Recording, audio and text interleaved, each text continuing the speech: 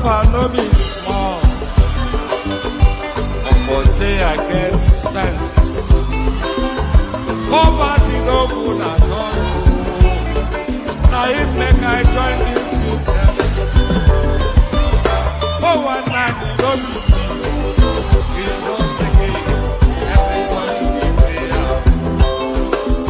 If anybody follow Mugu, my brother, I go chop back. National airport, National stadium,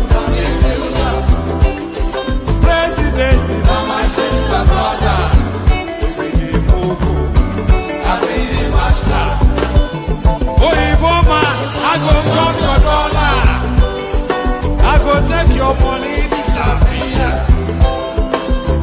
For one time in love, we the Mugu, I be the master. The refinery, navigator. The contract, now you wife.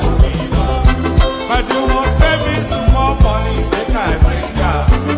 We the Mugu, I be the master.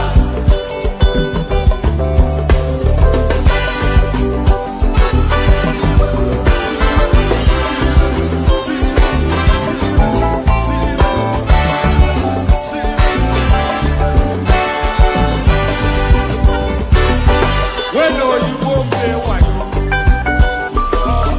then go say that you style. When countryman do you go, you know the shot. Kill like that. Whatever you go back I say, I don't see them fire. That's why when they run enter my therapy, I go show them fire. National airport, National stadium, President, my sister, brother, you be the Mugu, I be the master. The refinery.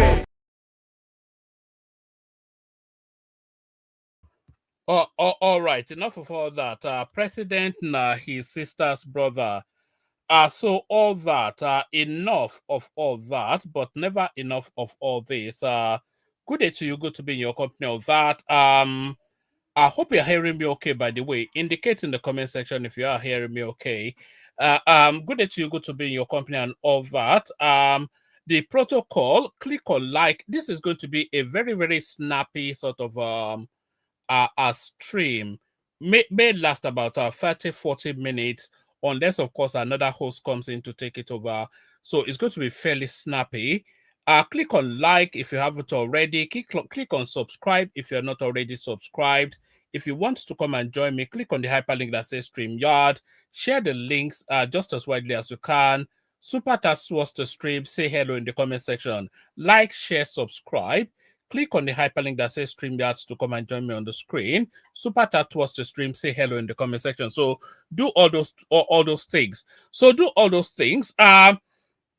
So now this is a long time coming. I was actually meant to do this particular stream on the 2nd, 3rd of this month. So this is out of skew.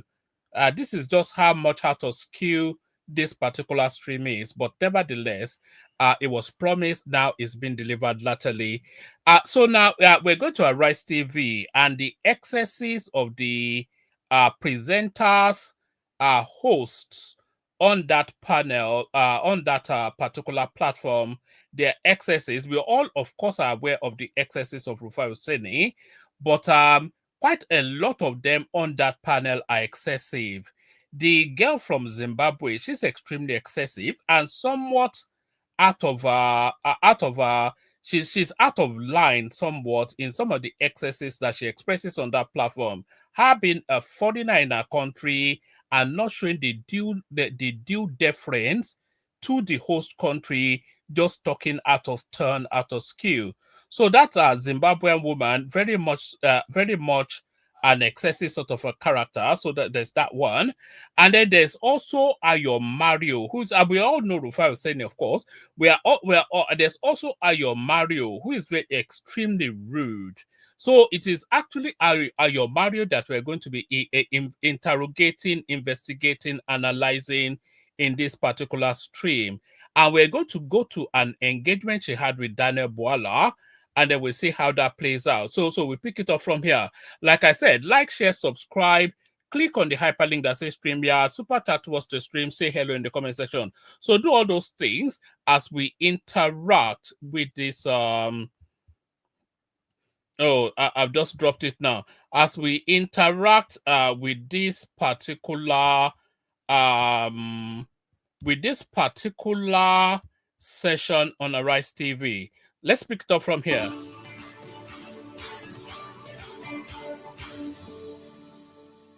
The government of President Bwala Tinubu has faced numerous challenges in 2025. We've witnessed a series of abductions in Nigeria, prompting the U.S. government to designate Nigeria a country of particular concern, with President Donald Trump warning the Nigerian government to act swiftly or risk U.S. military intervention to fish out those responsible for unrest in the country. Joining us on this show to discuss the various issues that the government of President Tinubu has had to deal with is Daniel Bwala, Special Advisor to President Tinubu on Policy Communication. He will also share his thoughts on the latest ambassadorial nominees by President Bola Ahmed Tinubu. Good morning, Daniel Bwala. Good morning. Very nice Thank to you. see you in our brand new studio. Yes, the studio looks great. What happened to your suit? You know, there's an expression called to the victor. There's an English idiom. So an idiom is an idiomatic expression. So there's an expression that there's an idiom that goes to the victor the spoils, to the victor the spoils.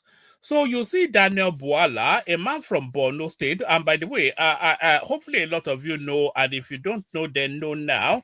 This guy right there is a Hausa man from the furthermost northern regions of Nigeria, which is Borno State. But look at the hat on his head, and Abeti Aja. And if you cast your mind back to the era of Goodluck Jonathan, you could tell who was the president then by the sort of hat that people were wearing then. So to the victor, the spoils. To the victor, the spoils. By President Bola Ahmed Tinubu. Good morning, Daniel Bwala. Good morning. Very nice Thank to you. see you in our brand new studio. Yes, the studio looks great. What happened to your suits? You have abandoned the suits. I feel like applying to work here. The studio is just something else. But thank you for having me, and it's a pleasure to be here this morning. Good to see you. Well, very quickly, Thank you. State of the Nation issues.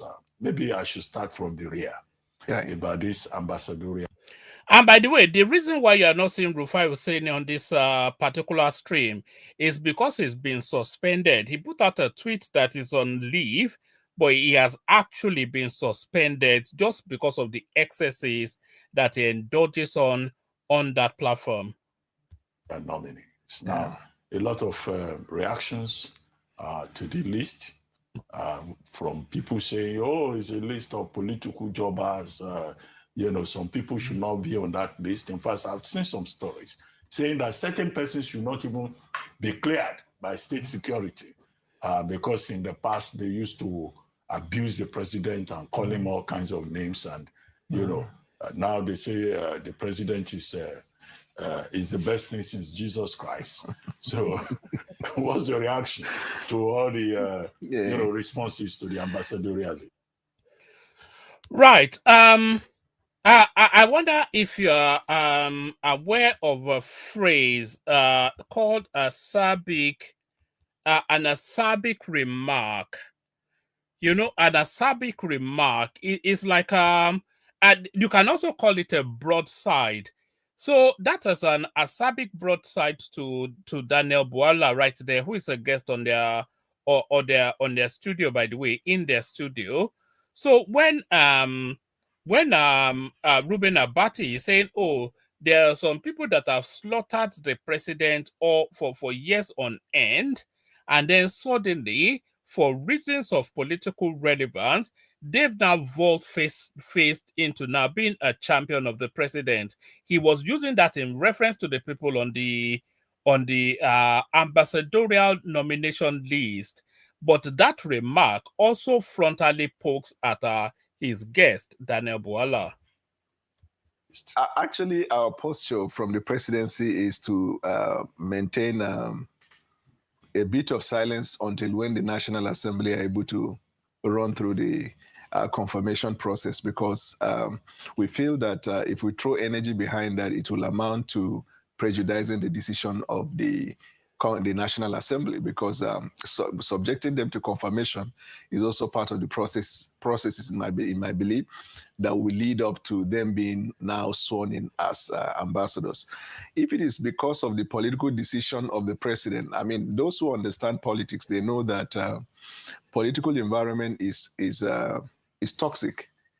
Is up to individuals who occupy a privileged position to exercise discretion, that they will decide, okay, this one, I will appoint him even though he worked against me in the past, or I will not work with people who worked against me in the past. But looking at the history and trajectory of President Bola Tinubu, I think I can say more than 70% of people who are with him here have worked against him at some point in the past. So he's not one that including present company. The individuals, some of the present company. well, I don't know. You see, because Daniel Bwala did not rise to the bait, to the hook that he threw in the opening remark, he's now put it on him frontally that, oh boy, even you now, my brother, you were hammering this guy barely to even as early as 2 years ago, he was hammering Tinubu now, calling him a failed guy, that he did not do anything in Lagos, that he's a criminal and all that.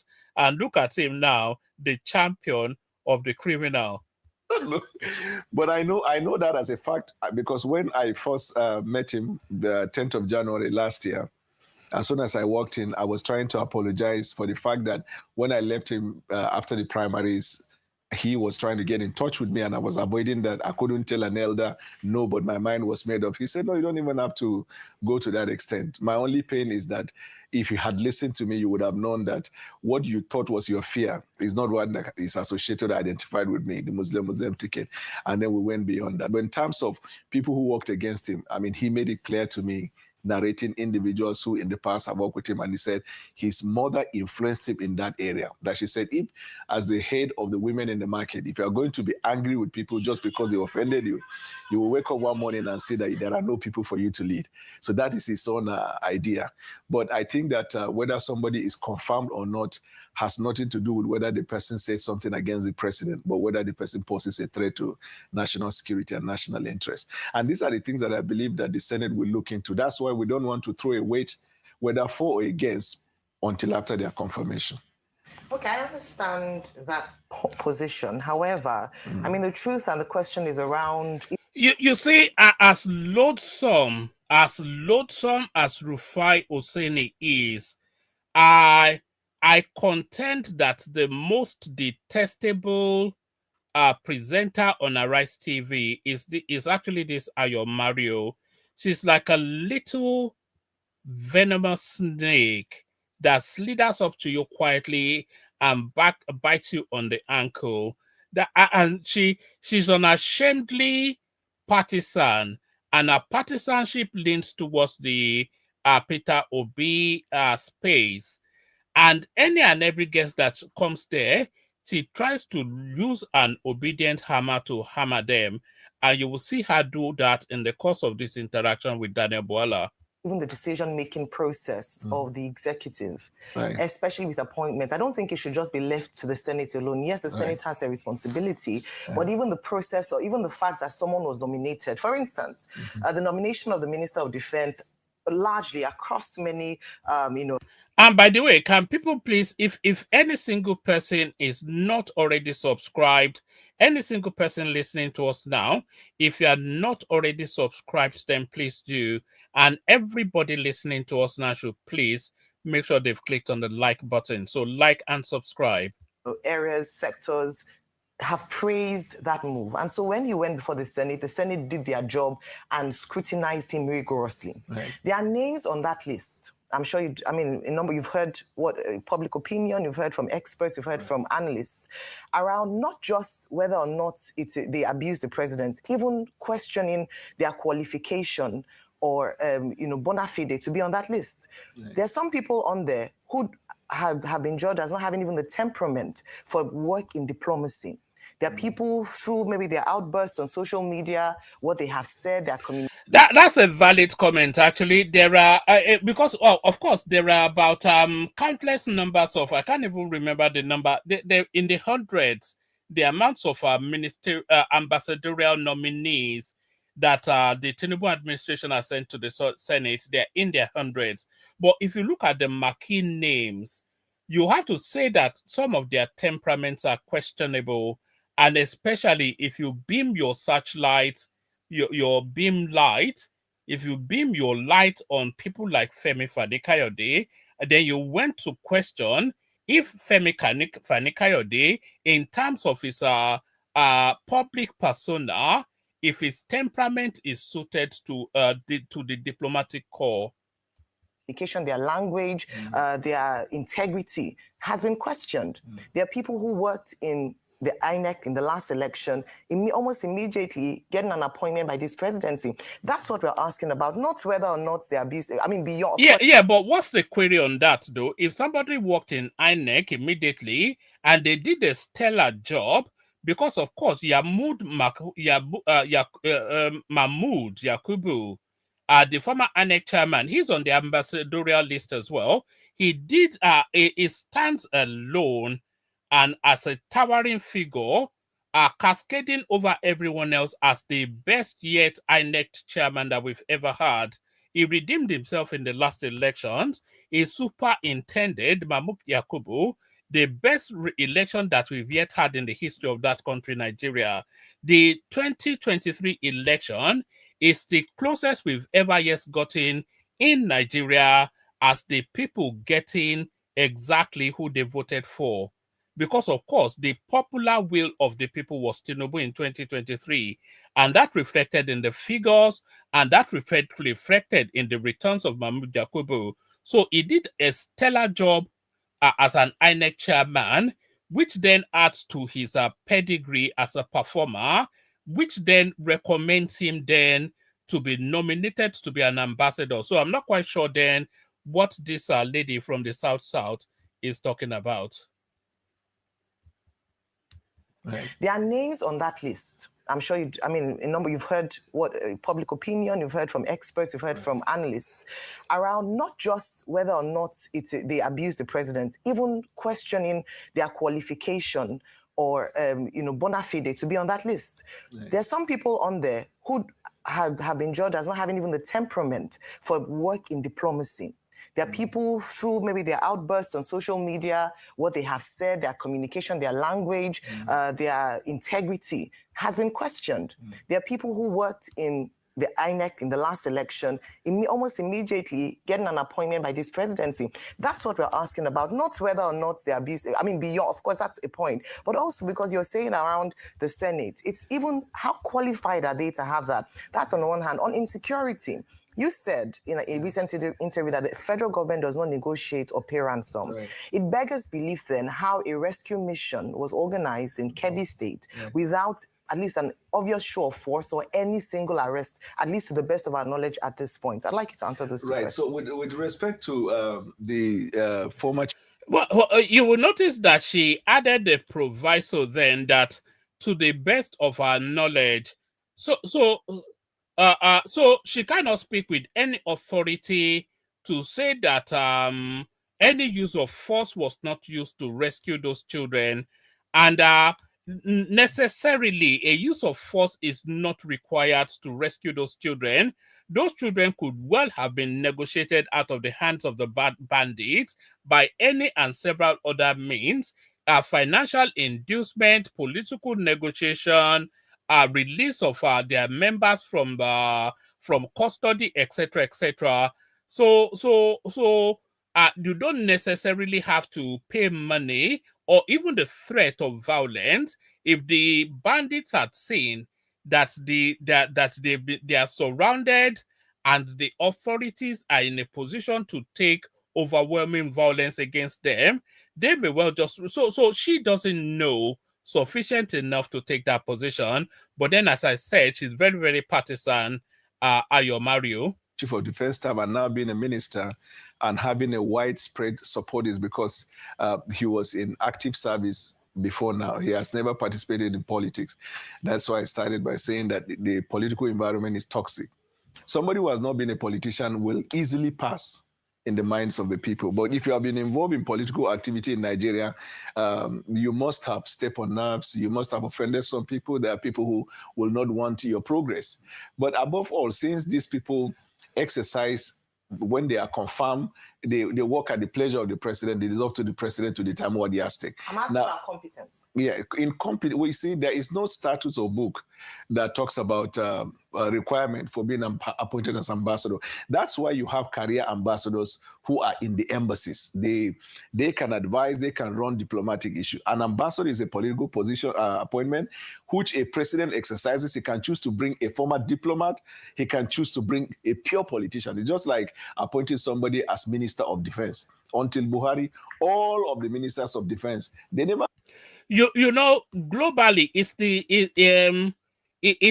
a global norm. It's a global practice that ambassadorial positions are used for political patronage. We see that in America. We see that in all of the westernized spaces, especially under the Trump administration, when a good abundance of his ambassadors to whichever country are not career diplomats. They are just jobbers and people he owed a debt that is settling by giving them a government position. So this is it's not uncommon that non-career diplomats are appointed and nominated to be ambassadors.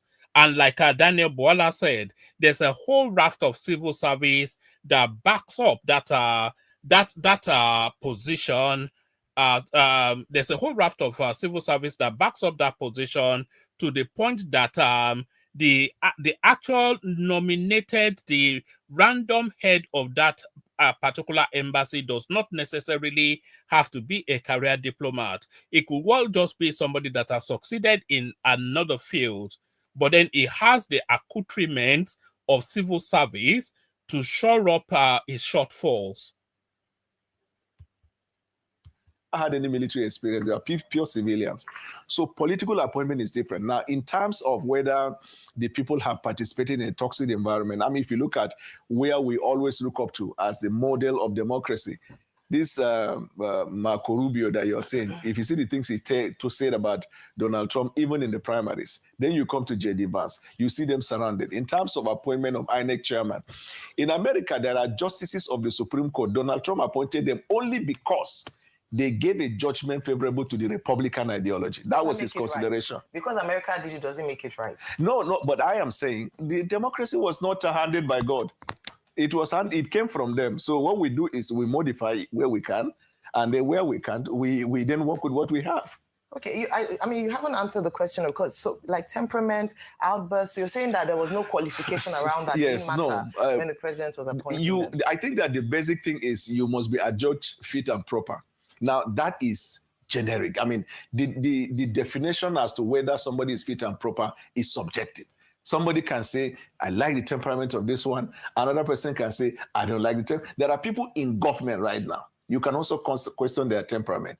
Now, your choice of rights might be different from my own. Maybe you. A good example being the actual foremost spokesperson of the presidency, Bayo Onanuga, who as early as when Tinubu came into power, suggested that all the Southeasterners should be thrown into the lagoon. See, this is a notorious Igbo hater, Bayo Onanuga, who is now the spokesperson of the presidency. So it's a subjective term, fit and proper. That fit and proper test is very much subjective. Want fried and I want pure white rice. But I'm trying to suggest to you, the bottom line is the man recruiting them. Whether these people would fit, because Section 5 is clear. The executive powers of the federation lies in the president.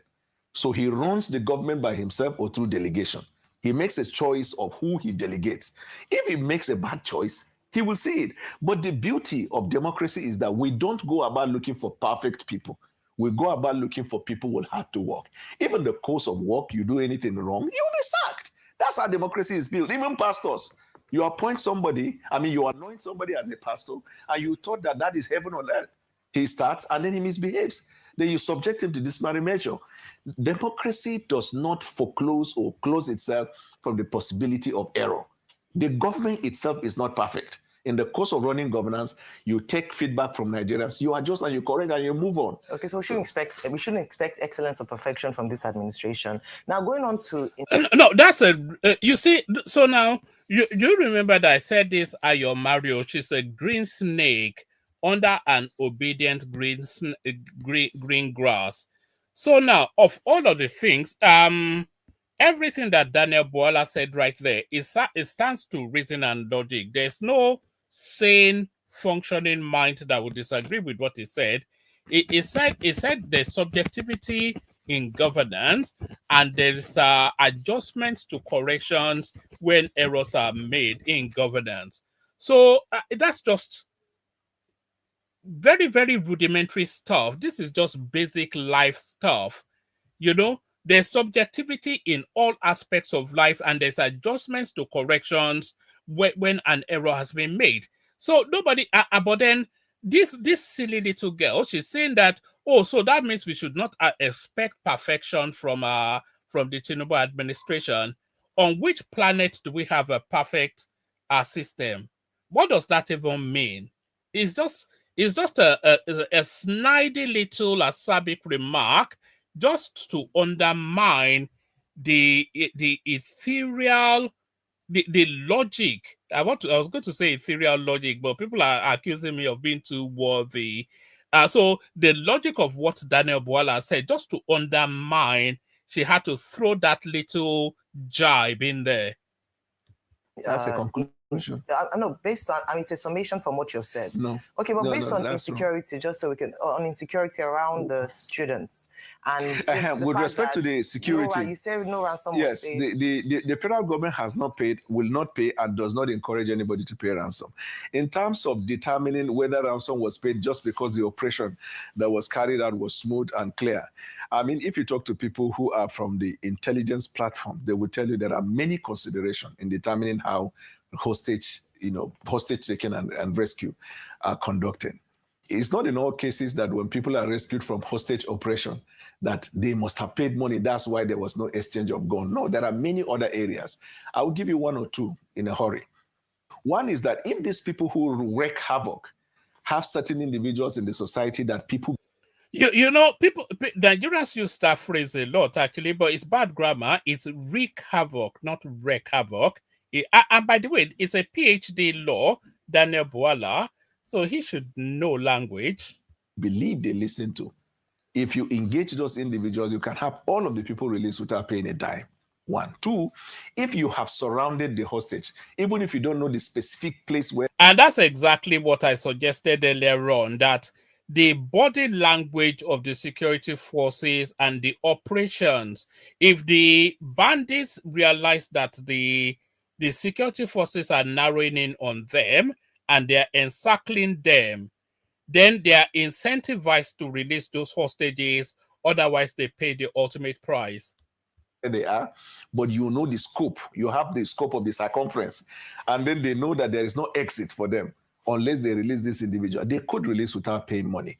The third consideration is what happened, I think, sometimes back during President Buhari's administration, where a governor in Nigeria paid ransom without the knowledge of the federal government, and the people were rescued. Federal government was not involved, never encouraged, but the people paid ransom. I'll have the word to him by now. But so what you're saying is that the federal government know people who know where the bandits are, who can negotiate with the bandits, and that's the channel they use. But out of all of the things that that Daniel Bwala said now, which one of them indicated what this silly girl is saying now? The guy said, oh, the bandits could be surrounded, so they are de-incentivized, and they are incentivized they're de-incentivized to carry on with their pursuit, and incentivized to release the hostages for reasons of self-preservation. So that was what he suggested. And he said that third-party elements could also have paid the ransom without the government knowing. So that was the broad scope of his explanation. But this girl now has said, oh, the government was negotiating with... What did the guy say to suggest that? Anyway. Ayo, let me say something. There is a problem with making a conclusion on someone who has not said something. Inference is good, but only... that's exactly what I just said. If the inference is okay. The first time I gave explanation, you concluded, and I never said that. I'm giving you the opportunity to but no, don't make conclusion. No. If I explain something you're not clear, you can ask, you can do follow-up. But you cannot conclude by saying, so I take it that federal government does that. No, it's wrong. Okay. Let's make progress. Yeah. So let's talk about, let's continue on the issue of insecurity as it continues to dominate at the moment. The US Congress continues to meet to deliberate on this, and their current position is that they feel that Nigeria is not doing enough. Congressman Chris Smith outlined a number of issues. He's saying that, well, we're not seeing anybody getting arrested. We're not seeing anybody surrendering arms, and we're also not seeing people returning to their homes. So he says, by his own metrics, this means that the Nigerian government is not doing enough. Of course, domestically, we've seen I have to say that broadly, I agree with that. And this is not even about the Tinubu administration. This is going as far back as, if we skip the Obasanjo administration, this is going as far back as the Yar'Adua administration up to the present administration that we have now. So we're looking at a near 30-year backdrop. In the vast span of 30 years, we have not seen anything that looks like a breakthrough. We have not seen any big name being arrested or killed or brought to justice or in any form. We have not seen any indication that any capacity is showing that the government has the capacity, to use that word again, to grapple with the situation. So we're not seeing anything that looks like progress in that insecurity region for over 30 years.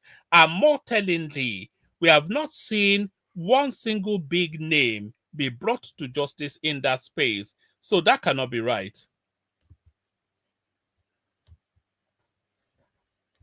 Jigging, we've seen movement. We've seen there's some strategic changes going on. Right. However, ultimately, we're yet to see results. So just to piggyback off of the, your conversation with Ayo as well, to say, well, the concerns are that a lot of this is becoming a bit cosmetic because people are being released. We celebrate their safe return home, but the culprits remain at large, and it feels there is impunity. It feels that there are powerful people who are in control here that the government is scared to challenge or deal with. What is holding the government back from just acting decisively, since we seem to know who's responsible for all these crimes? If you recall, many months ago, we arrested the leaders of Ansaru terrorist organization, which some of them were in the U.S. terror list. The American government lauded us.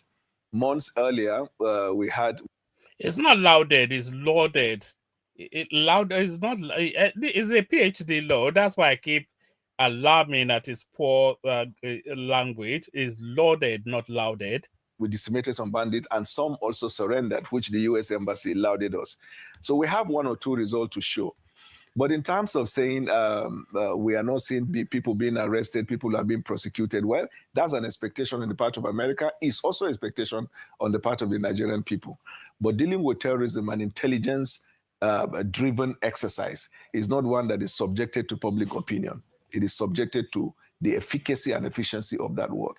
We also understand the rhetorics associated with Donald Trump's style of governance. I mean, there are people, he will finish meeting with you. Tomorrow he castigate.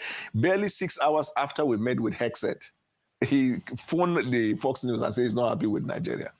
But his tactics has been to use the bullish approach and get you to the table. I mean, Saudi Arabia is a country of particular concern but he gave a red carpet welcome to MBS, and they signed a deal for $600 million US. He was even asking him to go beyond to 1 trillion. So we understand Donald Trump, we understand America. Well, beyond Donald Trump, what are the, because you said, it's about efficacy and efficiency. Right. What are the metrics that you're using to gauge the fact that, all these strategic reshuffles you're doing are actually being successful? Okay. What are you? There's only one metric of measure now. That is the stemming and then abating of our insecurity. So you stop it and then you pull it back. So that's the only metric of measure. If we are still hearing all these endless narratives of so that's the measure. There's no other measure other than the insecurity is being grappled with in a way that Nigerians can see that insecurity is being grappled with. So it's not about moving personnel around. You appointed the wrong personnel in the first place, so you get no plaudits for then moving them out of position. So forget America's metrics. They've said theirs. What are Nigeria's metrics? So Nigeria's metrics is number one. We have all of the abducted people from Kwara rescued. We consider that a success. Some people don't. We have 26 or so from KB that were rescued or recovered. Some people feel it is not enough. On the government side, we feel it's a way to go. We have these other ones from Niger that we're hoping in the coming from Niger State? Yes. That we're hoping more will come. We on the government side, we might see a success. Some people will see it differently. We have the president, ordered a security emergency and asked that police recruit 50,000, military recruits over 20,000. Police have, I think, they are deployed, or rather recall 11,000. DSS is sending people to the forest to help with the forest rangers. And then we are bringing back the Save the School initiative, where we bring students from outskirts under this arrangement of a mega school. Those ones in local government will bring them back to the unity school. If you know Northern Nigeria is different from South. In Southern Nigeria, one state to the other, the proximity is small. In the Northern Nigeria, from one state to the other might be like from one country to another. We have large expanse of land, we have ungoverned spaces. These are the places they exploit. But we can't arrest people. What about those ones who've arrested and we are prosecuting them? What about the ones that are responsible for these rescue and recovery measures? Do you see that question? We can't arrest people. Just shortly after, the guy had actually, the spit had barely landed on the floor from Daniel Bwala giving us a list of people already arrested by the Nigerian government, to the applause of the Americans who are saying these are people on our list as well. And this Zimbabwean woman is saying, but we can't arrest people. Did she not even? So this is the partisan sort of a thing that you get from a Rights TV that stands in the way of proper conversation and being able to hold the government accountable in a proper manner. If we have them, we arrest them. Okay. And if we arrest them, we prosecute them. The Terrorism Prevention Act is clear. In your monologue earlier, I overheard, I don't know if it was you or somebody who was saying that there is analysis. I'm so sorry. Sorry, I take it back. Where we're talking about amendment of the Terrorism Prevention Act to define bandit. It all has been taken care of. In 2022, there was a federal high court decision that the federal government should declare. The federal government did that. Daniel Bwala, I mean, when you are not speaking for government, you are a lawyer. That's your main calling. And now, one of the things that came out of this latest joint congressional hearing in the U.S. was the recommendation that the Nigerian government should declare Sharia law unconstitutional, and that all these Hisbah units in the 12 northern states of Nigeria should be disbanded by President Bola Ahmed Tinubu. Well, I had commented on this, but you are very familiar with the issue of Sharia law and its constitutionality. Yeah. But can even the United States dictate to Nigeria how to conduct its internal affairs? They don't have the locus. Or order that the constitution should be amended. They don't have the locus. On their say so. In doing that, it will. But they did not order, they recommended. amount to infringing on the territorial integrity and territorial right of a country. Even the threat of possible military invasion is still not consistent with the UN Convention, because there are only 3 conditions upon which another country will invade militarily. Either you're invited by that country, or you're at war with that country, or the United Nations ask you to be in that country. But all of the threats to come, it is still also a threat to sovereignty. The Sharia law is not a national law. We also practice federal system of government, although their own is more advanced. But our own also recognizes that the federal government cannot make laws for the states. Even in the United States, you have regionalized laws, especially around issues like abortion, etc., etc. So I'm not quite sure on what authority that they are making that demand recommendation. But the state's power to make laws is also subject to the overriding powers of the federal government. Some of these congressmen who come from the Republican Party, they are not very detailed in the way they carry out their congressional duties. And you know, when you are more powerful than the other, you can afford, even your misbehavior will be seen as a style. That's what is happening. But we differ with them with this idea of asking us to amend the Constitution. Nigeria is a sovereign state, has never been colonized by America anywhere. And we're not Venezuela. And we're not Venezuela. All right, that's enough of that. I think we've got to Niger with us, so we might have somewhat of a conversation. So to Niger, good to have you. This is some sort of old stock sort of a Rice TV session, but I've been meaning to do it, so I'm doing it today, and I'm focusing especially on this Ayo Mario lady, but by her then extending to the wider Arise TV platform. They seem to be like a stick in the mud, like an obstacle to the country being able to engage with the progress or lack thereof of governance in Nigeria. So they're so partisan in their views that they stand in the way of a proper conversation and development. What are you making then of this session with Daniel Bwala by the Arise crew? Yeah, and thank you for having me, woman. Yeah, personally, from what I can see, somebody needs to question the government a bit more aggressively, because they have not, Nigerian space is not doing that. You know that. And Nigerians don't question things well enough. And the little that they do, you come online and say, how dare you even try to do that? Because you're supposed to be non-partisan and all that. There is no party, like there's no opposition in Nigeria anymore. Like there is barely anything. The only opposition you see in Nigeria now are basically the Sahel nations, because there is no alternative out there. Everybody is just speaking from the same hymn sheet. And the few that just, what did she say? She said, oh, you are saying that or Tinubu's government, the only point she made that was a little bit out of, that appears to be biased, was saying Tinubu government doesn't want to, they don't aspire to excellence and stuff like that. So, okay, then she said, okay, let's move on to the next thing. So that can come across as if, okay, she wasn't being like fair, given that he gave an answer, but he just felt like, she just felt like he was, he wasn't a kind of mediocre in the way, in the aspiration. That's what she felt like.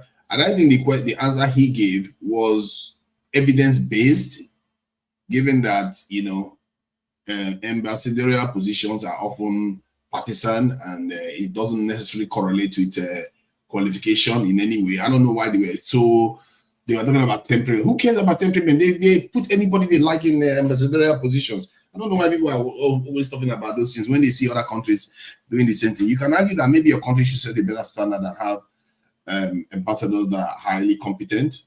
But ambassadorial positions in America, they just give whoever they like. Golf, people that own golf courses and all kinds of different things, they give it to them. So Bwala was more on the right there. And I felt like the area that they are trying to pursue wasn't, productive in terms of, if you want to question the government's performance, going after ambassadorialists based on temperament just seems, or whether they insulted the president or not, it's just a little bit pedestrian, like you like to put it, pedestrian. That is the proper pedestrian. This is a question to be asking. But I think it is also good that they challenge the government, and I I'm sorry that the Nigerian government, the Nigerian media, they are not doing enough of challenging of the government. But one of the stuff that, jumped out from your comments was that an appointee of the president said something very negative about the Southeasterners, and he still went on to appoint him anyway.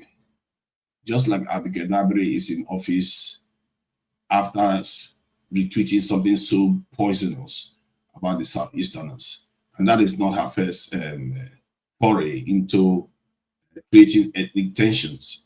So I don't understand what this president is playing at. Maybe he is just an agent there trying to weaken the Nigerian state as much as possible. But what he's doing doesn't seem to make sense. How can you go and employ somebody if you call yourself a national leader that called a group of people to be thrown into the lagoon? For the life of me, I don't understand how people behave. That is still wrong. He didn't come out to apologize for it. He didn't come out to make amends for it. This is a nation we're talking about that is actually in a fragile state, to the point whereby a foreign nation is threatening to attack us because of it. And you still go and do this. So I really find that disturbing. And one other thing that I find disturbing in the conversation was Bwala, sitting there talking about how MBS went to Washington to go and sign a $600 billion business with America. Does that not jog their mind? What is wrong with our people? When he said that, and I can see, if you rewind back, you can see that his face was a little bit weird when he said that, because the sums seems crazy, outlandish compared to where these people have governed us into. Like $600 billion, that's higher than our entire GDP, like 3 times our GDP right now. That's what one man just went to talk. And that country barely has a water source. They are basically in the desert. Yes, they have a lot of oil. So, for the life of me, these people, they don't have any shame, because I don't understand why they sit there. But Saudi Arabia is one of the wealthiest countries in the world now, so I'm not quite sure they are in a position to do that. We are not. Switzerland is wealthier. Singapore is wealthier in GDP per capita. So these people, what I feel like is that, how can you, as an official of a nation, one of the nations that should be quite responsible, quite important in the lives of more than 1.5 billion people around the world, and you're talking about, you use the term 600 billion, and it sounds so foreign to you. It shouldn't be foreign to Nigeria at all. And how can it not be foreign to us when our national budget is about, I don't think we've ever broken through the last time, $4 billion. Huh? $28 billion yes, the last time we did. So yeah. But that's a problem, isn't it? That's why I'm saying that they should be vibrating there with sense of but that's a problem of lack of economic growth. So that's as a result of endless decades of mismanagement, poor deals. Nigeria being part of OPEC, which they should not be, by the way. Nigeria has no business in OPEC. When they are giving us 2 million barrels for 250 million people, and the Saudis are getting 10 million for about 40 million people. So they should not be in OPEC. So that's a result of bad governance. Yeah, but they are the ones that did it, and he is at the corridor of power now. My point is that if I was the one sitting there, the way I would be talking to those journalists would be like, let's work, let's do something here. Like has to be a sense of urgency. Like, look at us. Saudi Arabia just went and signed it. That's not all they are well to. Just signed one deal with America of $600 billion. We can't even talk in that ballpark at all. If we talk $20 billion, it looks like we're about to kill ourselves. And that is can the United Kingdom talk in that bracket? Yeah, the United Kingdom talk in that bracket. Do you know how much the United Kingdom spend? UK can send a UK can spend sign a $600 billion deal. Yeah, UK spent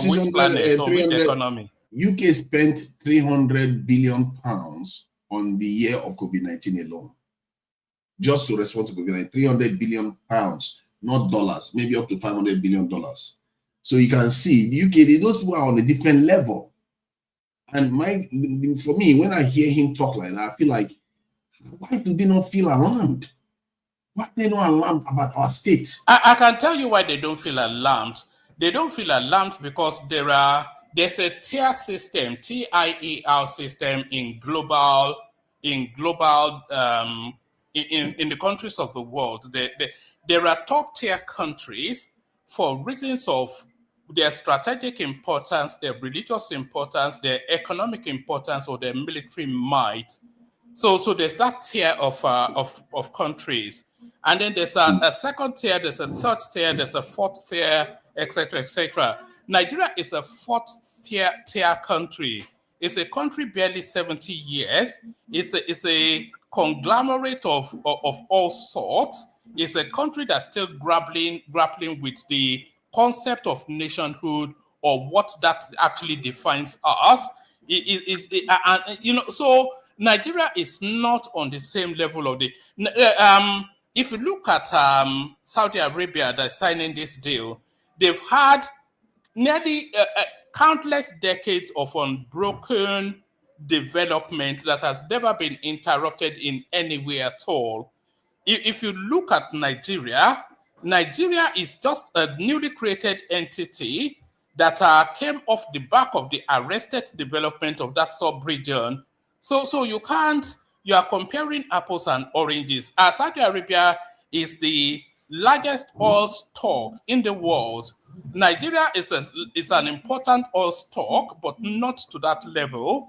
Nigeria has a so you're not drawing you see, I think all those terms are just terms to gloss over the fact that we are men and other people are men, and we have governed ourselves into a bad state, and we try to not all men are equal, though. All men, as you well know, not all men are equal. Okay, you talk about tiers, and in terms of tiers, Nigeria should be at the top tier because we are at the forefront. We are the tip of the spear of a population of about 1.5 billion that is actually growing rapidly right now. And we should be at that point where, if we are talking about 600 billion, it shouldn't be like a groundbreaking terms to use, because we have the capacity, we have the manpower, we have the resources, and we have the influence. But we don't have any of those now. We don't have the capacity. Are you counting the population as a capacity of manpower? Because I count it as part of the capacity. Yes. No, it's not a capacity. It is only a capacity if that population is capacitated. We have out of the 250. Out of the 250 million people that we have, you have in excess of 210 million of them that are unskilled, probably even an abundance of them unintelligent, a lot of them confused by ethno-religious malaise. And so we don't have, it's not an asset unless it's cultivated to be an asset. Yeah, but isn't that the problem, though? That's exactly what I'm saying. Isn't that the problem? Like, I just talked about how the president went and chose somebody that railed against another tribe. I remember I have two of them that I know now that are in his cabinet that are bigots, not to mention the statement that his own wife made against other groups in Nigeria. You see these people, that's my point. Yeah, like, but that's the backdrop of the country, though. Yeah, but who in that country is not an ethnic jingoist? Name one single person in that country. Who in that country is not an ethnic religious jingoist? I'm not. Well, I know young people that are not. Yeah, the South Ogogoro drinker. If my own ethnic jingoism, I practice it in a productive manner. I don't do it. The way I would think about it is, okay, you have to develop this region, but in terms of the national interest, I always ensure the national interest is also protected, because I know if the nation does well, my tribe will do well. But many of us are indoctrinated into thinking the opposite. Yeah, but is that not the recalibration? Is that not the recalibration that is going on now with the government trying to scale up the population? What the scaling up right now that they are doing is not necessarily coming through. The only scaled up operation that Nigeria scale up. SK.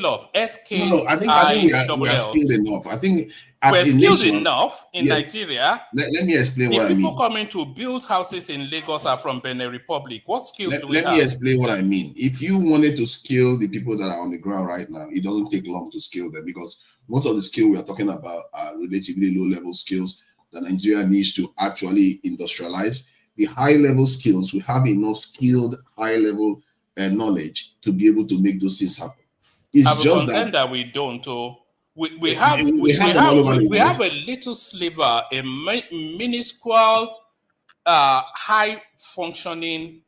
I think maybe you are too subsumed by the successes of Nigerians internationally. They are only a tiny little. They're a micro space. If you look at the population of Nigeria, the success stories are nowhere near an indication of any skill set.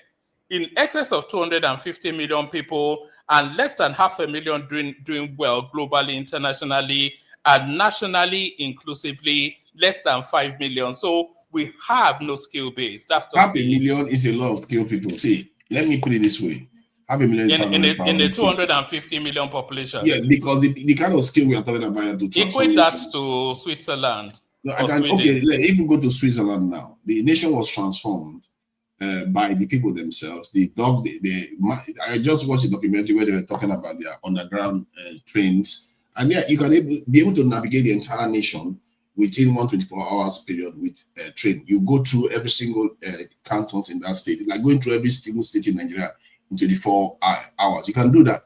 And this is one of the most mountainous countries in the world. The bore train lines feet upon feet, hundreds of feet under the ground. The trains go up mountains. These are people that can build. And the only reason why we are not able to do that is because our leaders are not in that mindset. They are in the mindset of making sure we remain small. And they sit there. The reason why I find it really strange to watch my fellow human beings sit there, use the words 600 billion, and he doesn't feel the need to say, you know what, we are in trouble here. This is not the way to live. I don't know why we are not alarmed by it, because that is so alarming that other people are living on a totally different level, and they keep their people on a totally low base. They don't but Nigeria is not on the low base, though. I'm not quite sure why you are selling this fool's gold, these snakes or snake oil. What's that phrase again? Snake oil salesman, something that you're doing. Nigeria is not on a low level. If you look at it, because you have to think in relative terms. You know, this is what really often frustrates a lot of these conversations. You try to draw parallel between Nigeria and a first world country. Nigeria is not anywhere near in the trajectory of its evolution, its history, and its longevity as a nation. There's nothing in Nigeria that indicates, if you want to compare Nigeria to Japan, that has been a civilization for a unitary civilization, has been one entity for well over 1,000 years. So you can't draw those parallels now.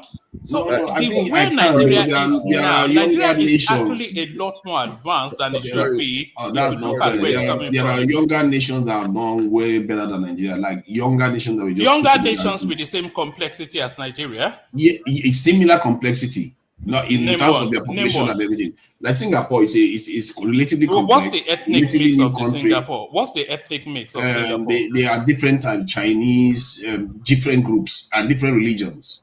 They have different groups, different Buddhists, Christians. Singapore is 60-70% homogeneous in terms of its ethno-religious backdrop. Not necessarily. What is the dominant religion? That is 60%. I don't think so. For fighters, can we clarify something with one man? Because he said about 500,000 globally are successful and about 5 million in Nigeria. One man, what is your benchmark in terms of just give me a number, like your benchmark for human capacity that you can say if you reach this benchmark as a society, we will get to that level. Can you give us a benchmark, man? Nigeria needs, if we are going just as a nominal 250 million population, Nigeria needs a high-end, high-skilled 20-30 million population. So that and would be then about 10% of the population. Yeah, yes, the 10% of I'm talking real global high functioning people. So we need that, and then we need medium skilled competent people, at least a good 40 million of them, and then we need at least another 30 million of skilled at the lower ends of things. So that's the chain of productivity, the idea, the management, and then the staffing. So there's no skill in Nigeria. That's what Tinubu is looking to address with these grants and everything. This guy here is just saying, "Oh, look at America and look at Nigeria." Hold on now. So that would be about 80 million. Of about 40% of your population will be relatively skilled, right? That would yes, in the various stratas of skills, yes. About half of them. So that means education, but we don't put priority to that element. We don't focus on educating. Well, we seem to be now with the. No, we're not. One man. What about all of these stratas of intervention that we're seeing now? No, but that means primary education has to be top priority, which we don't focus on mainly, because you must build capacity from what you build early, right? But we don't focus on primary and secondary education. You have to build for now technical schools, right? That would be your focus. You want to build capacity, like you mentioned people coming from Benin Republic. They have a very vibrant technical school education in Benin Republic. That's the reason why they are very skilled when it comes to building. So are we really focused on that part? We are not. So you can't get that. Okay, let me give you the high mark. But they're giving grants and stipends to people going to technical schools now in their millions. Woman, I'm saying that for the 10%, I get that. For the lower tier, I get that. But the middle one that you said was 40%. We're not doing enough. For the majority of what you want, we're not funding. We're doing sufficient to our budget. If you look at the education strategy of this government now, they are doing the NEL fund, which captures tertiary education. So that's the high end one that we're talking about. But then it also captures skill acquisitions on a technical level as well. So people going to technical schools, to all of these polytechnic. They are not rebuilding. Woman, I can tell you for a fact, they are not building enough technical schools or bringing back the old ones, not fast enough. I have people on ground. You know, I told you that is the issue with. Yes, vocational training. That's the phrase I was looking for. Yeah. Yeah, but they're not building enough or even reviving the old ones. I think education is not going to be the reason why we don't advance, because many nations, when they transform themselves, the position you start from is you can see that they are actually making a move to transform themselves. Then they start building the capacity as they go along. China was not China like this 30 years ago. Forefathers, I was only saying that because Walmart broke it down to three tiers, right? It said high skilled, middle, and low level skills. So if you break it down at all levels, government needs to get funds in some areas to scale it up. Now, I don't know how long or how soon we can achieve one man's benchmark of 80 million people. Maybe 10 years, 1 man, 15 years. How soon can we at least get to half of that? I think we may be able to do that quicker than that, because like I said, there's grants being given to vocational training and then tertiary education and all of that. So the vocational trainings, they usually come within like a year. It's traditionally it's not really more than a year of training. Yeah. So if they continue to churn them out at that vocational level training, and then the tertiary education ones, I think we're going to see at least 2-3 cycles under the Tinubu 8 years. So that's about what? How many? That's about 10 million people right there that will be skilled at the tertiary level. And those 40 millions can be captured if they really dedicate the funds to the vocational training space as well. One man, can I come into that with some numbers to that regard? Only if you speak louder. We can barely hear you. Can you hear me better now? Yes, carry on. Okay, so I'm looking at some numbers there just of Google roughly. Okay, this is assisted by Google's AI machine. So, student enrollment as in 2018-2019 says about 1.8 million undergrads, across the somewhat around 274 institutions, which is 2024. So if we make an adjustment for about 10%, we're looking at less than 2 million. So over a 3-year period there, for undergraduates there, you're only looking at top 6 million. And that's if you have full capacity. I think, What like about I the said, vocational training? we are Sorry? going too much into the weeds. We're going too much into the weeds. The Open University has the largest enrollment as of 2019, which is about No, technical schools, polytechnics, diploma Um, courses. well, yeah, I do believe those guys do take the largest volume of undergraduate, HMD and whatnot there. And yeah, maybe that's where we should focus. But even at that, I don't think technical schools could have more than another maybe 2 million, 3 million students per year. It is grossly inadequate there when you look at the birth rate, because we have a birth rate of well over 5%. So you have to look at it at children per woman, not 5%. Yeah. See, this thing, we shouldn't go too much into the weeds. We need to be talking on a higher level here, because we have to look at the direction we are going. And like I said, when Bwala uses that term, it shows you that we are not even anywhere close to the direction we should be traveling. And the idea that education is at the core of our problem, we have enough educated people to do what needs to be done for the country to get out of the mess that it's in. It doesn't stop us from manufacturing this relatively low-level products. We can do that. We can sell amongst ourselves, even if the Western people don't want to buy from us. Many African countries will require some of those services. So we have the skills. It's just like my real issue is with the people themselves and the leaders. They seem to think this is normal behavior, where other people are living 10, 50 steps ahead of you, and you think that is normal. That is death. There will be consequences to it. And then he goes on to talk about the security situation in the country, how we are undermined. And based on his description, I think maybe altogether maybe 70,000 police officers may be available by the end of 1 year or so, with training and moving them from VIPs and all the stuff that they want to do.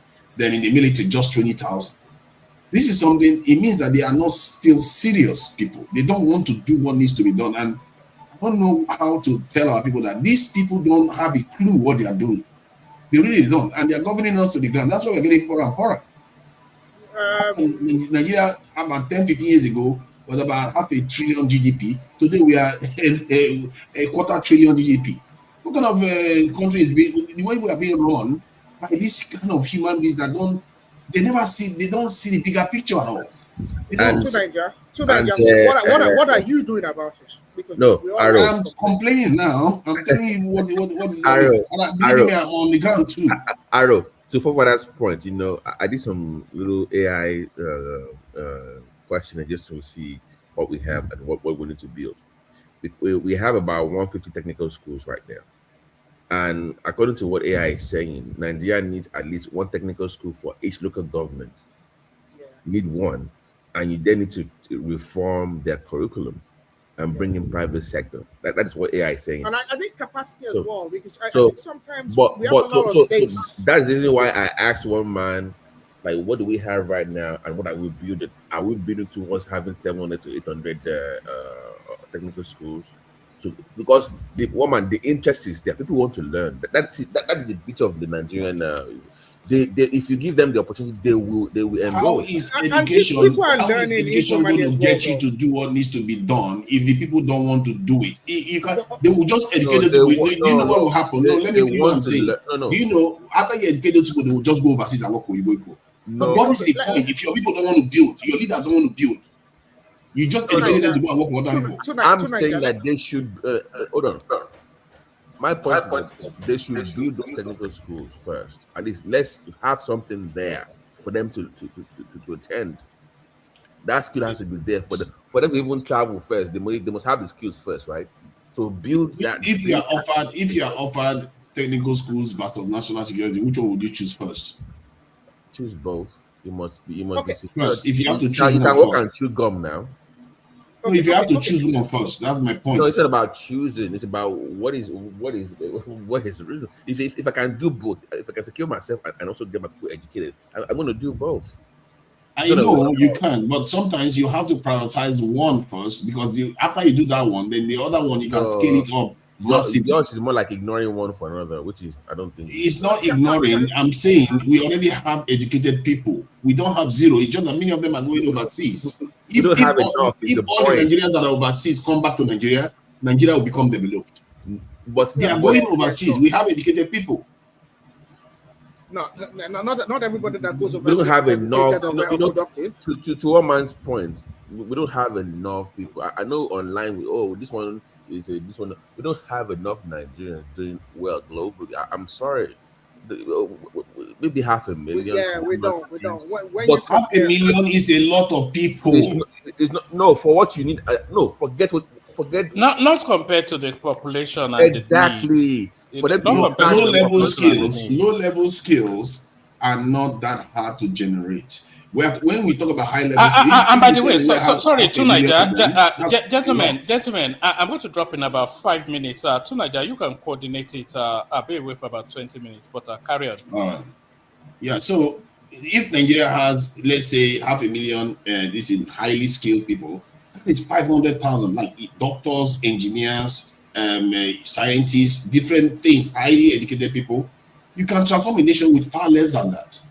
So tonight, let's look at it. Okay, so we understand the problem. Okay, we've all defined roughly what the general idea of the problem is. So let's look at some numbers. Okay, so Nigerians, we estimate that we're going to have 7.6 million births in 2025. Also assuming that those births will be births that we believe to term and children that survive past their first year. So that's 7.6 million new individuals that we need to plan for over the next several years. Okay, so we already say that we only have about university capacity about, let's say, about 8 million. Okay, probably less. Okay, but do we take into account that there are individuals that can be productive in the society that might not have a technical education, that might not necessarily have a standardized tertiary education, a bachelor's degree, that who can have a vocational training, become very competent in their vocational training, be very productive, and in fact, some of these individuals will actually be more productive and actually enhance the economy of that. You are walking around inside your house away from the phone. Sorry? So, can you hear me? We couldn't hear you for a while. Yeah. Really? I don't know why. I'm actually using my headset. I don't know why it's not audible. Oh, you know what? Tunaja, please check private chat. All right. What about now? What about now? Can you hear me better now? No, I can hear you loud and clear now. Oh, yeah. I didn't set up my mic now. So I'm saying that we understand there's about 7.6 million new births. Iro, can you get off Bluetooth? You are like drifting in and out. Man. Really? Yeah. Okay, I'm just saying, can you, I think I can be heard better now. We can hear you now, yeah. I'm saying, do we take into account that there's individuals who are vocationally trained, who don't have a tertiary qualification, who might not have necessarily obtained their vocational training? No, because it's not standardized in some aspects. Like when it comes to construction, it's not standardized where you have like those from Benin Republic that I worked for me in my own construction. They actually go to technical schools where they are issued a certificate and they know what they can do when it comes to building. We don't have that in Nigeria where you can say, okay, this is my skill, this is what I've learned, and this is what I do when it comes to construction. It's based on what you learn from somebody, or we don't have that. So you must change your curriculum if you want people to train. Like, okay, for you to have to do A, B, C, and D when it comes to building, you must go to this class for 6 months or for 7 months in technical school. But do we even have a framework? But you must expand the capacity, because we only have about 150 technical schools in the whole country. Imagine. Okay, you can't get everybody to come in. Can we even look at the education ministry? Does the education ministry have a framework for the future? Because that's one thing I look at. They don't. Is my point. I don't see anything. I have a school in front of where I grew up in Abeokuta. I still asked about it. They have not even. It's still abandoned even till now. Yeah, because it has to come from the top. Why do you guys like to talk on a micro level constantly? It's like you can't discuss stuff on a macro level, because the real issue we have in Nigeria is on the macro level. It's not on this or whether you have technical schools or not. We know our people are intelligent enough to study. I've worked in Nigeria. If you want to train people, you can scale it up very quickly, especially with technology available now. You can train 50,000 people in a week if you wanted to. I am not saying that, but you must have a place to do the training. It's what I'm saying. Like you said, to Niger, did you see my message? Yeah. I'm so trying to get it. it's not me discussing macro level conversation. My point is that if you want to scale it up, there have to be locations where you. So if you already have an existing location where you have like for 35 that has been abandoned, you can revive and expand it, or build on whatever they had before. That's my point. So it's not a micro level discussion. For what you were saying. But then that's a money matter. Then. So we need to look at funding. We look at. I looked at a budget last week. And I noticed I think they committed about 30%. Arrow, you are drifting too much now. Just make the adjustment so we can hear you. You come back and say, really? You got to go walking around, yo. Ben, we see Mike. I'm using a headset, like, so I don't know why it's not working right. You are walking away from your phone. Maybe your phone is using the microphone off the phone, not off your headset. I'm actually on my laptop. I'm on my laptop, yeah, but I'll sort it out. Fix your laptop, change it to default on StreamYard. When you do default, it will just stay there. Maybe don't use change your to default mic. So okay. So what I'm saying is this. Oh, I actually lost the train of thought. Yeah, let's. I'll no. You said for funding. It was about funding. Oh yeah, funding. So Enugu committed about 30% to education. We need to see that across the country, and we need a Ministry of Education that actually has a 20-year plan. Okay, look at China. Okay, China, India, these are countries that actually are where they are right now when it comes to STEM. Okay, because 20 years ago, 15 years ago, 10 years ago, they committed money. They had a plan, so that from the children, from the primary, even from kindergarten, they actually have a plan for how these children are going to come. I was reading somewhere, like when you look at the AI, okay, more than 50% of the best AI individuals, when you look at AI and building the models for AI, the engineers, more than 50% of them come from between Taiwan, China, and that area. Sorry, I have a quick question. Remember back in the day that even when it comes to technical skills, that was even something like that you built in secondary school, the junior high. Yeah. Remember that? All right. So sorry, Aro. To Niger, I've checked your email. I'm going to Bill now. I'll still be there, but I'm not active. So it's over to you, to Niger.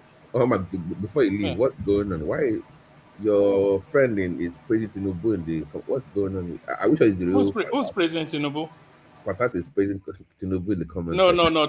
Pansat said Tinubu is inadvertently carrying out a Southeastern agenda. That's what he thinks. Sorry. He says he's undoing what Buhari did. That's what. Sorry. You know, Pansat now is on medication. Oh, okay. Sorry. Go ahead. Sorry. All right. Yeah. So we need to be serious in Nigeria. So check your email to Niger. We are not serious in the country. We need to really pick it up. We really need to. Yeah. So for me, having only 150 technical schools is beyond disappointing, and I don't know what they have. I mean, I read that they are building more technical schools right now across the country. I don't know how many. Maybe Arrow. I don't have. But it's not just building schools. They have to build the schools. They have to build the hostels. They have to build, so all the supporting facilities as well that go with that. We have to improve on our digital network services. When you look at telecoms, when you look at now I know we are making improvements in the fiber optics and delivery of high-speed broadband internet across the country. These are the things we have to improve on our power supply. Okay, as we build these schools, as we build more infrastructure, as we come up there, We need energy. Energy is a serious conversation across the world. And it's a very serious conversation these days because of the prevalence and the increase of data centers across the world. Data centers are located when data centers are being located these days. When you look at New York, for instance, New York has attracted an investment from Micron in the last several years. Micron has built a big park, and that's around energy. We can't even transmit energy. See, I don't understand. See, let me say this. If I wasn't from a tech background, I would be seduced by some of all these things you are talking about. I don't know why people are so fascinated, like they get some kind of street cred when they talk about technology. Technology is not everything. It's not even everything. It's not even close. Your people are not operating normally. Did you just hear what Bwala said? First, they go and appoint somebody that is an ethnic bigot into the cabinet, and that's as a spokesman for the president. Then you go on talk about MBS of Saudi Arabia going to sign $600 billion. That is 3 times our Nigerian GDP with Trump, while we are still here like fools. Then he went on to acknowledge that, okay, we want to recruit more people. Then he went on to acknowledge that there are too many ungoverned spaces in Nigeria. Like this, we are a total joke. And now we want to start talking about power supply to plant and technical schools. What is wrong with us? This is madness. You have to talk about the big stuff first. If you don't deal with this big stuff, the rest is just details. You're going to train those people. They're going to go overseas to go and work. Many Nigerians today, almost 1 million Nigerians are working online right now for people overseas. Make no mistake. They're not working for Nigeria. They're working for people overseas. When are you going to start building your own? You see your leaders, they don't want to secure your country, and they talk as if we are meant to be poor and live in destitute lives. How can you at the same time not like what you are seeing on the street and allowing this type of narrative to carry on? I don't know how we allow it to carry on. I don't subscribe to that. We should be questioning all this and demanding that these things need to change. We seriously need to start doing our own manufacturing. We seriously need to start doing, if we are going to be securing our space, we seriously need to recruit into doing that. If you want to educate people, make sure those people you are educating are actually going to develop your country. And if your country is not secure, you don't have good facilities, you don't have anything for them, what do you think you are doing? You are driving them overseas to go and work overseas. Sorry, quick question. Those getting loans, do they have a clause where you have to work for government 2-3 years and you cannot leave the country within 5 years? Of course not. Nothing. They are trading them overseas. That's dumb now. If I'm going to give you money for education, then you must then serve the country at least for 3 to 5 years before you. No, there's no clause like that. They don't have anything. The Chinese have it, but our people again, as always, we treat our people to just be like slaves.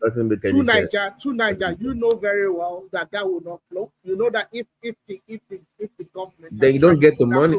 Arrow, I'm sorry. If I need to, don't let us act obtuse. We know I'm that saying that has been put in. You Arrow, know what has been come from the opportunity. I'm saying that not in all fields. Don't get me wrong. Not in all fields, but there are critical areas where you need these people. But that's what I'm saying. BT, 4 years ago or thereabouts, the former Minister of Health under the Buhari government tried to suggest that any medical doctor that graduates from an institution in Nigeria, because medical health, I mean, the degrees is heavily subsidized. When you look at how much it costs for a medical doctor to go through the institution in Nigeria and graduate and become a regular medical doctor, it's substantially cheaper than anywhere else in the world. And because he wanted to address the outflow of medical doctors who had recently graduated out of Nigeria, he tried to suggest that those individuals would have to work for say a number of years in Nigeria, and nurses as well, before they will be given some kind of certificate for which they can then use to go and work abroad. Okay, I think there's a medical council certificate that they But then there was an uproar. There was an absolute uproar. There was murder about it. So we like to say these things as a people, but when the government in place tries to do something that's logical or implement something to that effect, we claim that they are wicked. No, we claim that let me clarify my point. Where I'm coming from. We can do what Cuba is doing, where you actually expand the capacity for those medical schools, where you have enough to even send out on your own. You'll be the one sending them out. but you have enough at home. So if the demand for your MDs are that high globally, then expand the capacity where you have enough to train to send out, where retaining enough for your own country. Like Cuba does it now.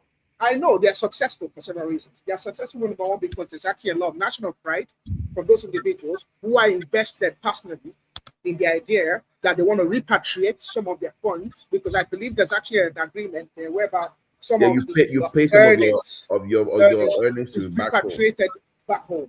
Now, Nigerians are not like that. Although we repatriate, okay, to our families as a personal decision. Yeah, no, and the government might benefit. It's based on the agreement you sign with those countries when they're bringing your doctors in.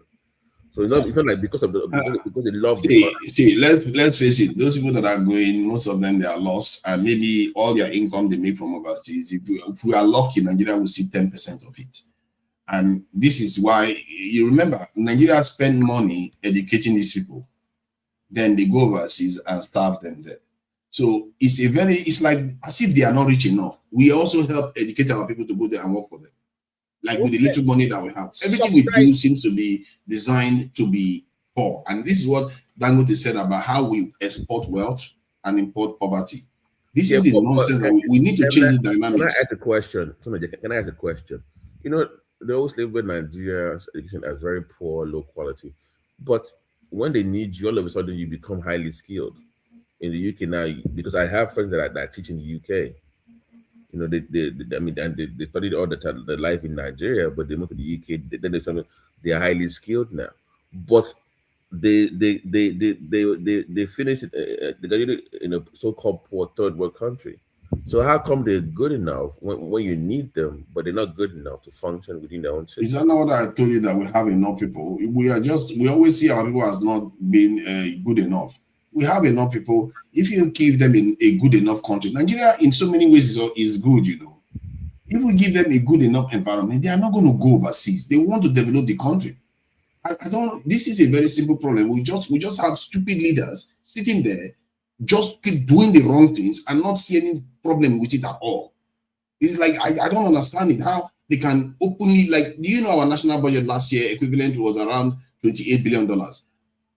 Bwala on this video was just out there and said MBS of Saudi Arabia went and signed $600 billion deal. That is not their national budget. $600 billion deal with Trump alone. This is the scale of difference that we are living in here. And I find that really, really troubling that these guys, if I was in that position at Bwala right now, I wouldn't even be arguing with these journalists. I'll say, let's work together. In short, we will be forming a government of national unity. Everybody has to come together. This is an emergency. These people don't show any sense of that. But to Nigeria, you have to preface this against the history of the country, where we are coming from, history of poor management of our economy, poor management of resources. We have been very poor and very terrible for a long, long time. Now, we now need to look at the bigger picture and say, are we moving in the right direction? Are we moving fast enough in the right direction? Those are the two questions we need to ask ourselves. What else do we have to do? You know, while we move. We move backward now. That's my point. We've been moving backward. And you contend that we are still moving backward? Let me say, a decade ago, Nigeria GDP was more than $500 billion.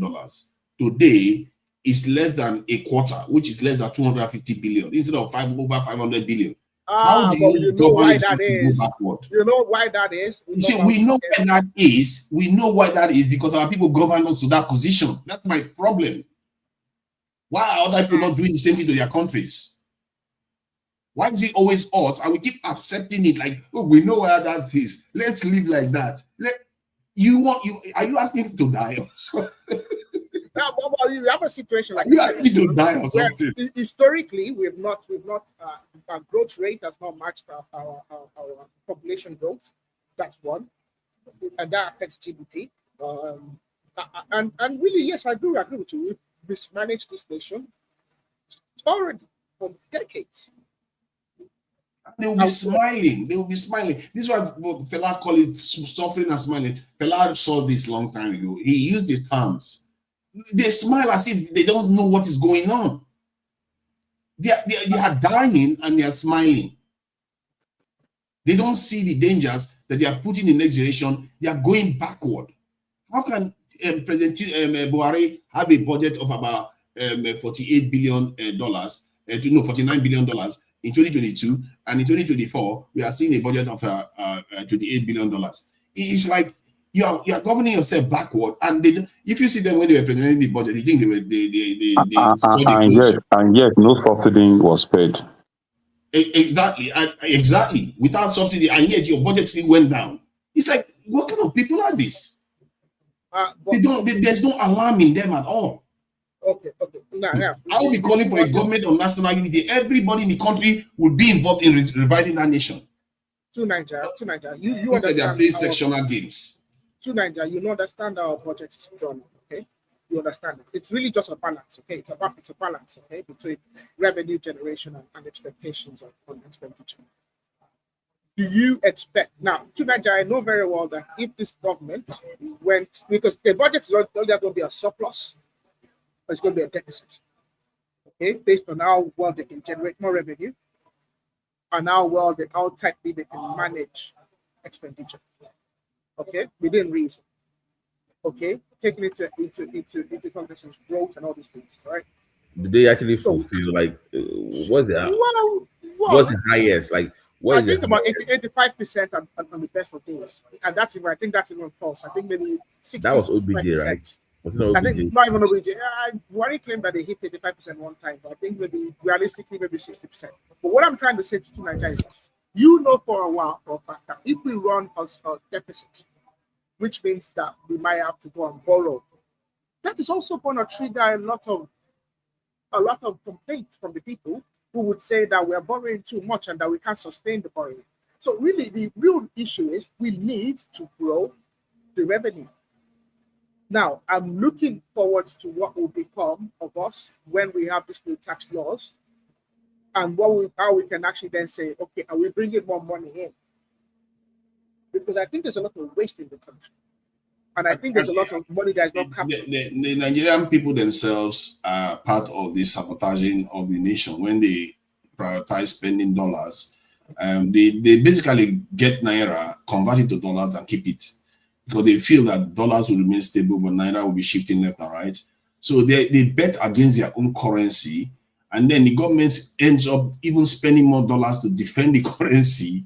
It's like, and instead of the government to pursue a policy of minimizing the dollar demand and preventing a lot of imports that are not helping develop the country. Like when the Buhari government did the farming program that they did in Nigeria to start growing rice and a few other cereals, grains, that was making a lot of headway. Then this government came in because of their policies that they instituted. They say, oh, the people needed food and everything. They use another excuse again to open the floodgate for foreign goods to flood Nigerian market. Now, the Nigerian farmers are struggling to catch up again. Now, they are destroying the so-called industry that they were meant to protect. How are we going to dig our way out of this if we cannot even do something the right way so that the people actually start doing value-added manufacturing? The only value-added manufacturing we see right now in Nigeria that has really scaled up is Dangote refinery. Thank goodness for that. If Dangote refinery didn't exist and this government did the policy that they are pursuing, we will be seeing an uprising in Nigeria right now. If without that Dangote refinery, that's the only spark of hope that says, okay, it's not impossible for Nigeria to start industrializing, because that's one of the base industry that you have to have. But we don't see the government looking to create other billionaires in other industries. I don't understand it. If I was President Tinubu, I'll be pushing a lot of the Nigerian rich men and say, if you don't do it, I will kill you myself. Okay, so I'll give you the license, give you the deal. Can I ask you? But you are going to be a billionaire, but you have to build these things. Hold on. You know, there are incentives for people to do what you want them to do. So what will you put in place if you want them to, like, you know, Dangote was saying that, oh, they stop buying ABC and they invest in Nigeria. But you have to have incentives. So what will you put in place if you were Tinubu to attract their interest? You want to invest the money? Zero tax on their imports. If you want, let's say mining, let's say one person wants to do mining of whatever material, lithium or something. I'll say, you Nigerian, you have the skill, you've been overseas. Come, you're your family. Come, let's talk about this. I'll give you all the license you need. I'll give you all the license. You are not going to pay zero tax on anything you import to Nigeria. Well, I think they already have that. They already have that. Hold on, let me finish now. Let me finish. I'll provide the land and the facilities for you. Your job is to make sure you get this done. And if you don't do it, I will come for you. I'll come for you personally, and you're going to pay the price for it. Because what Nigerians do is that when you give them this type of privileges, they abuse it. They will use it to bring imports and start using it to get quick money, turn around. And that is what I will warn against. If you try that, I will make you a billionaire. But if you try to betray it, your life will be forfeit. I will do everything to make sure you pay. And the reason is before any one of them is giving license, a lot of corruptions has take place. So that's why they don't need corruption. I don't need corruption. Don't bribe me. I'm just telling you the reason. And unfortunately, we don't have government who have that mind of bringing himself to the investors, in himself, having conversation with them, sitting with them. They always go through agency. And the agency will turn into business. And these people will collect money from the investors and use the money to go and build house they will never live in. This is the problem we have. Yeah, but then I think the new tax laws can address some of these issues if it's applied correctly. For me, it's very simple. You look men in the eye, because elites are elites. They know each other. You look your fellow elite in the eye, say, you are my man, and this is the direction we need to go as a nation. I want you to be a billionaire. I want you to be this rich. I want you to be this. This is the direction we have to go. And if you don't want it, fine. Get out of the way. We'll find somewhere that's going to need that opportunity. There are a lot of people that are highly educated, highly skilled, strong, and that are willing to do these things. You bring them in on board. And all those old tackies, all those old tacos that refuse to do the right thing, if they stand in the way of the new ones, I will bury them. I will literally bury them. Can a president, a democratically elected president, who has a 4-year term, if he's in his first term, is under some kind of pressure, if he has aspirations to rerun a second term, do you think he can actually look at the elites? I don't care. Even if it's 4 years, by the time I'm done, because the elites they can sit you out, you know. The elites can sit down and they can sit down and wait you out. You know they can sit down. No, you use the elite against the elite. Remember, I didn't say only one elite. You create other elites. You have to create. If the old elites don't want to change, like, to be fair, they didn't want to change with Dangote too. Why don't you now use people? Use people. Why elites? You use people against them.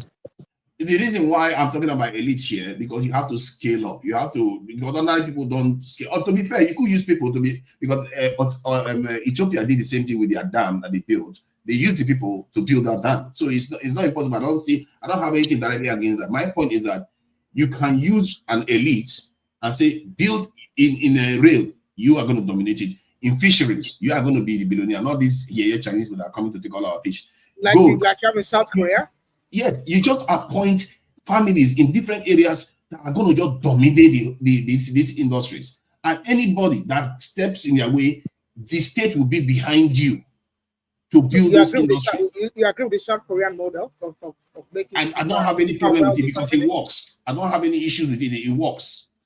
But anything that works. Do you think it's justifiable in a country like ours where we have the diversity? I think you can, because if you don't make it tribal, if you start making it tribal, that's where you have a problem. Yeah, but it's going to become abuse. I will create elites everywhere. There is a way to have it done. I use the indigenous of the area you want them to develop, so that they will know that they themselves are the one in charge of their life. Yeah, but why do you use that family and not my family? No, I don't know why I'm using the term elite. It's billionaires. I mean, I will be creating billionaires. Yeah. Like the South Korean model. But why do you make that family billionaires? They now have the reason why you do that is because generally it works. You are paid in a way like somebody that is flying to another planet. Why use? Well, I'm trying to make you realize that this is, you are speaking from, let's do this. But when it comes down to it, and then when it gets to implementation, it's going to cause conflict. locally, regionally, even within Which local conflict is it going to cause? Who is going to cause the conflict? conflict between families. You go By to somewhere like who? Anambra. Okay, let's say you go to Anambra, you select someone in Anambra. Anambra is a place where you have several individuals and enterprises. So you select this family and you decide that that's the family. How do you, what metric do you use to select a particular individual or the particular Okay, let's put it this way. No, Let's they not will, worry about they will bring family their because proposal now. exactly. Let's not put it from the point of view just family, in individual, because like Dangote now is Dangote family, isn't it? If you select one person, the person will make you have to know that person is worthy. And like I said, I don't care. Anybody that stands in their way, they should just be prepared, they will be destroyed. Like that is it. Because the reason why they will be destroyed is because for the greater good of the millions of people that are in Nigeria. Because you need to think create these American people model is to help better. the country to move forward. Pardon? I think the classical American model, which is what we all say we follow, is what is better, where let everybody compete.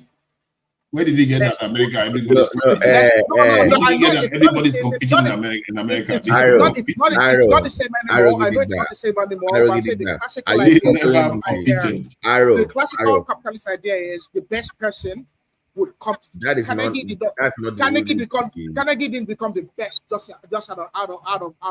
Are you following the Netflix deal? Are they really competing fairly? They're not competing now. Come on now. It's whoever pays the king. Whoever exactly. Whoever gives the king. These big guys in America and the West, it's one company. Like I think the British East India Company, and Dutch East India Company. There was a time it was larger than nations. These are companies, private companies that were larger than nation. Because what I discovered was that capitalist system, there are different ways that they manifest their wealth and power. It's through private enterprise. And you have to, if we claim we are running a capitalist system, it's sometimes we run capitalist system in one way and the next thing we want to be socialist. You can't do both of them. You have to be capitalist to the max. Create those billionaires. I'm even surprised that some European countries that would like to see as socialists, they have per population more billionaires than Americans, which is crazy. You have to create people that can scale things, or people that own Google. It's very hard for them to be controlled by the entire population, at least the way the world is right now. So it creates people that can create efficiency for the country. So the impact of free trade zones to achieve what you're saying, because I listened to Ogunlesi talking about is renewed interest in Ogun State now that they have all this. So do you think building more free trade zones will encourage these billionaires to not only come, but also bring their friends? Yes. I think maybe Nigeria should even be a free trade area. You see, Nigeria has come to a point whereby if you look at the resources we are getting coming in, it's useless. It's nothing for us. So why not just bring the industries here, invite the industries here, make Nigeria one large free trade zone? Why not? What are we getting? What else are we getting? Let them come in here, invest, give them security, they will invest, and remember, the staff will still pay tax. The staff will still be paying tax to the state. Compared to what we are getting now, that would be far more profitable for them. Aro, do you agree with that the entire Nigeria should be a free trade zone? We can compete with Dubai now. Dubai, why do you think Dubai is doing well and many Arab countries are doing good? Because they are free trade areas. What do you think you are going to lose if you can do it for the next 50 years? Let's say it's not forever. You can say for the next 40, 20, 30 years, the entire Nigerian space is free trade this area. I really think that is a radical change. If you can do that, it's a radical shift. Because Nigeria needs something. We need something to change the dynamics on the continent. Why? No, all the tax we are putting in place, what good has it done us? We are governing ourselves into poverty. Is it not better to say, you know what? Any company that is paying 20%, 15% tax anywhere else, if they come to Nigeria, they can save themselves billions of dollars. But I have to then say, okay, maybe I won't say for all, but I would say, let's say you have a capacity, you have like 50 workers or 100, then you qualify for that. You must put some qualifiers. You cannot just say everyone. So you must meet. Yes. I think that is better. So if you get to, let's say, if you get to 1,000, then you go to 5%. Like the higher you scale up and you expand your network or your capacity, it becomes very cheaper for you to import. So you must put incentive for people to want to grow, to want to expand. The reason why I will go with free trade, one, to capture attention first, number one, so that it's simple. You don't want to complicate it. You don't want to complicate it. Don't start to give people double this, because that double this you are doing is not saving a lot of money anyway. So just drop everything. Anybody that wants to trade, come in and trade. Just put your business in Nigeria. Make sure you employ the locals. Don't bring foreigners to come and take most of the positions. But those are the little things that you can demand. You should have guardrails, like you were saying, like in terms of hiring people and all that. I'm saying that because you said that you will have people that will still pay taxes. So I want you to come in and hire Nigerians, right? But not foreigners. So you must put that in there. But to have enough of them, you must encourage them to scale up as quick as possible. And how do you do that? To start tax incentives. So Nigeria right now, the tax for is close to 1/3 of your, which is insane. It's too high. Which tax are we talking about? The corporate tax. Corporate tax is too high in Nigeria. That's why I say you drop it to zero. How can you be paying almost 30%? 1/3 of your money is going to that is ridiculous. I don't want that. If I was a Nigerian leader, I would say I don't want that. Just bring businesses to Nigeria. What's the new recommendation with the new tax law? They argue, no, don't mind this idiot. They say we're going to do 25%. I'm like, look at these morons. You're not serious. You're not come down to at least 10 or 11%. You cannot be going. You need to. I'm not going to. If I'm going to tax at all, I will make it 3%. But I'm not going to tax. The way I look at it is that you heard what Bwala said. 600 billion. Somebody's going to sign a deal versus our $28 billion. So the scale is so far apart. If you bring the companies into Nigeria, they will pay. They will employ people. They will pay, the employees will pay tax. The employees will go and buy things. There are so many things they're going to do. They are going to get offices. Those offices, they pay tax for building material. They pay VAT. They will pay tax in other ways. For corporate tax, zero. Let me clarify. Do you know what qualifies you for corporate tax at that level? If you make more than 100 million, that is fucking ridiculous. Yeah. Before they start taxing that 25%, isn't it? 100 million. That's it? No, you can't do that. They should be taxing people. I don't know why Nigerians like tax. So, did you hear about the internal generated revenue that we generate in Nigeria? That is chicken change. Why do you care about that? Don't worry about that. Let the companies come in, because these companies are the ones that transformation. That's how they transform China. That's how you transformation. You have to make Nigeria a tax haven. Let them bring their money. Switzerland is one of the richest countries in the world. I won't say zero, but on that one, maybe under 5 or 6%. Oh, look at that. You still want to pick their pocket. No, why are you worried? Make it zero. Make it zero. I don't know. All this half-hearted measure is what gets us into this mess. I'm saying that from 30 to 5 is significantly, that's significant, but you still earn a little. Then you can scale it, you can come down to your zero thing maybe in 5 or 10 years. My point, don't do it overnight. You can say 30, then 20, then 10, then 5. Try to understand what I'm saying here. Okay. Think from the point of view of the investor. They'll be thinking 30%. Okay, let's say they reduce it to 25%. Oh, no, let's say they reduce it to 20%. No, 15%. They will still be thinking, even if it's 15%. But there is that continent, the resources, everything is hard to do there. They don't have the connections yet, but if they hear is zero, they'll be thinking, there are not that many places that is this large. They have the population, they have the population to do the job. Maybe I should consider it. They will start thinking, because other places have tax regimes now. Okay. Nigeria needs to attract let me ask a question about what you just said. Even if you bring it to zero, they also have this concern about Nigeria, where one government will make a law, the next person comes in and just change the whole thing. So how can you convince me, if I have money to put that, if somebody else comes in, they will not change that 0% tax law? That is a very valid point. It's a very, very valid point. So by doing that, one of the things you also have to tie into that, like I said, you have to be a popular leader. If you are a popular leader in a nation, they will know that it's not going to change anytime soon. That is become part of the nation. Popularity does not guarantee. It does. Let me give you the reason why it does. Because it means that if you are popular because of such policies, it means that the people have bought into it and they will not change. Just like people born So into like different it like become an idea, as in an idea that people want to drive to grow their country. All right. So anybody that is coming in, Was Buhari a popular leader? It wasn't very popular in so many areas of Nigeria. But to my question, where we don't have that Siemens kind of nonsense again, where I want to put my money in the zero, this then so one person say, "Oh, cancel the whole thing," but I already have my money in the system already working. Okay. Was Obasanjo a popular leader? I mean, he was. No, Yes, was not universally. But don't let us deceive ourselves. Obasanjo came in 1999.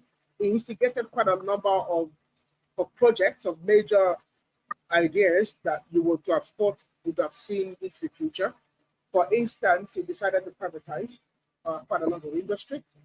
He decided to privatize refineries, for instance, of which Dangote and Petrola invested in, I think, 2 refineries, at least 1 refinery, and they're proposing to, invest in the second refinery. They paid the money, put the money forward. They had a plan in action. But the next president, who Obasanjo himself installed, using a very poor election, they decided, because of pressure and influence from advisors, to rescind that. No, I think what I mean by popularity is that, one, the individual needs to be popular, and the policy needs to be seen to be popular. But the policy was popular. The privatization policy at the time. Okay, let's say it was popular. Most of the privatization that he did, it wasn't reverse. Most of the stuff he privatized was not reverse. If anything, we are going forward in that direction. But even the privatization, was it very successful? Telecoms? Was telecoms are successful? Okay. Yes, no. Telecoms was successful in many ways, actually.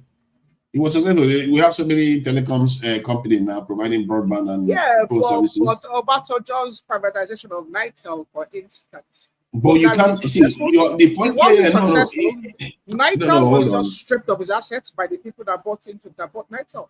It was just an asset. Yes, but by doing that also, he created other private institutions too. Now, if you want to reverse that again to state-owned this thing, you're probably going to have a bit of a problem on your hand, because technically people are happy with the network that they are using. Not like they're happy with the speed most of the time, but they're happy with the fact that they have internet access. They can go to Twitter and whatever. But the whole idea of selling Nitel was so that you can then have a competition, because we already had the likes of Glo, Airtel, sorry, not even Glo as much at the time, but MTN, Airtel, I think it was Econet and whatever. But we had a few of those companies there present before the whole privatization of Nitel was completed. But what I'm trying to say is the whole idea of selling Nitel was so that Nitel then will become a major competition, because it already has a lot of facilities. It's been a lot of what would have been government facilities and what government infrastructure that government put money into was being transferred into this private entity, which would then be able to use that advantage to build a very strong competition that would have a lot of domestic concept to it. But that Nitel never became that. Nitel is dead and gone. And the I think your point you are making is no. You see, what I'm saying is not even debatable. It's just obvious. Like in societies where leaders come in, the policy that they pursue, if it is popular, it's often protected. They don't like to remove it. Like in the case of the UK, you have the NHS that was popular when it was introduced, and because of that, even the conservative government that don't like it, that don't believe in it, cannot remove it anymore. It's like your religion. If you believe in a religion, let me NHS has been weakened. Let me give you an incontrovertible one. Give you an incontrovertible one. If a people are converted into a religion, like some Northerners are and some Southerners are, it's basically an idea, and they bought into it because they think it's beneficial to them. Can you convince them otherwise? You can't convince them otherwise. Before you convince them, it's going to be extremely difficult. That's my point.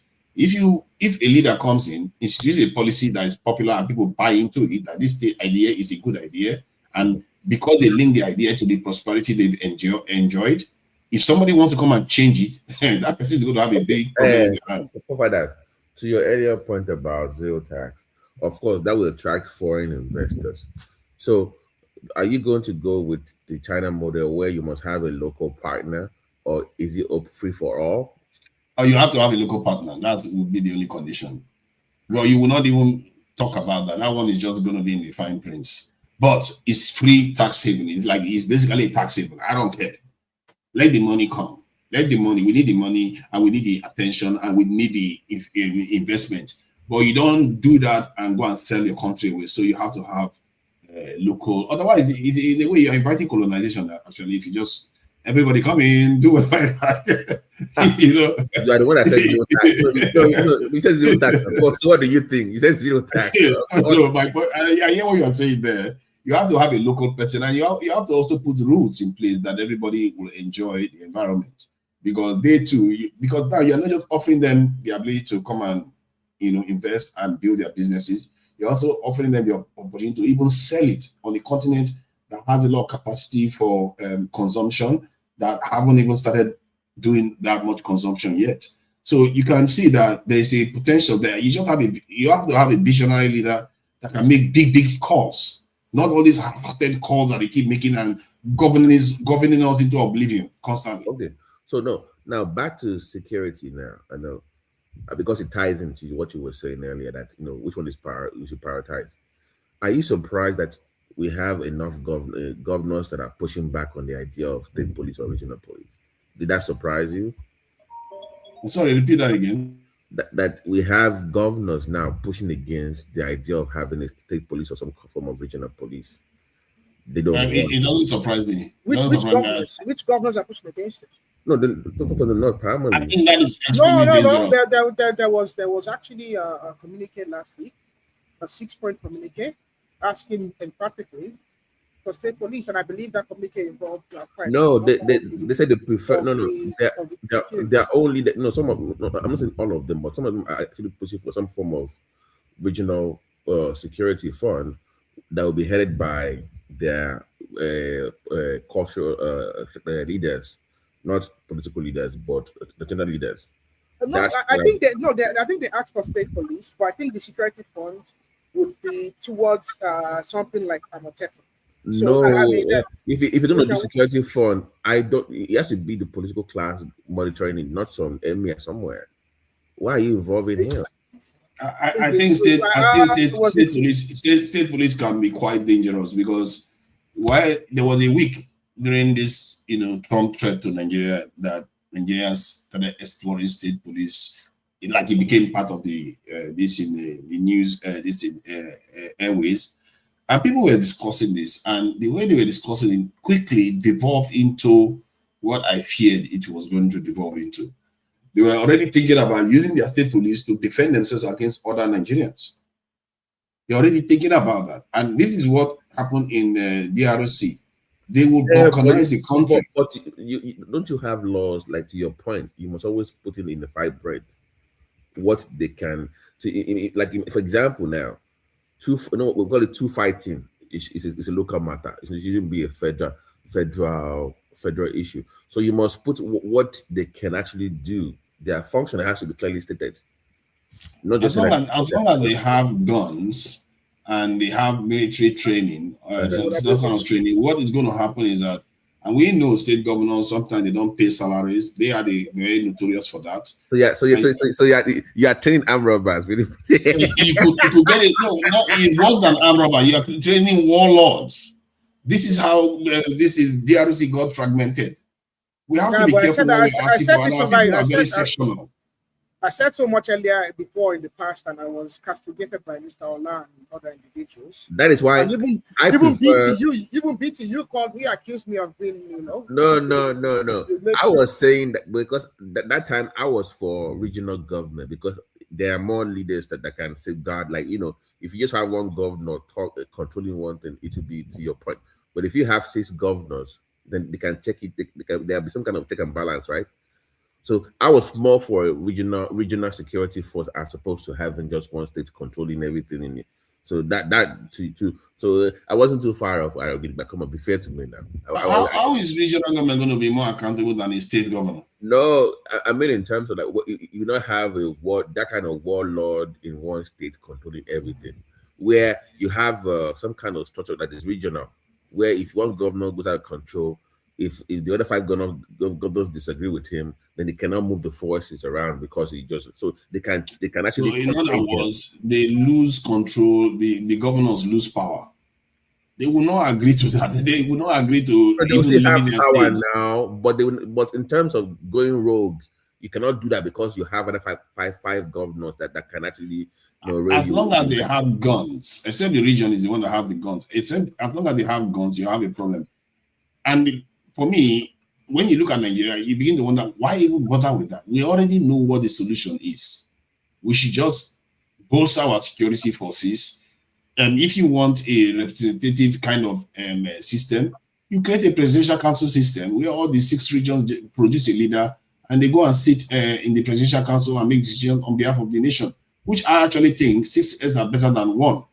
It's almost like a government of national unity at all times. Hey, that's what I'm saying. Like that, you have 6 heads. Like, to your point, you have some form of regional security force. Of course, you will have some control in your own state. But in terms of mobilizing to count for, some, special operations, or then this is going to have to agree on it. But the idea of just having one, to your point, Arogidigba, and then to your concerns, I see that.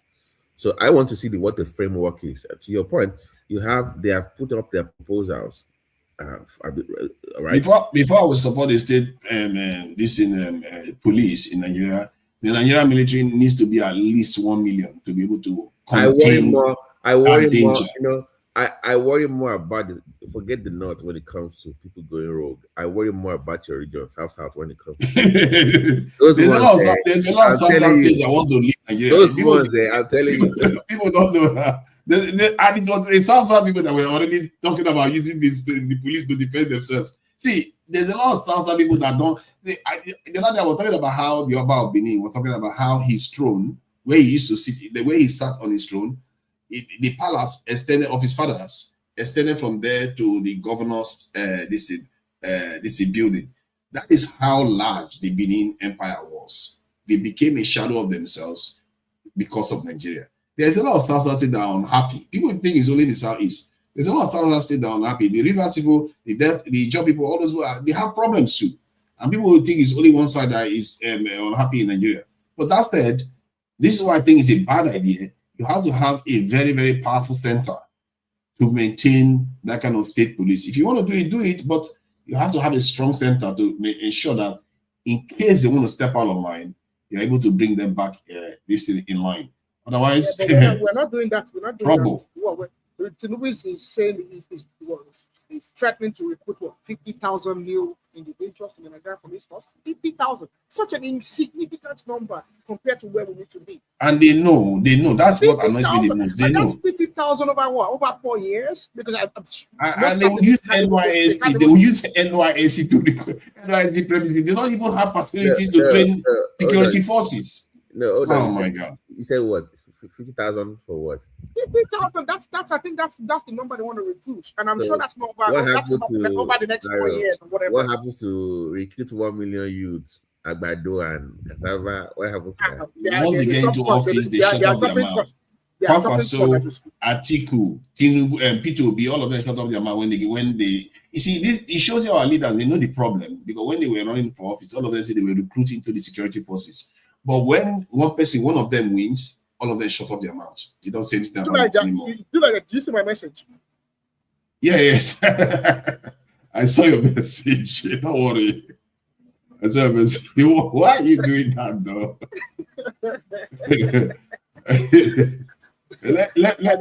I'm just making sure that you're not.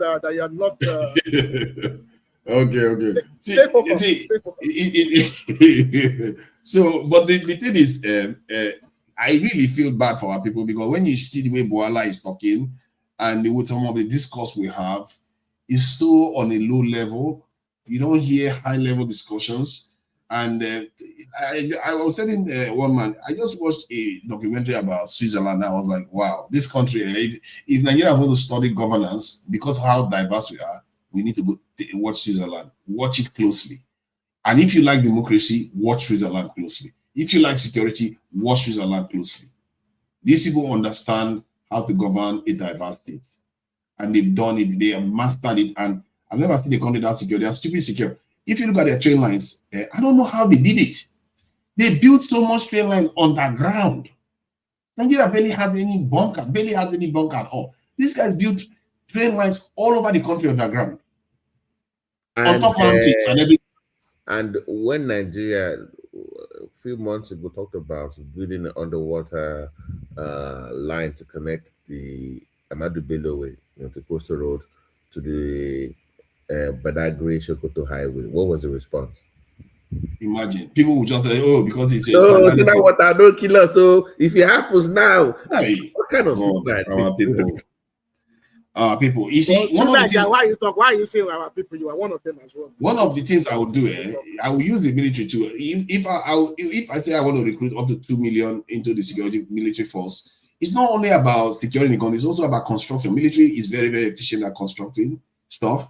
So, and this documentary I saw, they were talking about how a few generations of Swiss they suffered for it when they were building all those their underground facilities. These are people that build more underground bunkers than we have military soldiers. And then they go and build underground train lines too. Do you know how their trains work? They said their trains work like clockwork. So the point whereby, because one of the trains was not arriving on time, they had to make that train slightly faster so that it matches with the other ones, the clockwork, the way it's supposed to be. Like every hour, they call it a kind of like a heartbeat. But the train system has to be like that. Because if you don't have your trains like that, you risk a derailment or you risk a major accident. No, the reason why is because they want it so that when you arrive at the station, the passengers this is elope from that alight from that train and join the next one because they are all arriving almost at the same time. Train management is a very delicate matter, and also which is more efficient. You don't want people just standing around waiting at the station. In my own belief, though, you must be able to reach all major cities in Nigeria through rail line. Or if you cannot, there's no way you're going to develop if you cannot do that. You must connect your cities with rail network. I should be able to go from. Yes, that's very, very important. You have that's very important because you can then move people and goods at the same time. Yeah, like all these roads that you are building, when you build good rail network, you will grow. We need a generation of builders. If I was live in that way, nobody would. That way, I can live. The need to live in the coastal city will reduce drastically. Because you can live in like let's say Sokoto, or you can live in. I want to buy land. I know that, but I'm saying that if you are because Aro. After I buy my own land, if you own a business in the middle of Nigeria, if I can get my goods to the port through a rail line, there's no need for me to move to Lagos or to have business over there. No, I want to buy land anywhere. Exactly. See, and they said that's partly, there was a video I saw too that said that's partly why Africa is so poor. We lack connectivity in many, even within our countries, not to mention the interstate connectivity. And that's something like, I feel like we have to have a generation or two of builders. Like if the areas you want to really be good at tunneling, dredging, our waterways so that we can be able to navigate it. Egypt was able to build a canal for crying out loud to be able to cut through Europe, and something that wasn't done normally, naturally. They have to build it to do that. Why can't we dredge River Niger so that they can be able to go almost to the heart of the nation? Why are the governors of the South, especially Rivers Delta, and all the governors of the Southeast not insistent? Almost to the point of vex that like you said, that the Delta is not dredged. Because if you dredge, because I don't know, and I still see this flippant ignorance, that why don't we have a port in the Southeast? As though the Southeast is a coastal region.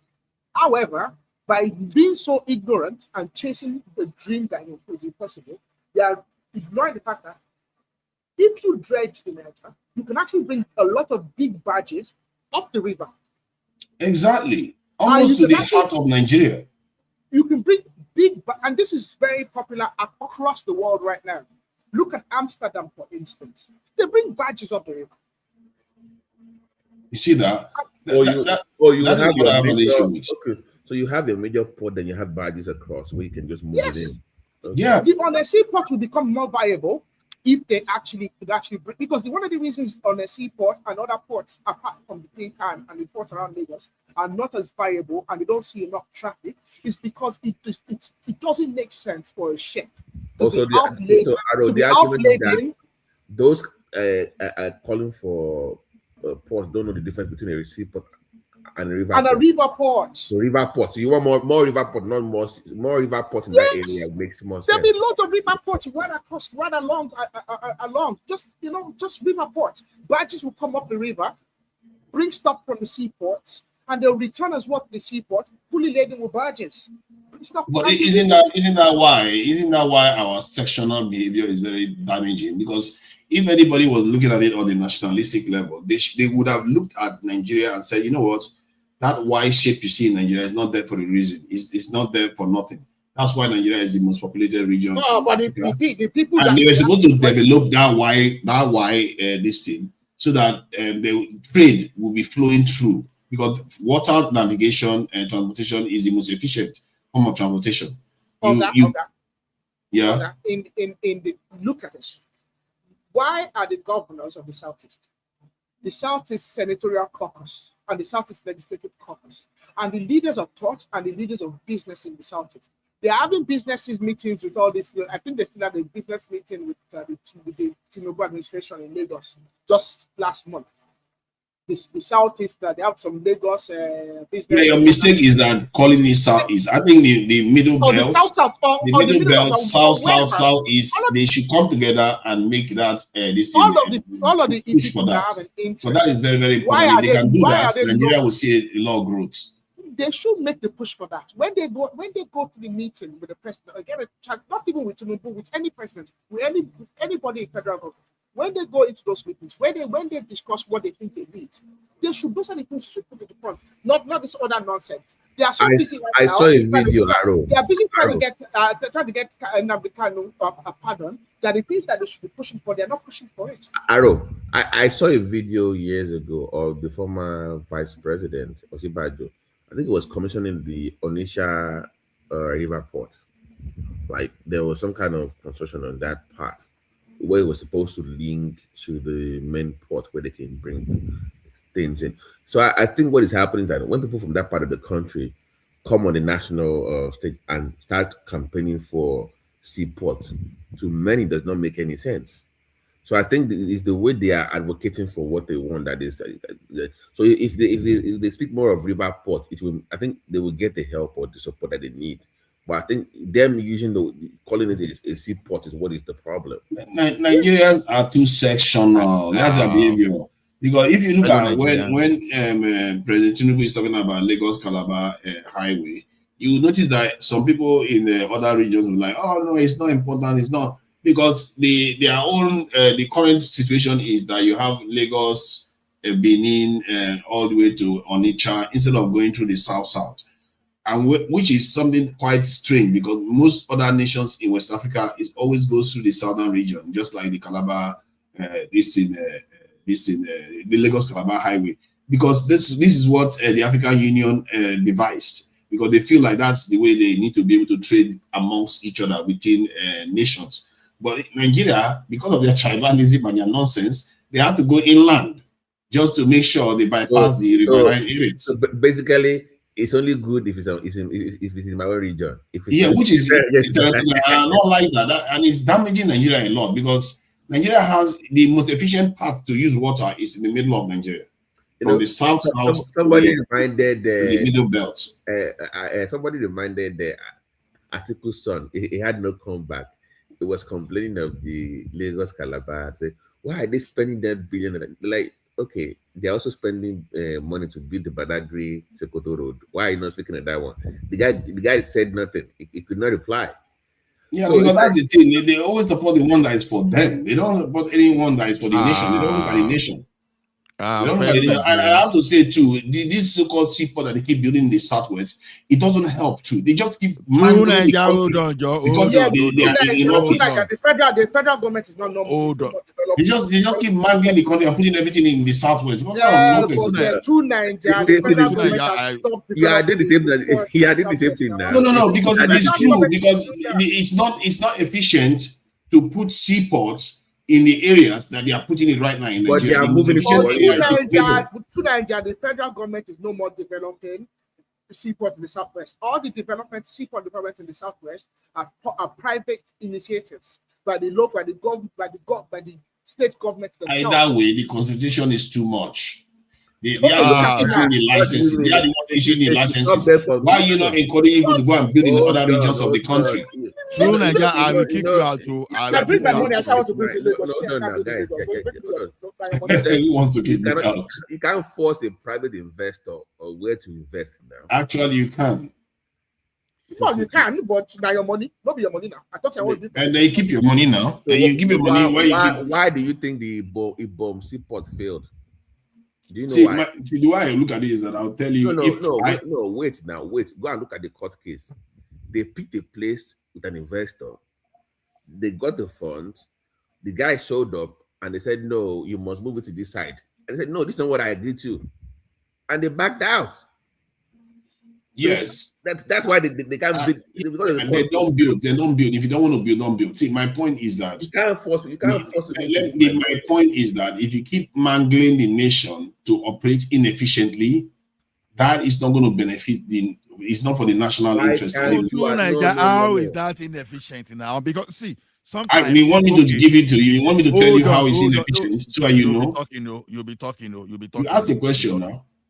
I listen to you.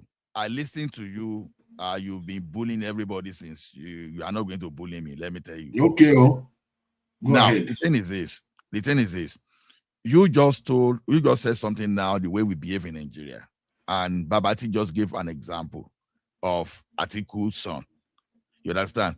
The question is this: when you just keep saying decongest, the question is this: you cannot force investors that will spend billions of dollars to make an investment, and you say, okay, because before you invest anywhere, you have to do your feasibility. You have to look at risk analysis, everything, and the cost. You understand, and the spending power within that region. So a lot of things are connected. So investors, sometimes maybe you are coming to a risky environment like Nigeria. So as an investor, you want to say, okay, if I can get my money back within 5 years, okay, I can go with that with that kind of risk. But if it's going to take me 20 years to get my money back, no, I don't want to get into that risk. Right? So a lot goes into that. So it's not just. So is it by coincidence that Nigeria seems to be? Hold on, now you've been talking. How long do you want to give a sermon? After Allah, we'll talk. Is it by coincidence that to show you that Nigeria plays sectional policies? Is it by coincidence that the section of the country that has ruled the country the most in this democratic dispensation seems to have gotten a lot of the big share of the investments? This is, and even if it's not, doesn't make sense. What are you talking about? Okay, let me give you an example. You asked a question, I can list them for you. You will give example. Hold on. IBB forced all the major headquarters of businesses to move to Abuja. What happened? Those businesses, you understand, gradually they trace a step back to Lagos. You understand? So what do you think is happening? So everybody follows the money. Everybody follows the money. So somehow they trace their way back to Lagos. By accident, they trace their way back to Lagos. No, IBB forced them. Hold on, IBB forced them, and IBB and Abaya, they forced them to Abuja. And this guy, they found their way back in Lagos. See, let me put it this way.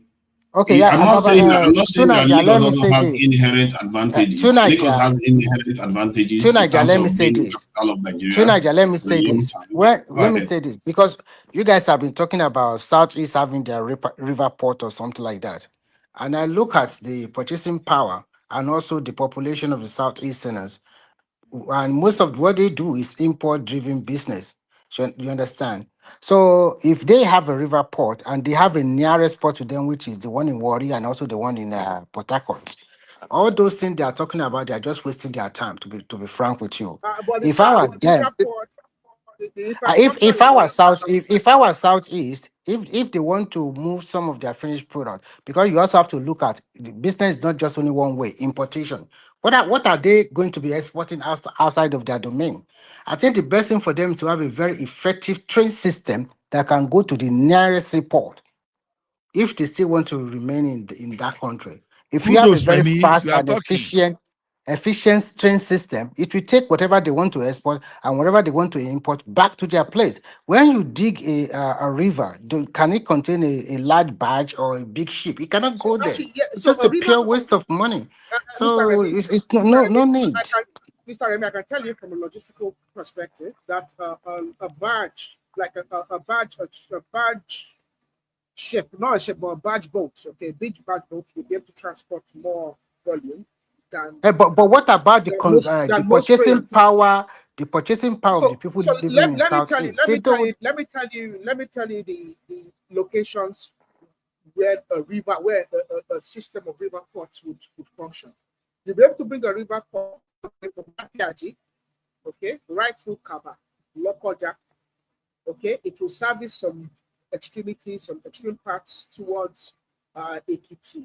The likes of Asaba will be serviced by this river port. So it's not just the southeast. This river port infrastructure is not, in fact, all the southeast states that you get serviced by a river port, from where then you can then disperse the volume of containers or goods around. But don't you look at the That port is possibility not of for the southeast. It's actually for most of what you call from the middle belt, right through most of. See, no, Arogidigba, all it, you understand? The logistic thing you are saying, you look at Nigeria now. You will see that Lagos is not holding airport for oil and gas because you have to look at what is happening in the region. So they have to put that one in on it, right? In River State. So River State is where you have that because that's a major hub. Then when you even look at industrialization, people who keep saying, oh, you think the southeastern part of the country are more industrialized than the southwest. Those are the fabrication that people are pushed too far. You understand? They put that in too far. Let me tell you one thing today. Assuming that, let's say, 50% of manufacturing in Nigeria is in the southeast today, by default, investor will move there. They will look at the kind of seaport. They will decide, okay, is it going to be like a dry port, or maybe they are going to cross through the rivers or whatever.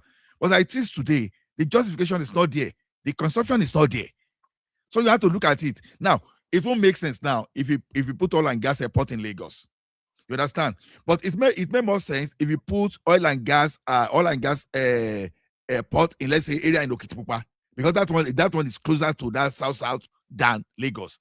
So a lot of things we go into all this and all the kind of sentiment. Yeah, but there's a Port Harcourt, there's a Rivers Port as well. The Port Harcourt. That's what I'm saying. Oil and gas. There's this thing now that they want to move operations from Lagos to Warri, the Port Authority. Operation may just be like. No. I read that they want to move operations to Warri now. That would be see, my point is, let me add to it. Ola, you've been talking now. You've been talking. Come on, let me say something. You've been talking now. Time, let me talk, Jerry. Don't start now. Don't start with me. Hold on. Both of you have been talking for the last 5 minutes. I've not said anything. So let me say my piece. So regarding the south, where you have Port Harcourt and all the rest of it, I really, you see, you shouldn't be looking at this from the point of view of sectional stuff. We are looking at it from the point of view which part of Nigeria is most efficient. That's going to be a bigger bang for our buck if we had developed these areas like that. If we are not being so sectional, like most nations are not, that area that you see in the south and into the inland, listen, should have been developed a long time ago. That Y shape you see in Nigeria. I don't totally agree with you. Let me finish what I'm saying. Don't idea, I know. But that Y shape you see in Nigeria is there for a reason. In our crest, national crest, there is ways through Nigeria that cuts through the country. But yeah, we didn't tap into that to enable commerce. Let me tell you something. Let me tell you something. Let me tell you what. Do you know what some country did? Like they have a big river like River Niger in Nigeria. They now turned that place to an electric power hub. You harvesting wind power. wind power from that area. You can And create canals. What no.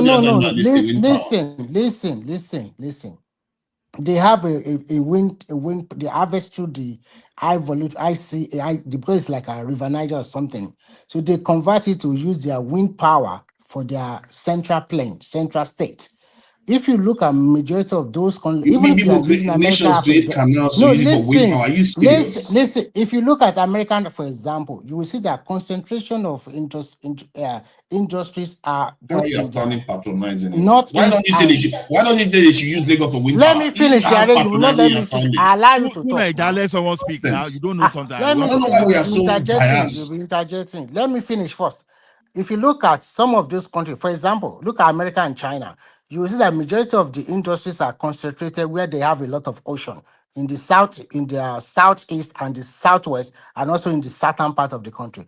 The same thing that happened in America, the same that happened in China. And if you go to Singapore, they also concentrated their seaport along the ocean.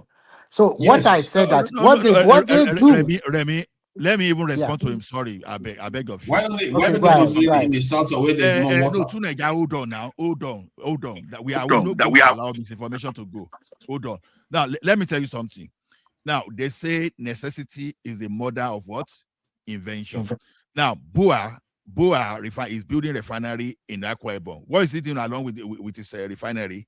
A seaport, a port. Now, when you say there's going to be a free trade center and a refinery in Ondo State, what is going to go along with that? Seaport. You understand?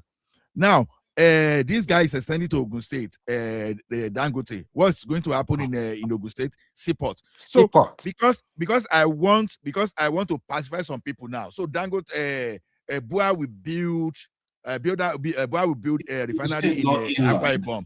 Hold on. I will go to Enugu. Hold on now. I will go to Enugu and go and build seaport just because he has to pacify. Come on, guy. No, it's not about pacifying. It's about the if you want me to show you the map of Nigeria.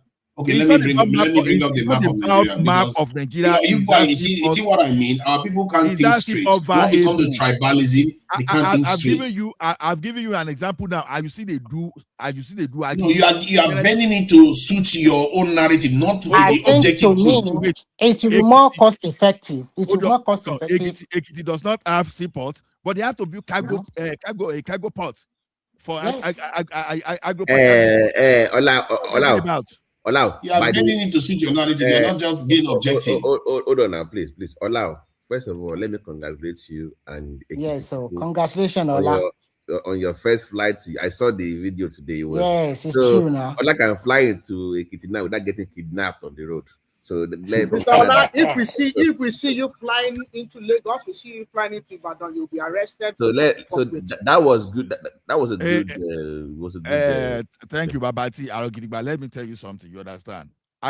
Forget about my Ekiti accent. I only grew in Ekiti for my primary school. So I was born in Lagos. Let me tell you that. It doesn't matter. If you we will arrest you. We will detain you.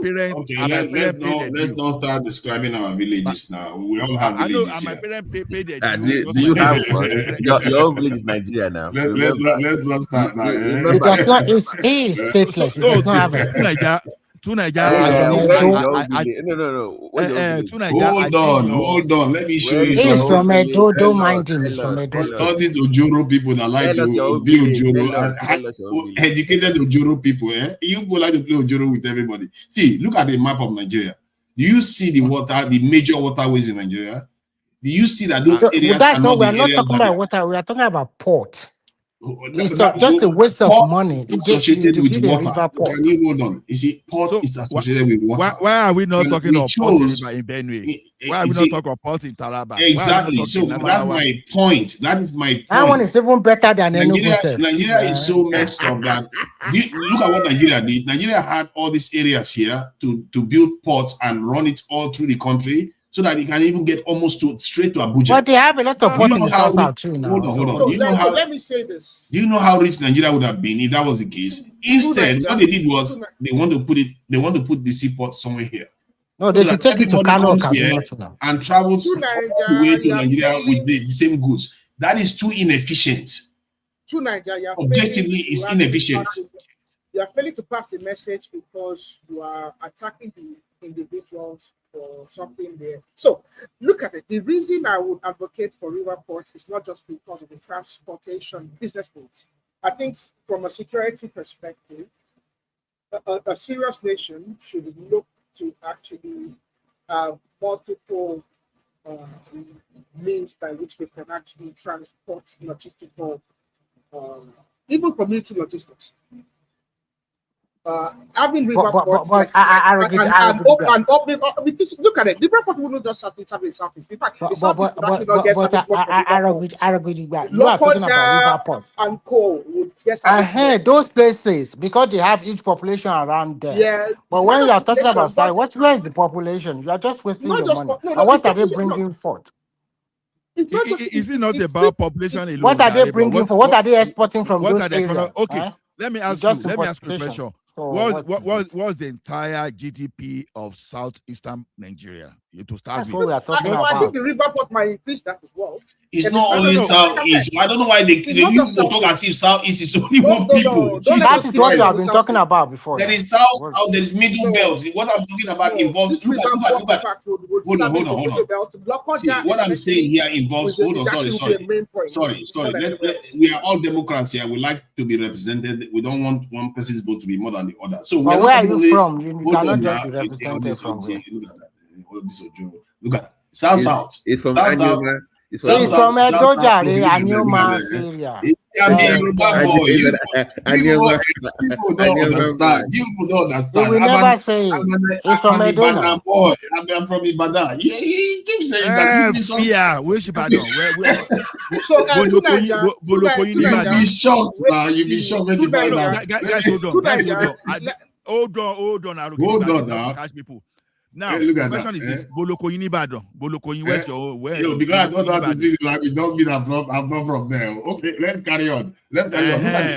Okay, see. To me, tonight, there's no justification for river port in the southeast. But if you are talking about area like Niger State or Kogi and all those Niger that pass through River Benue and River Niger, then you have a very good cause. My point is that these areas are being flooded every year, damaged because we don't take care of them. We are losing resources. We invest and they get damaged because of the reason why that thing occurs is because they opened the dam in Chad. Yes, but they were supposed to open that dam was meant to be open, but if the areas were addressed as they were supposed to, it wouldn't have happened. It wouldn't have flooded. But at the same time, unfortunately, what is the economic activity that's going on in Taraba? Let me present what I'm presenting. Nothing. Nothing is going on in those areas. Let me just try to present. I'm not going to take long. 1 minute at most. Time me, please. So I don't take. I already telling you it's 7-12, 5. Okay, fine. 12 now. So you see the south here is made up of millions of people. It's one geopolitical zone. You have the south is another geopolitical zone, and you have the north central, which is another geopolitical zone that this stuff affects. But instead, the nation decides that it's only going to be here because this is a commercial capital, a massive commercial capital nonetheless. Nobody has any problem with that. Sorry. This is where the major investment should have gone because it would have benefited Nigeria far more. Yeah.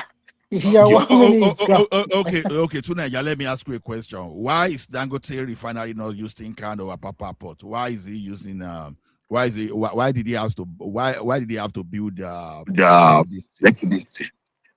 because they cannot process what they needed to process. I think he said that they needed to import a lot of things. When you are talking about another follow up. Hold on. No, let me follow up. This same question. It's the same question I'm asking. Why is Bwala not using why is he not locating around there or there? Why is he staying in Akwa Ibom and why is he building a new port? It's probably because he too needs his new seaport because they don't have the capacity to process whatever. No, do you know what we call localization? Let me answer the question. Because Tinker cannot add. He needs a deep sea to handle it. One needs a deep sea to handle. So it's a matter of necessity, not just because you like. You don't do because of liking. It's not because I like it. This is economically very viable. Let me come in here quickly. It's far more efficient for us than even worse. Tunaga, let me tell you something. You said that people are sectional, and you are doing that right now too. He will No, be I'm not dancing being around sectional. every I'm day. saying that the So middle, you are doing what? No, the South will gain from it. no, Middle no. Central will gain from it. The I'm entire saying, Nigeria will gain from it. hold on. You said that earlier that people will celebrate it if you know. But I'm saying that why can't we all win? If you want it in your own side, let's get more. Don't stop one area from growing. They can grow I'm not and you saying can we also should grow stop. I too. never said anything about stopping what Lagos has now. I'm just saying that because of You our said it's too much. sectionality, Why are You they say it's too much. You concentrating? say They it's should too much stop. now. because Exactly. it's wrong. Because It's of our not sectionality. wrong. You They cannot can say they that can is Hold on, you're wrong. not listening. You're not listening. Babati, let me say this. they I'm can have saying Let me if say you this. are being objective, that should not be the True area Niger, your most of 1 that minute is investment should up now. have Let us gone. talk now. Go ahead. If you are thinking about investing in an industry, you have two factors: location and localization of industry. You can the reason why Dangote located his refinery at the end of the day, he first pick Ondo because Ondo also close to the ocean. So he can now export his finished product because at the end of the day, he's have to look at where he can maximize his profit and minimize his cost. So it's very easy for him to bring in crude from any part of the world and he can refine for them and put it on the ship immediately. Voila, and they move. Now let's consider that because it's from Kano. You now say, okay, oh, I want to develop my city or something like that. You now locate that refinery in Kano, at the heart of in the northern part of the country.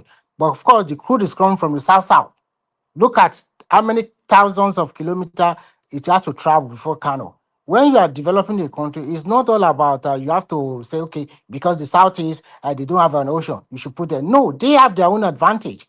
They have coal and they have other things. What are they going to be exporting out? I repeat, the most effective way for them is to have a very good train system for their export so that they can quickly ship it to through Port Harcourt online or through Warrior or Can I whatever. ask you a question? It's so easy. Are you All saying these that things you are Lagos is the talking most about is efficient? tourism No, let material, me to be ask you frank. now. Are you saying that Lagos is the most efficient place for Dangote to place that refinery? Yes. He was even quite lucky. It's number Gentlemen, one. you Let me are tell you why. welcome. Let You me are tell you welcome to why. the truth. Let me tell you why Lagos State is it. In terms of human resource, in terms of professional, in terms of shipping, is what the ready-made infrastructure is already there. So it's quicker for him to export his finished product. Remember, he's exporting finished product. He's not exporting what do you call it, the crude itself. So I think for him, he was even quite lucky that Ondo rejected him. No, Wow. So it's true. Gentlemen, Yes, you it's are true. seeing, you see how human beings force themselves. Let me tell you why it's not. Dangote You can literally go built ahead. a You can whole go ahead. You village, can go ahead. built its own seaport. He doesn't need any society, any community to work. And where the crude oil, if Nigeria was supplying crude oil, where he would get it the closest would have been in the delta areas. But yet he Okay. chose to go and put it somewhere where they have to But pump the oil from the unfortunately, delta to that your area. place He is has Okay. said not is the known most for it. efficient. It shows you how So sectional we think with our that's where the sectional anger approach. is. Okay, So that let him talk. no, guys, hold on now. So that's where the anger is that they don't put it in Okay, Delta. That's what the let problem me is. chime in like 30 seconds, guys. So I heard what Remy said earlier, and Remy is right. But in America also, um, America, if you have a high internal consumption, right, you don't always want to depend on what goes on the ports or the coastal areas.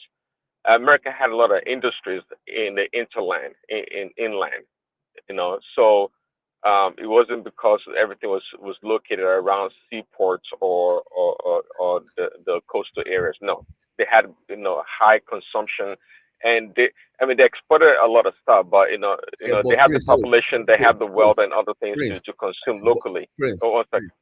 but they have train lines connecting those areas to the seaports. Well, that's what I was gonna make. That's what I was gonna say next. The reason why you see, you know, you know, we're so lean and not creative in a lot of ways, and we don't even have to be creative. These are things that pretty much out there, the other models that other countries have used.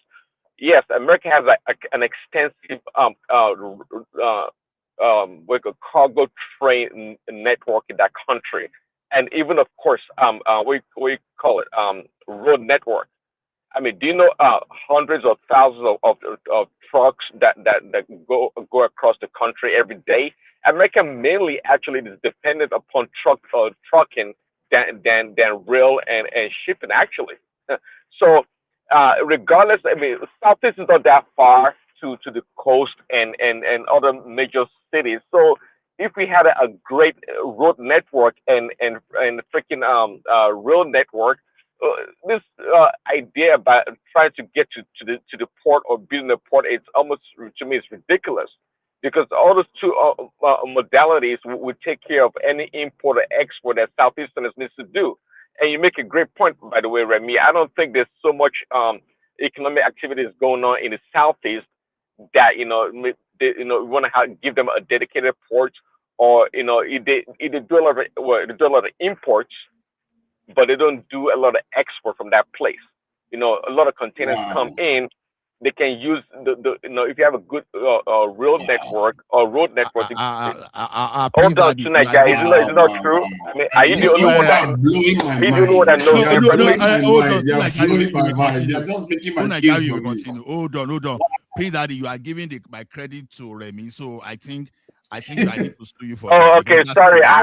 What do you mean? It's me that make the analysis now. Don't mind Dollar is jealous of me. Thank you, Prince Daddy, for giving me the credit.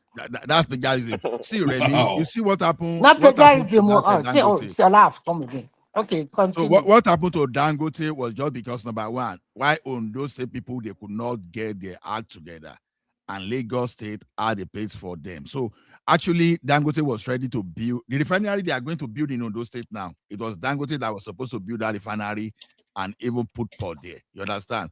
They lost while they were backing, but fortunately for them, the government and the private investor, they are able to come together to get something. So they are going to build port.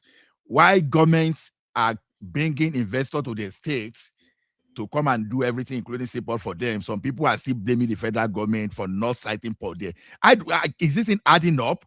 Look at the airport in Lagos. Who is building the airport in Lagos, for example? I'm not talking about Murtala Mohammed Airport. Who is building who build the Lekki Deep Sea? Guys, see, you can be creative in your way. You understand? If you add the Donald Duke in the Southeast, you understand? The creativity will be different, even though they are not using Obudu Ranch the way they are supposed to be using it now. But at least it brought that initiative. It is left for whosoever that is there now to drive it aggressively. People are shouting of what do we call it? Ranches now.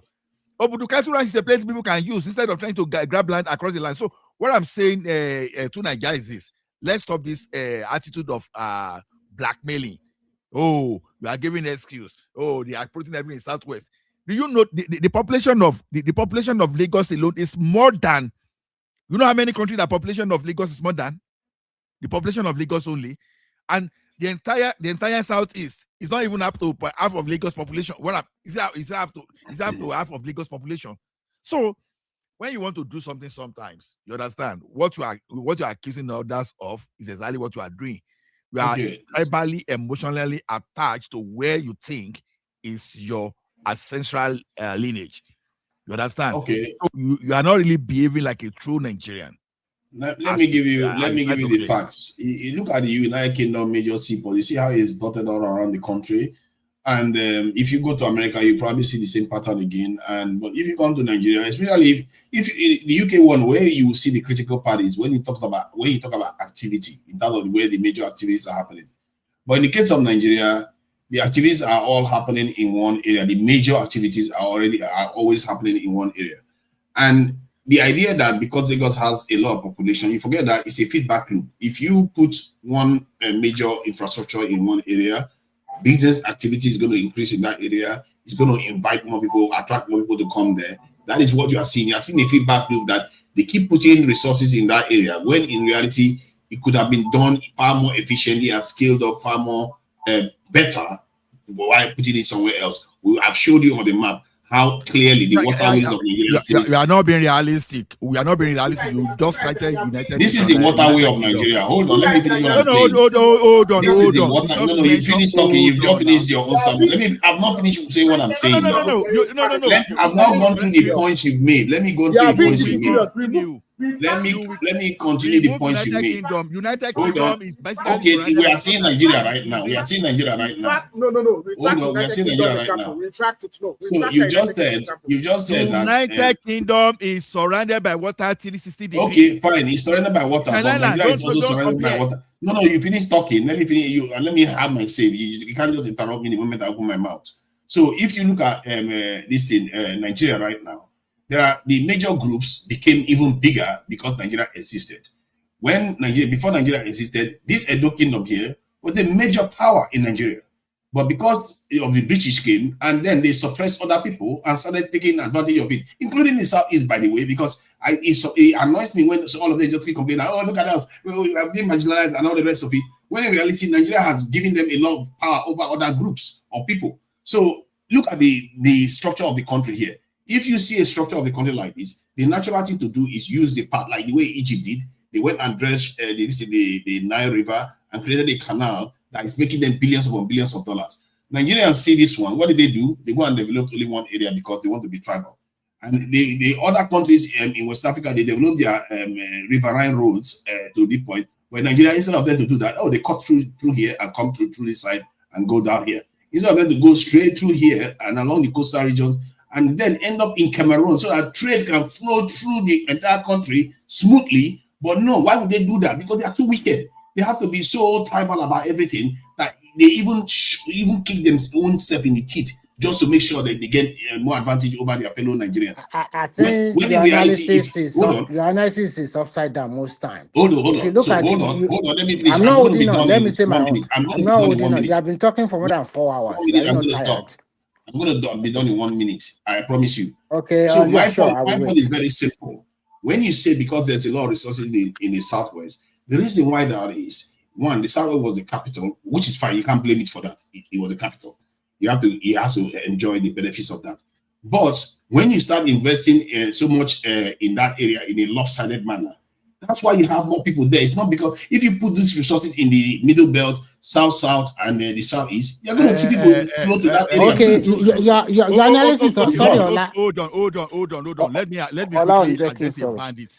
No, I want to address a bandit. See, think so 776 next time you tell me to shut up, I'm going to place a curse on you. You understand? Who told you to shut up? Who told you to shut up? This one bandit call himself think so 776. See, learn how to talk. If you want to argue, come here and don't hide with that place. You understand? Next time you try that one, I'm going to place curse on you. And just stop that rubbish. I want to say what we have freedom of right. You can disagree with someone. You can say you agree. Someone is telling me to shut up. That's don't tell me that. That's rude. That's insulting. That's rude. Don't tell me. So I take to Nigeria, you are wrong your analysis, and I will tell you from the independent era when this continent and regional government, all of them develop at their own pace. And you know that the Southeast by that time, including the rivers and the rest, and look at it this way. Leave Lagos out of Lagos Southwest. Think about Oyo, Ogundo. Those are the 3 states that time before Ekiti and Osun. You will discover that there is Ibadan, especially is highly industrialized. See today, it's not about being a capital of Nigeria at all. And the northern part of your state are mechanized farming. I'm not saying the majority of people there are farmers. And when you look at the previous Ondo, they are known for banana and red oil. And when you talk about Oguns from time immemorial are also highly industrialized. So it's not about me, Lagos is the capital of Nigeria before. Forget about that. The point is that Lagos is located in a very good area. I mean, by the side of the ocean, including, and before, even when I grew up, I remember Warri was quite good. But the advent of militant the unrest over there, of course, if I'm an investor, I will shift my company away from that place. How is Ibadan industrialized when their GDP is less than you? I'm telling you, but are you kidding me? You don't know nothing about it. GDP is far less than many states in Nigeria. How are they industrialized? I will start rolling out the name of the company. You'll be surprised. Am I mistaken? Hold on. In the South, it was that conducive, anyways. Over these decades, there would have been clusters of industries in the Southeast whereby it would have driven down the cost of shipping and other costs of supply and demand. Supply and demand. That's it. No. Hold on,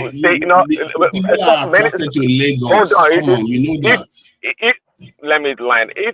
If they build industries in a certain part of that country, it will attract workforce and other factors also. So, but you're always talking on the after effect of what happened after that, I guess, independence. Just like Remy said, these other places, regionally, each region developed according to their own pace. The East Southeast had kept up, and they had a lot of clusters of industries and other things. It wouldn't matter if Lagos or any other coastal city is there. It will naturally attract labor and other capital and other stuff. And in so doing, like Silicon Valley and other places, it will drive down cost of doing business. See, but you talk, you're always talking like work in progress. Your things when you talk, you're not always hiring out. You just talk really based on emotion. You're not offering any I'm actually being quite objective. No, let me see. I use figures and I use data. Are you going to tell me? I'm glad you are here now because I'm not sure you were here when I shared this information earlier on.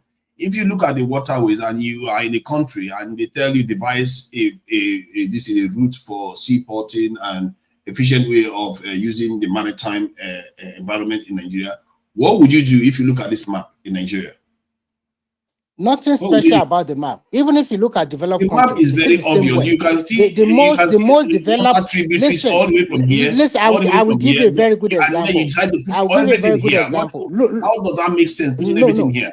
No. What you are saying is not because what I'm trying to say. Look at everywhere in the world, even in Europe, most of the developed cities are along the coast. Along the coastline of Europe. This is also the coast, remember? This is also coastal too, just in case you didn't know that. They are not coasts now. These are not coasts. These are not coasts. You see what we are talking about? You see what we are talking about here? How can you call a river a coast? You don't understand what we are talking about. No, let me hold on, Remy. Let me ask you when they never developed it. Let me ask to Nigeria a question. How many seaports do you even think we have in Nigeria, to be honest with yourself? How many? We have at least, in terms of seaports, technical seaports, at least 5, at least. No, we have 6. We have major. I'm not going to talk of the one now by a pioneer or driven by the private people. How many are in Lagos? Hold on now. You talk of Tinker Island and Apapa Port. That's the major 2 in Lagos. No. Hold on. Tinker is a river port. Technically, it's not a seaport. Tinker is an international seaport. Come on, let's not do that. One is sea, one is river. They are not okay. Tinker, I've been to Tinker before, and they have all kinds of. They are not both seaports. One a river, one is sea. Tinker is seaport. It's not a river port. Tinker is seaport. Okay. The question is this now. The ships don't come on. Let me ask my question. Finish. I beg you. Don't mind. Rivers. There are 2 in River State, right? So technically, we have Honor Port. We have this other one in Rivers Port. We have Honor Port, right? Both in River State. Then we have one in Cross River, Calabar. Then we have one in Delta. So now the question I want to ask is this: there are just 2 in Lagos. There are 2 in Rivers. There's one in Delta. There's one in Cross River. So what are we talking about now? Now the question I want to ask you now is this: are you talking of the port in terms of volume of trade, or you are just talking in terms of technicality? Because when you look at all these seaports we are talking about, some of them they are being underutilized. They are being underutilized. Now I agree with you on that. That's exactly my point. Hold on.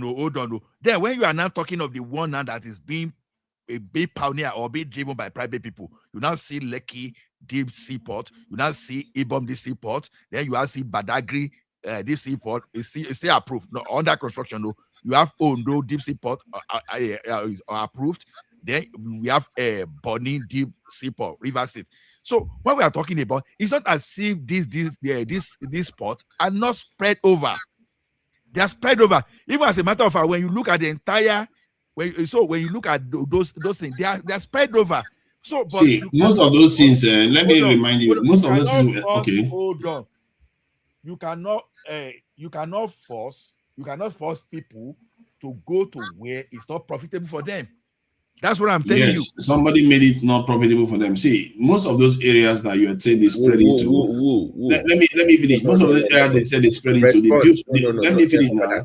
Don't do Let that. me finish my point. Don't. You can't tell me what to talk about now. Come on, you are trying. I know you are asking a question. Ask a question, then I can explain what I want to explain. Somebody did not make them profitable. Who did not make them profitable? The Nigerian state itself, they can sabotage it because they have more power to do whatever they want to do. See, under the military regimes, that's a wrong assumption. Let me finish the point I'm making, please. Under the military regimes in Nigeria, because military people tend to think more strategically. They don't think the way most individual politicians or civilians think in tribal terms. Most of those seaports you are describing, their initial construction tend to be done under military regimes. That's what they tend to do, and they tend to spread it out. That's how military regimes think. So when politicians come in, you can see the pattern already. Like during the time military regime were in Nigeria, development was more spread out.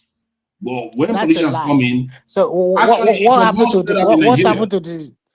happened to the central plain? And what happened? Why did you not have river port? Why are you talking this way? They built. Look at the train lines that they built in Nigeria. Most of the things that they tend to do them. The military built train lines too, and the British also did some of them. But when they build it, they build it everywhere. Not build nothing. It didn't build nothing. Is it Babangida that built the train line? Was it not Babangida that built it? Your nostalgia for the military rule is amazing. I'm saying that they are dispassionate. I'm not saying I want military regime. I'm just saying they are more dispassionate. They are not sentimental. They didn't do jack. If you really want to look at it critically, the development of that place is from the first 6 years before the coup.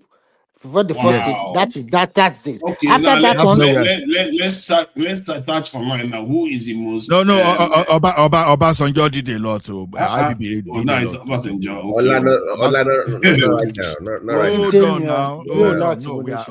We are fighting.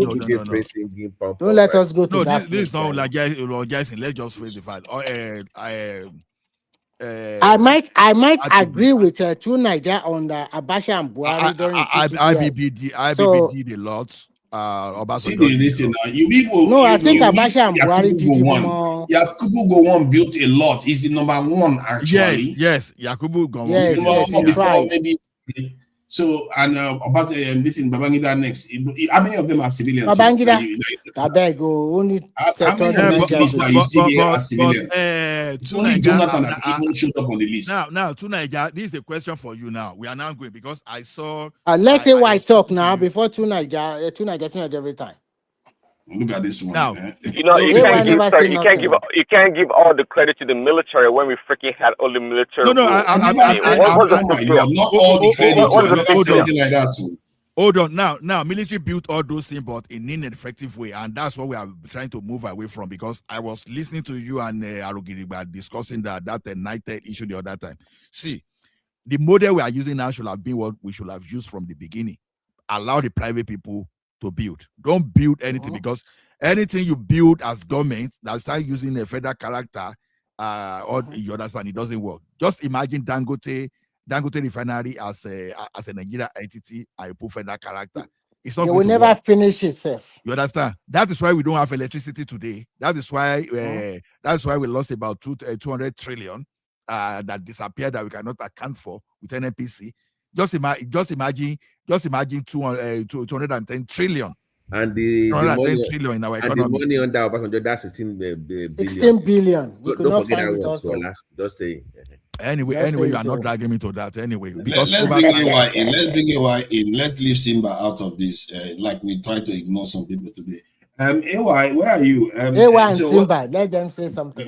Please give me 2 minutes. Simba can go on. Simba, why would we allow Simba to talk? Simba network is unstable. He has a farm business that he has to take care of. I don't know what he's doing here. Simba, I want to speak. Let him Simba say something. Why? Okay. Yeah. Good evening from here, everybody. Yeah, what I wanted to contribute. Trump daddy, he don't come again. Trump daddy they speak so. Now wow, kilo sheyin Ola dakuma binujo okoya mi. Okay. That's good. You know, you can go. I don't go alive. I will pay for Rubo. Wow. I can understood the angle where to Nigeria is coming from by talking about port. If you are living with a group of people that you hear the same thing every day, you try and be like them. You understand? He has adapted to the group of people who he associated with himself with, and that is the same chorus what he hears about them talking about every time, and is actually imbibe that same notion. Where so many governments, so many regime have tried to dredge River Niger, and we don't even look at what are the problem that is actually hindering our internal waterways. The way River Niger is not a kind of river like the one that Trump daddy is talking about in US, where they used to at least take for their inland waterway in US. River Niger is very shallow, and it's a seasonal river that fluctuates. The level varies according to the season. During the dry season, it can go, in fact, it can lose like 3 to 4 meters in depth. And then when it comes, where it comes from, because it comes from up, down, it carries a lot of debris along with it. So if you dredge it today, just give it 2 or 3 years, it's going to refill all those areas that you dredge. Then another thing that is actually affecting River Niger is that if you dredge it, it's going to cause a lot of on either ways. It's going to cause a lot of a kind of gully erosion. I mean, so, and it will affect a lot of, so those are the limitations that we have with River Niger. And mind you, don't forget that River Niger has also been dammed in various places along his course. So what will now happen if you say that you should dredge it? What is going to happen to those dams that we have along the coast? So you can't. It is something that is not practicable, and that was why the government abandoned it. So people talking about having port in the middle, I mean the southeast and all those things, they should just forget about it. It's not something. And then you see well, that. let me Hold finish on. now. Thank I'm you, the one that said Professor I should Silva. finish. Now, let the man He's been talking now. How many points does he want to He make? just came. just The came now. defender just came. Okay, he just came. He don't want me to plug him. He's Okay, still carry on. Niger. He Eh? wants to win every time. Because And then he if you just look told the at it, fallacy now.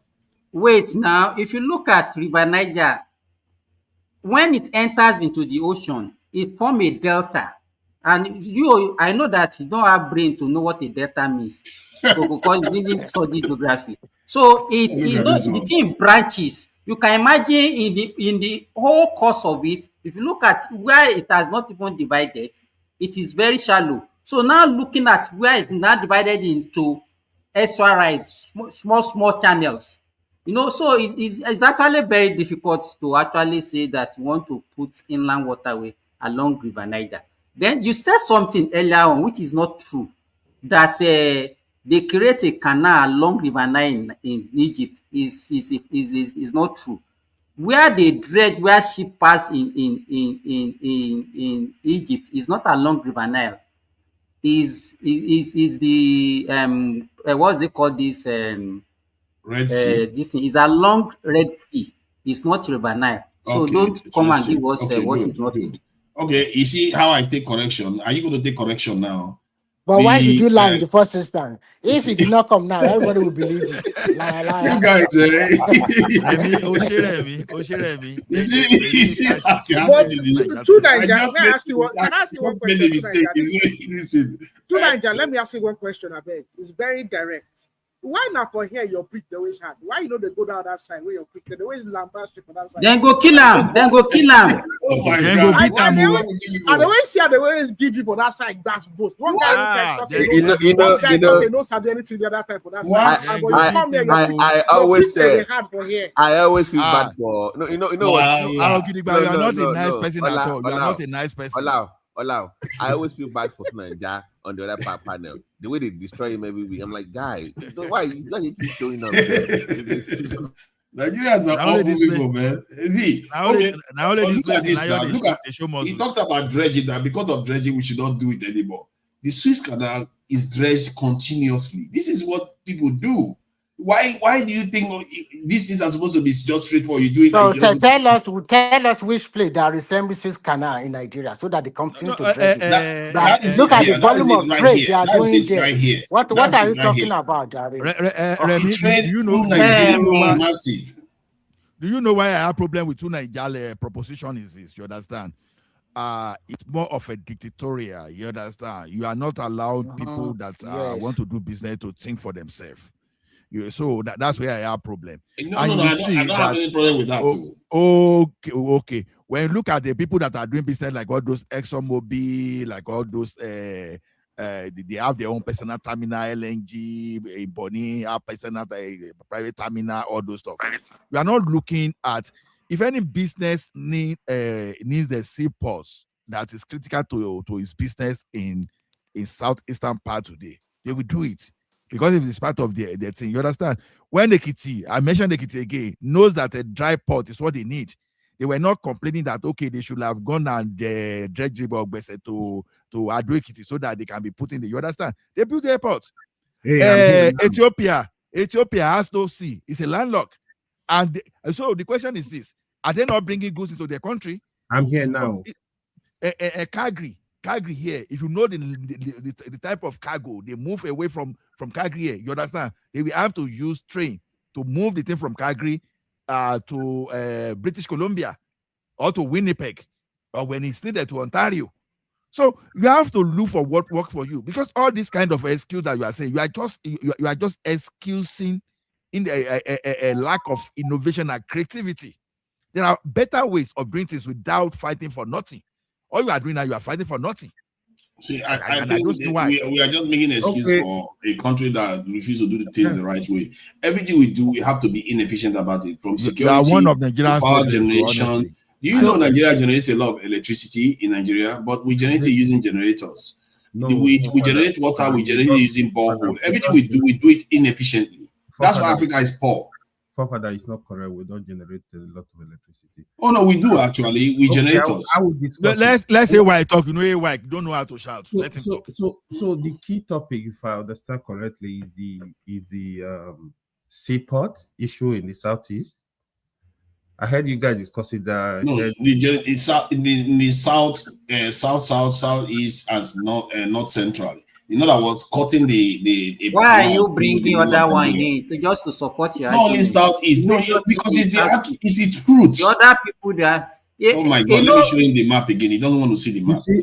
Look at the waterway here. The waterway runs through Nigeria almost to Abuja. We are telling you what are the problems. What you are comparing? Sorry, AY. Why are you comparing Suez Canal with River Niger? Why not again? No, quick question. They are not comparable now. You are talking about sea. Simba has explained it, and you are seeing you are a Mediterranean Sea and Red Sea connection. You are not comparing with River Niger. What kind of person are you? River Niger. Oh my God. Wait. Okay, what is the Niger argument, though? You want me to tell you? You want federal character? You want federal character in port. So all this geopolitical region must have port. That is not true. That's not what I said. Let me say what I said. I know what I'm talking about. No, that's not what I'm talking about. Hold on.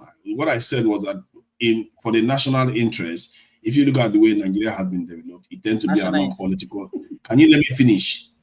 It tends to be along political lines instead of and tribal lines instead of for the national interest. Because if you look at waterway development, the way it was done in Nigeria, it was concentrated only in one region here, when in reality, the region where it should be, they should have tapped into their waterway is through the one that cuts through the middle of the country. It's very efficient, and then you can go any direction from that point of the country. It's super efficient. If you want to plan for long-term growth of that nation, that is what you are supposed to do. But what did they do instead? They decided that, okay, they built one here. That was a military regime and maybe a few other regimes. Dot them here. Then they concentrated most of the activities in this region, which is not efficient like everything else we do. And I said, if not because of the political situation in Nigeria, where people are so tribal and territorial, this is the area they should have built objectively. Okay, That's you've explained that. You've explained to him now. Thank you. Simba replied okay, you. Hold on, AY, you will continue, sir. And Simba replied you that the type of soil we have in Nigeria, you understand, even if you dredge River Niger today, within 24 months, it's going to feed up. And you have to. But that's not an excuse. No, it's not going to fill up within 24 months. Okay, well, maybe you can. Yes, what he said is true. I don't in terms of the depth, it depends on how you dredge. In terms of the depth, you can. The seasonal stuff will not affect it as much if you dredge it. It depends on how you dredge it. Okay. Please respond to him. You can even put a dam there. Whatever you need to do to keep the water there. Give good money. Yeah, I will just address some of the issue I heard you guys talking about. Yeah, the first thing, the person, I don't know what to Nigeria people deny that. The person that said the 6 geopoliticals are supposed to have seaport, I agree with that person. If there is nobody that is saying that, I'm saying that right now.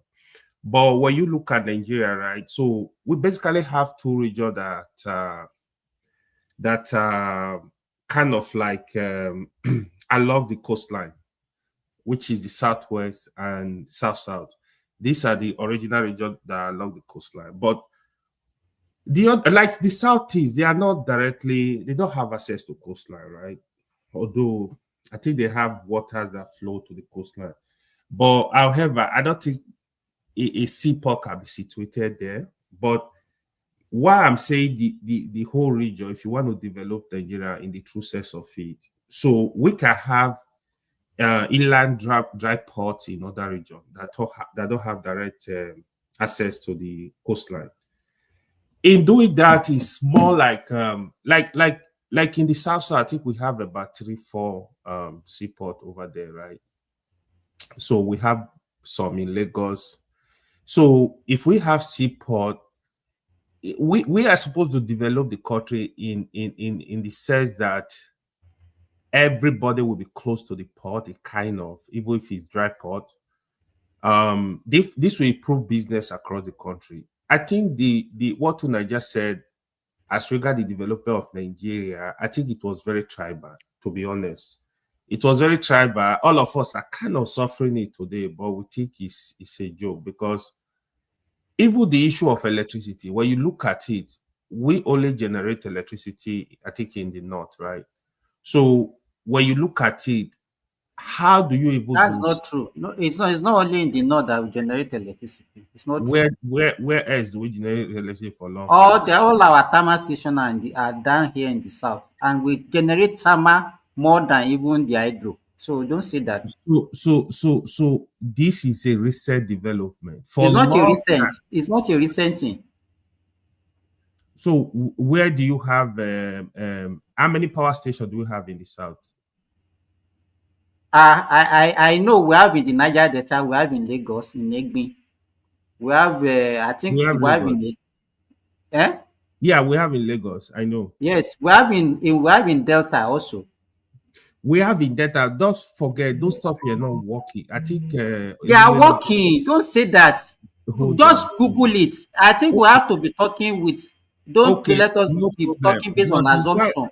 Talk based on knowledge and what you know. Hold on, Simba. I know what I'm talking about. The one in the south, in Ugele, I think Enumelu acquired that one, right? So I know now we are doing better because I know Adeleke built one in Ondo. Femi Otedola is building some. I think one in Kogi. I don't know. He's building another one. So we are doing better in that way now. But what we've produced here, why I said to Nigeria, why I was telling it's not true. It's not sufficient, but it's just that we don't have ability to distribute what we were producing for a long time. I don't think we have ever produced more than 10,000 megawatts of electricity in that country, to be honest. For a country like Nigeria, that's nothing. That's really, really nothing. We should be at least 100,000 megawatts of electricity to even stand a chance of being anything. I think what I was trying to say was that we generate more than 10 megawatts of electricity. 10 gigawatts of electricity. Yeah, the reason why it doesn't show that it's not good is because it's inefficiently generated, because we are using generators to generate them. That is the problem. It's not like we don't generate power. We generate it not from the national grid, not from the efficient sources that most nations do. And we do that in almost every sector, from water, power, security, on and on. Even seaport, we are trying to replicate the same thing again. When everybody just does it in a very haphazard. We don't want to operate efficiently. Our country is not linked together the way it's supposed to be linked. That's why we are poor. Yeah, I agree with your point. I think it's also good that they've actually allowed private sectors to come in. But what the government needs to do still is very strong with regulation. I think that's where the government are also failing. Very strong with regulations. The government should not hard off completely, because this is kind of like national security concern. Even in America, they don't hard off utility completely to private sectors. Private sector play part of it. You see now, 70 to 80% of our power generation are actually from Tama, and they are from the south. That's great. That's great. So, but the point Naja is saying we need to pay attention to the inefficiency in the part of the government. So that's one thing we should pay attention to. Which along what way? Which one are you talking about inefficiency? That is why we don't have the electricity, because if you look at forget about it, that's a different discussion. Hold on, let me speak now. Hold on, please. So you see, our problem sincerely is not from production.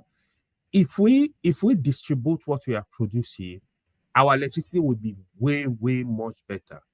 Our biggest problem in Nigeria is actually distribution. That's the biggest problem we have. So what he is saying, or at least what we are producing, let's have it. Let's have it first. Then we will not improve our generation. He was not even talking about electricity. We're talking about seaport. We're talking about electricity. He's talking in general. He's talking. Simba, are you seeing all your arguments fall apart? Suez Canal also has higher and lower levels to, like, you are ascribing that Nigeria will have, and we shouldn't do it. What do you say? That you are arguing that the River Niger and our waterways, because of the seasons, sometimes the water is high, sometimes the water is low. And I'm just showing you now that the Suez Canal also has the same thing. And remember, this Suez Canal, they built it through land, not waterway. They created land, they created it themselves. This one, let me tell you what Suez Canal means. It is a dredging between two seas. Yes. Yeah, that's correct. Through land, they cut through land to get to another sea, isn't it? There was land between the two seas, isn't it? They cut through land to get there. Not we don't have to cut through land only. We literally have the waterways cut through the middle of our country. We have it cut through our country. We can't even use it because we are so sectional with our way of thinking all the time. That's my point. That is the inefficiency in everything that we do that's ended up.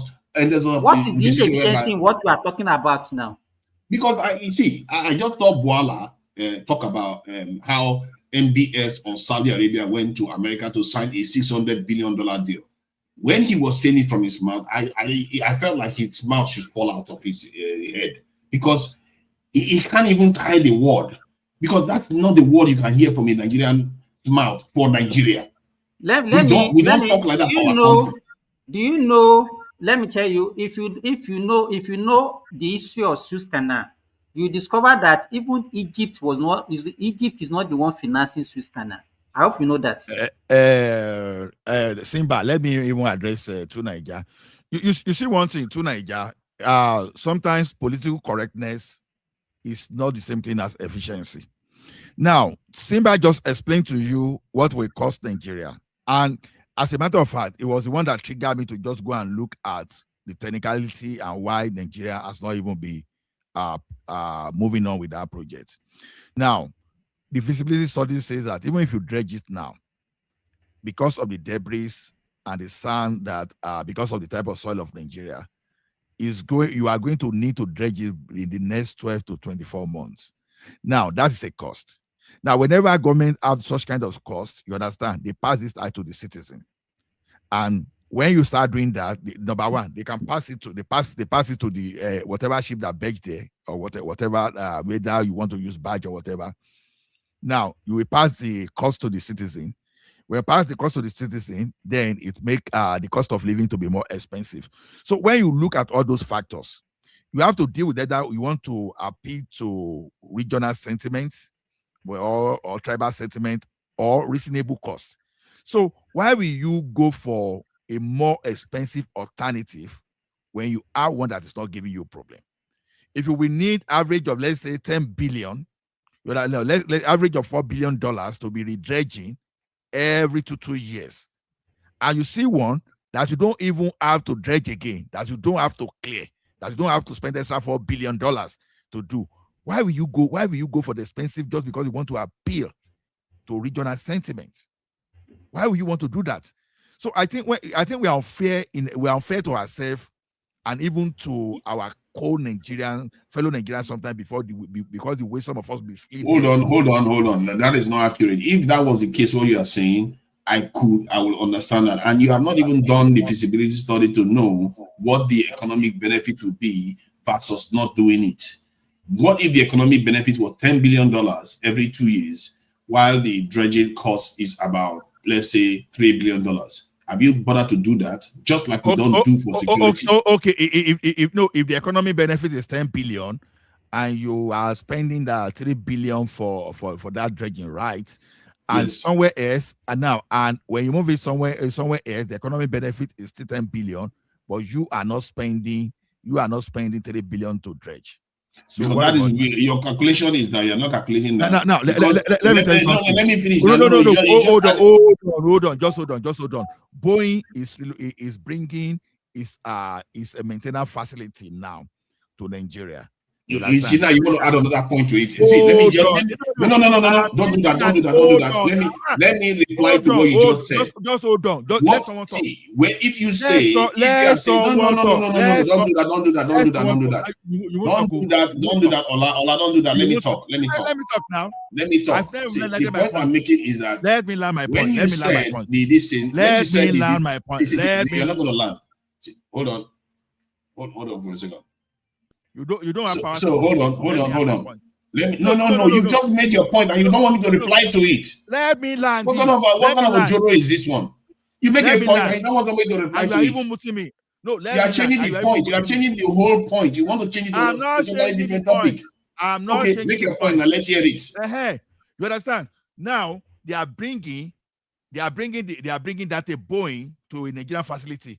That alone will instantly save $200 million. That cost of saving $200 million in an economy of like Nigeria is huge. $3 billion maintenance in the Nigerian economy is huge. For That's what what again? I'm trying to say. For Boeing.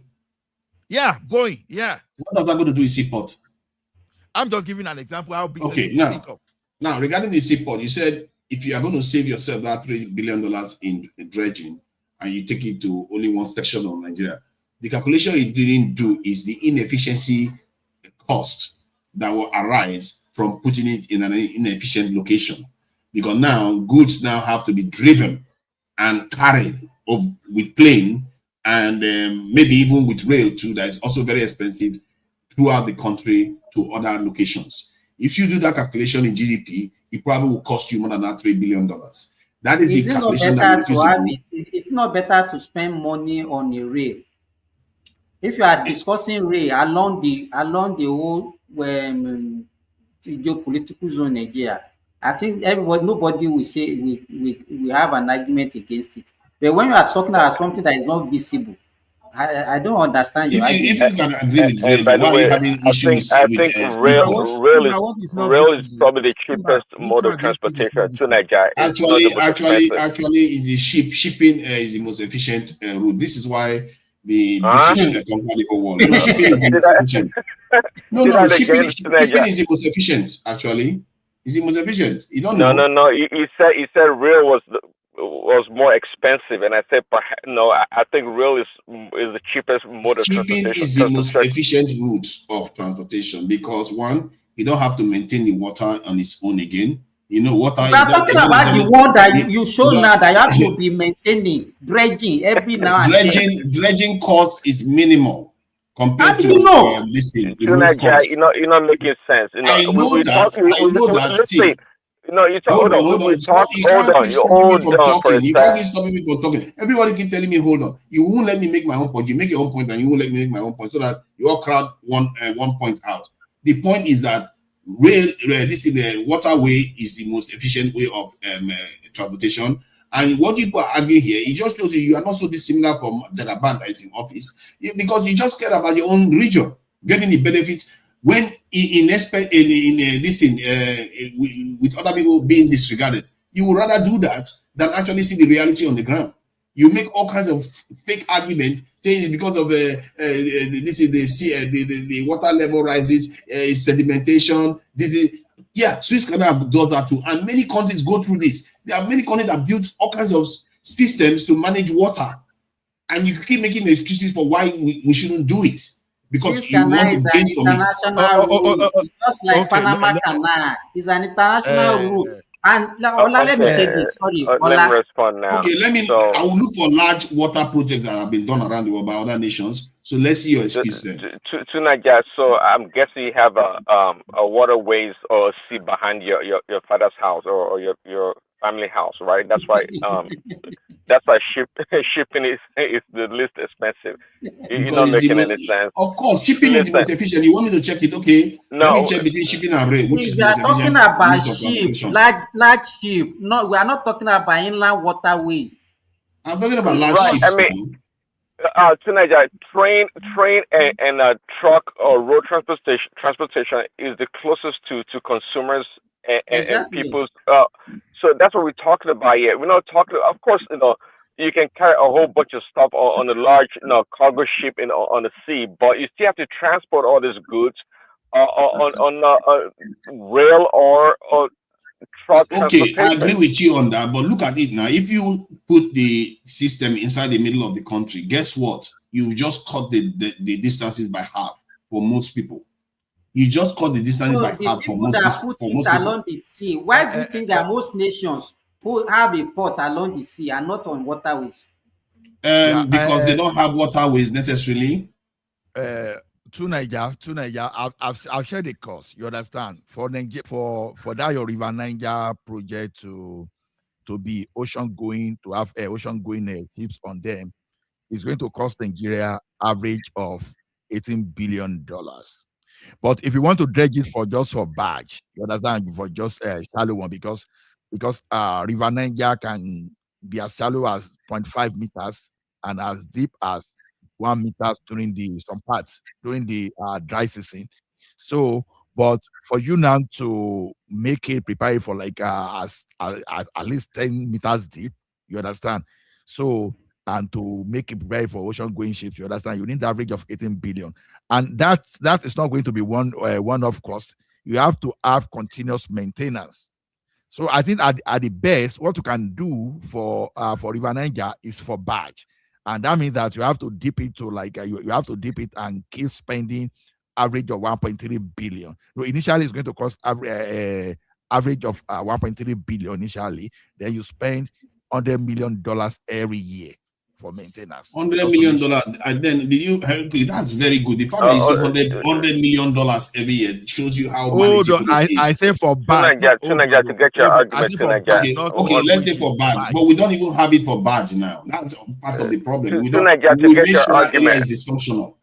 Hold on, Tunaja, to get your argument, are you saying if you guys have a port in the eastern part of Nigeria, you're gonna build you're going to create more jobs or more industries or more economic activities? Is that the reason why you want the ports?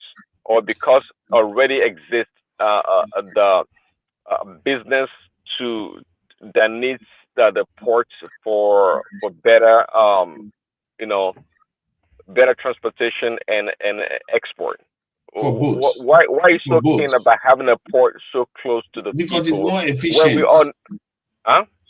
Because it's more efficient way to do something. The goods, let me ask you, the goods because one of the arguments people used to put is that, the Igbos are the one importing this. So the goods that they are importing, where are they selling it? Is it in the southeast or they are selling to the whole part of Nigeria? They are selling to the whole part of Nigeria now. So why the fixation that it was actually landed where they are not? They don't even have market. It just shows your bias that you are focusing on the southeast. No, it's I you. keep telling you that It's you because you want to turn everything to federal character. You are the one that is no. Actually, the map is telling you, not me. The map. Okay, let me ask you. Wait, you said okay, all geopolitical zones should have a port. How will you get port to this northwest? See, I'm not even saying the southeast necessarily needs to have a port, but Onitsha needs a port because there's a lot of commercial activity going on there, and River State needs a port. There's a lot of commercial activity going on there. There are ports in River State now. There's a lot of commercial activity going on there. No, let me finish now. Then the more innovative one, and the one that is even going to further transform the country, all the way to Kogi. You take the port all the way to Kogi. It means that people from Abuja, the distance they need to travel to get their goods, very, very short. And even the people in the north, they don't have to travel that far to get their goods again. So you can see how beneficial it is for the entire nation. And maybe all this stuff we are seeing, people coming to the south will reduce. I think we should stop this argument. I think the best thing that we can have that will serve that country very well is a good rail network. That's it. Forget about all this. I support rail network too, all over the country. Now, to Nigeria, you see, you can't blame Nigeria. Let me tell you one thing. In fairness to Buhari and Shagari regime, he constructed Onitsha Port. But the question you ask yourself is this: why is it not functional? It's part of the technicality we are talking about. But River State, that you are saying they don't have port, they have ports because that's what the oil and gas people use. In Warri, they have ports. I know they have a seaport in Port Harcourt. I know I've been to that seaport. We've used it before for items that they've shipped. Let's just call it port. Over time, it has become moribund. And it was under democratic port. As for now, the oil and gas people, let's just call it what? Let's just call it port. Don't let us even separate between sea and river port, whatever. No, it's actually seaport. You understand? That's what we call it. The thing you should be fighting for is this. Then, for example, now maybe they can build a very big dry port in the southeast, so that it can be like Lagos can be a transit point to it, or from those port in Calabar area or River State area can be. But again, you need to ask yourself one question. Now, the cost of even taking ship to River State commercially is even far more than even begging it in Lagos too. So a lot of things you have to put because you are looking at ship. You understand? You forgot that those things they consume energy too. So you are saying that taking a ship to River State is more costly? Yes, you don't know. What are you talking about? Longer route. If a ship was coming from outside Africa and they want to come in, they will meet the part of Port Harcourt first before they can even get to Lagos. From where? If you are crossing the Atlantic Ocean and you are coming towards West Africa, except you are going through the coast of Ghana. But if you are coming, let's say from where is the ship coming from? Where is the ship coming from? What direction you are coming from? You can land in Port Harcourt just fine. Maybe first, River State first before you even reach Lagos, because Lagos is further inland when you look at with the base of Nigeria. Nigeria is further south. River State is further south of Nigeria, isn't it? So Nigeria, what do you have a decent understanding of what influences the cost of shipping?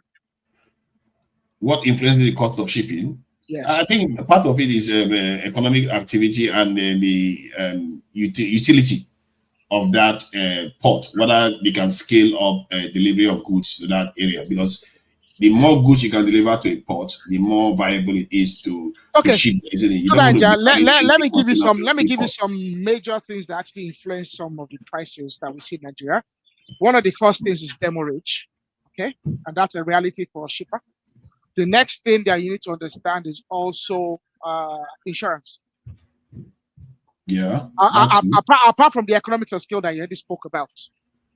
Yes. Insurance and demurrage are some of the major costs that can really. Demurrage should be the same for all of them now, or maybe even higher in Lagos. than in PH. So insurance, it may be higher for PH because the route is not well traveled, because scale is not there. So it may be more expensive for River State. Those are the kind of areas the government can cover. My original point was that it's not even only about the seaport issue. Nigeria, on the seaport has taken the three largest ships that ever ported in the history of Nigeria came to on the seaport over the last 4 years or thereabouts. When the MPA under Bwala, the MPA actually puts a lot of money into Port Harcourt and Warri Seaport. And in fact, at the time, they also reduced the amount of money they charge for clearance services and all that stuff. They actually made it cheaper.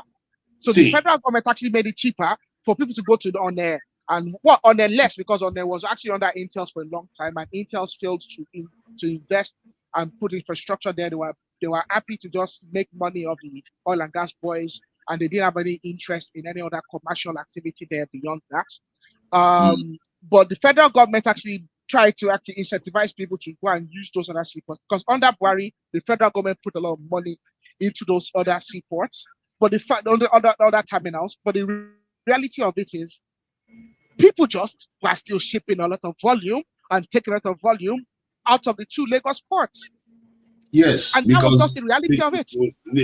That is true, of course. See, my point is that this is not only reflective of seaports. It's almost in everything in Nigeria.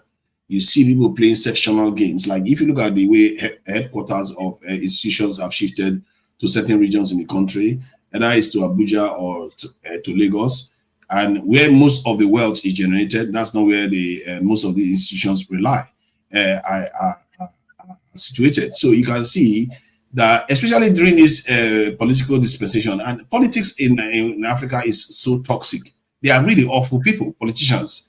They are so sectional. They are not like, I actually think military is far more rational than they are, because they play this stupid game that the country has become even more politically. Okay, hold on. There you go again. I said it earlier.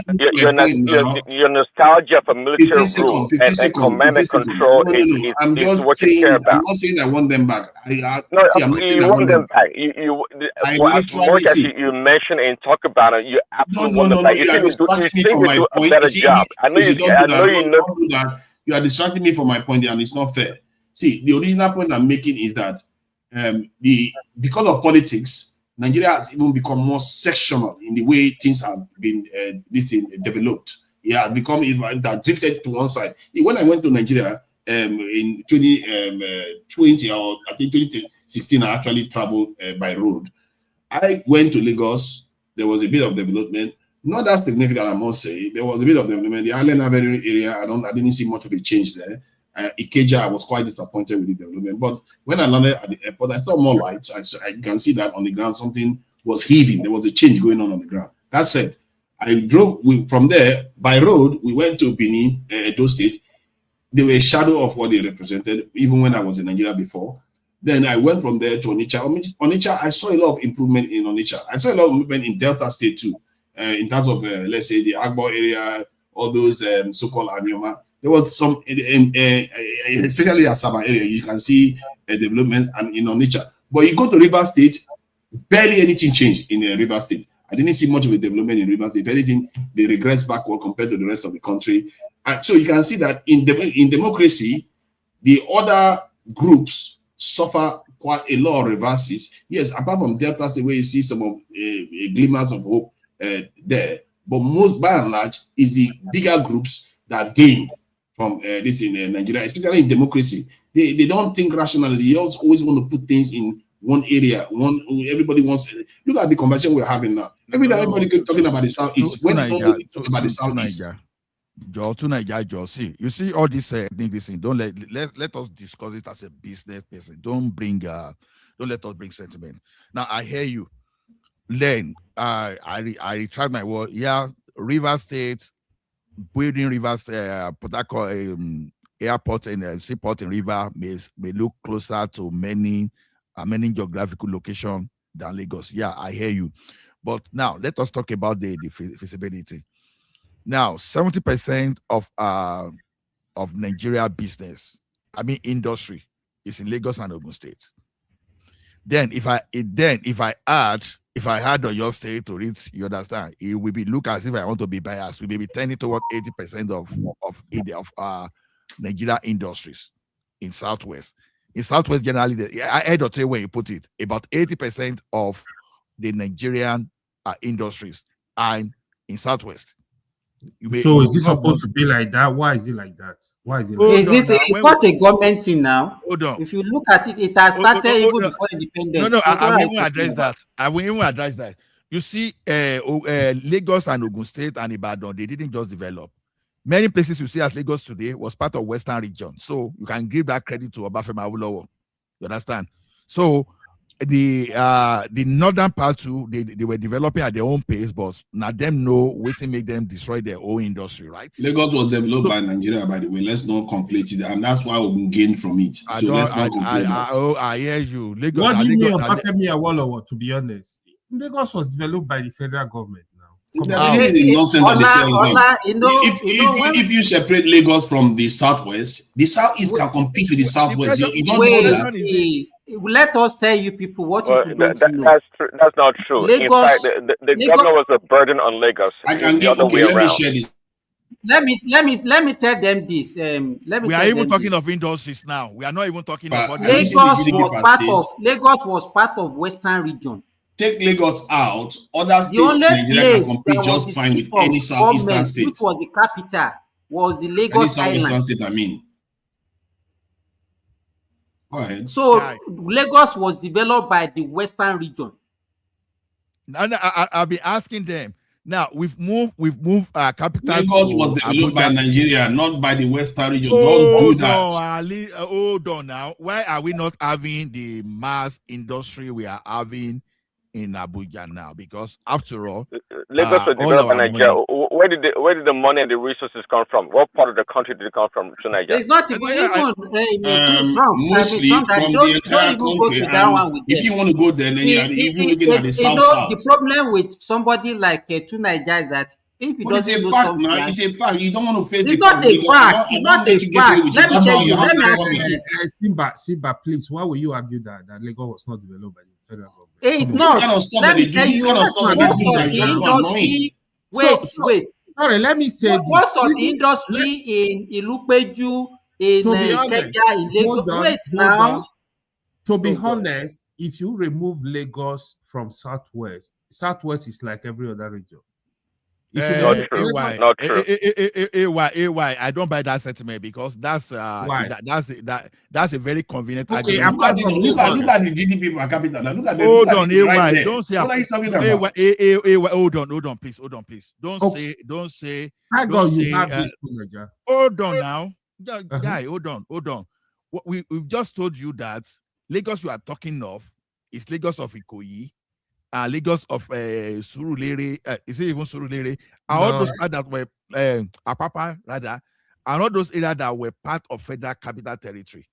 Ilupeju, Ikeja, you understand? Oba, they were never part of Lagos Federal Capital Territory. Federal Capital. And that I can't exactly. Those were the industrial hub. Hold on. Those were the industrial hub of Southwest. Now, later, when they started coming, you understand, we started moving to Agbara. Now, even if you still take Lagos out of this thing, you understand, the most industrialized state in Nigeria today is still Ogun State.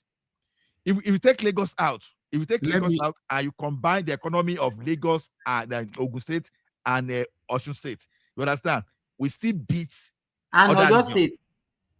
Oyo State, that's what I'm saying, Ogun State and Oyo State. We still beat other regions. So the thing is this: don't let us go for this argument of convenience. You have to look at what the founding father of Western region did. You understand?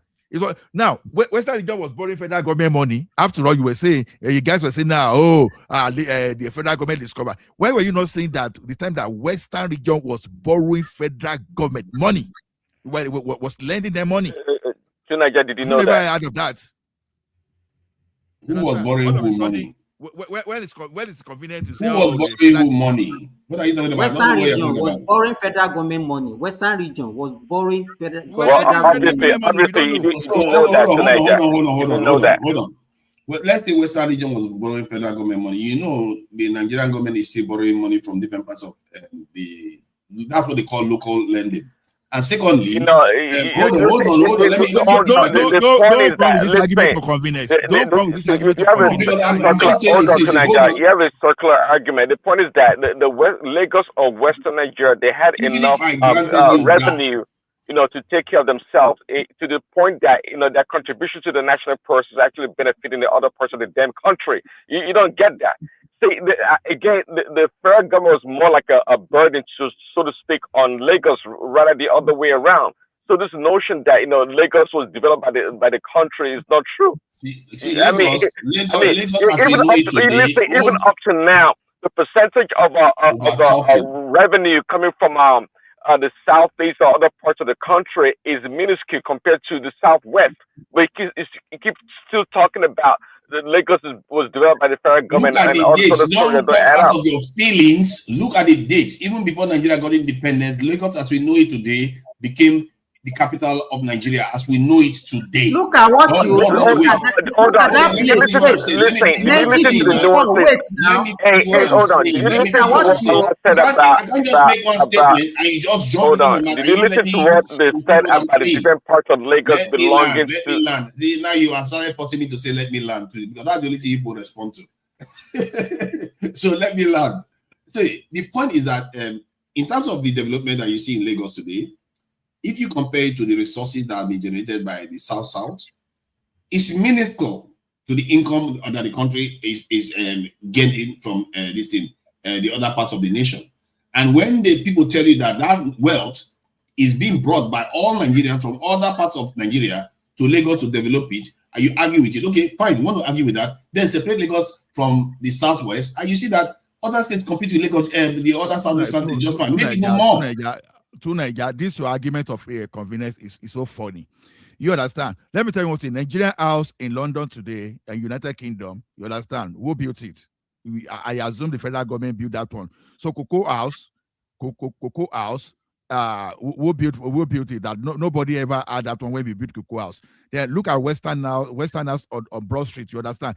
We see you need to travel by that back. standard. Then the South hold on.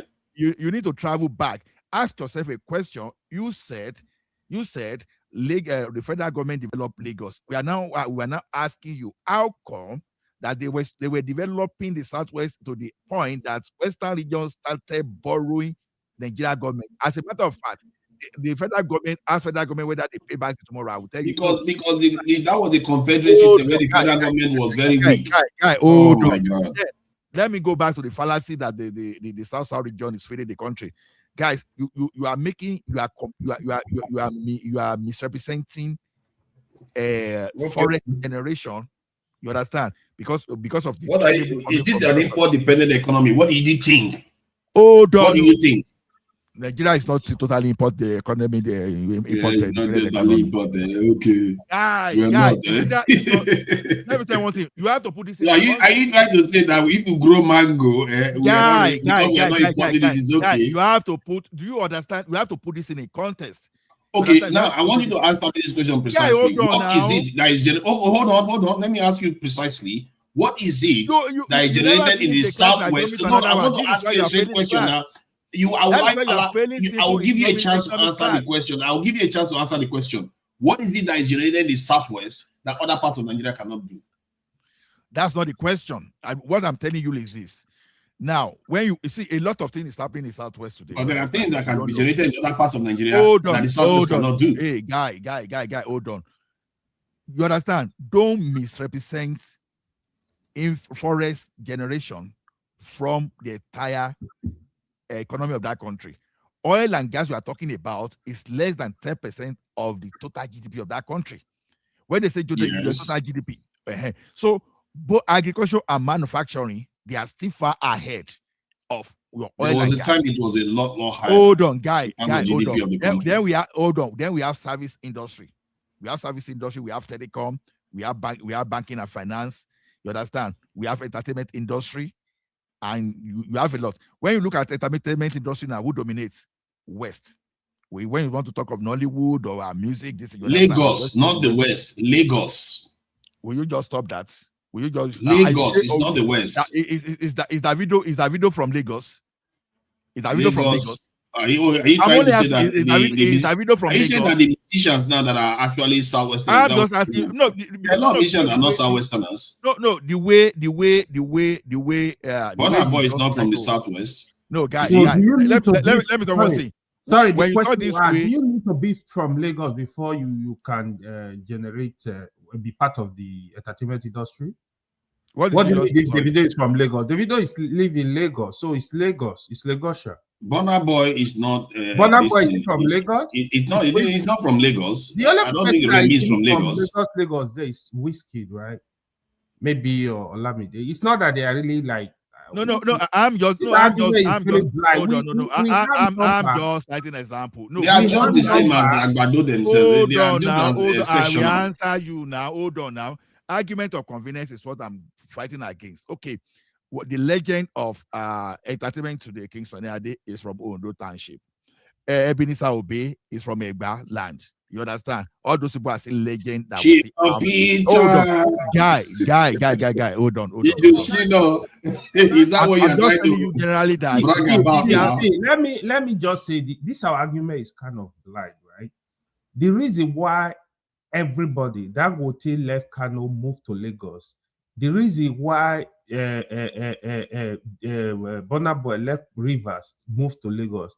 The reason why every big politician, every big businessman, every big entertainer they are in Lagos is because it's Lagos. It was developed. So the idea of it's just like the idea of Lagos is no man's land does not originate from land ownership. It originates from the composure of the people. The metropolitan nation. Our argument is really it's a capital. Again, I want to say this clearly. Lagos was developed by the country. If you remove Lagos from Southwest is not. How can we remove Lagos? And one last thing. Part of Lagos. The idea of Lagos in Southwest, we're burying Nigeria money. Don't forget, at the inception of Nigeria, our major source of revenue was from the cocoa and agriculture. Then we did have oil and gas. So let's be factual with all these numbers. I think Ola wants to argue that. Ola, let me grant you one thing. No. Let me answer you why. No, George, please. Let me answer you why. See now, you see the sentiment you are saying now. A person like me from Ondo State, now, I can now stand and say, okay, if you want to go by cocoa, then Ekiti and Ondo, we now develop entire Southwest because we knew some people protested when they started Obafemi Awolowo University in OAU, and that protest in Ife, even Awolowo himself and Akintola, they never took that into their hometown. You understand? So those people that you are too far from your microphone. I can't hear you. I said you can come and carry OAU if you want. No. I'm just telling how weak accept.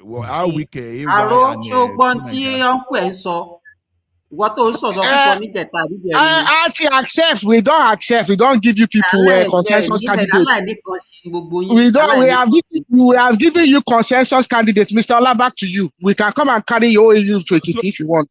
No. I know. I'm just telling to Nigeria the way to Nigeria was saying it. You understand? There was a time we were using cocoa. You understand? That cocoa was the basis of Obafemi Awolowo building Western region. And that area you see today that you can't be living in Ikeja today now, and you are claiming that federal government developed Lagos. You can't be living in Agbado Jaye, for example, and you are saying Lagos, federal government built Lagos. You can't be living in Shomolu or Ilupeju. You have to drop this conversation, man. But Tunaja is not going to agree, and he doesn't know. You don't know Tunaja, he's not going to agree. So I think you just drop this agree. It's not factually true. Okay, should I ask ChatGPT? Should I ask ChatGPT or Google? I can ask Google, so Google can settle this. Okay, let me ask you. You are telling you what we know. You are asking ChatGPT. So let me land my point. Let me land my point, please. Please let me land my point. We were let you now continue. Let me ask you a question. You now continue to just comment on it. Why do you think people are moving to Abuja today? Where was Abuja 20, 30 years ago? Why do you think so? This area when did we move to? The area you are talking about in Lagos, where I didn't see the answer now. I hope they don't argue with the AI. No, so sorry, AY about that. Okay. I hope they don't argue with AI. So because these people they don't want to see sense. They're not objective at all. Now I just asked a straight question. Was Lagos developed? So why you want to argue with AI too? Who are you not going to argue? You argue with God at this rate because there are some sections that you can't even see it. You know how AI pick information. Let me tell you one thing. You see, all those obedient lies, if they lie over time without being challenged, AI will just take statistical history of those things. I will process it for you. Wow. Obedient, okay, hold on. Obedient, if they keep saying, no. Hold on now. If Obedient keeps saying for the next 10 years that Obi won that 2023, nobody shall end them. You understand?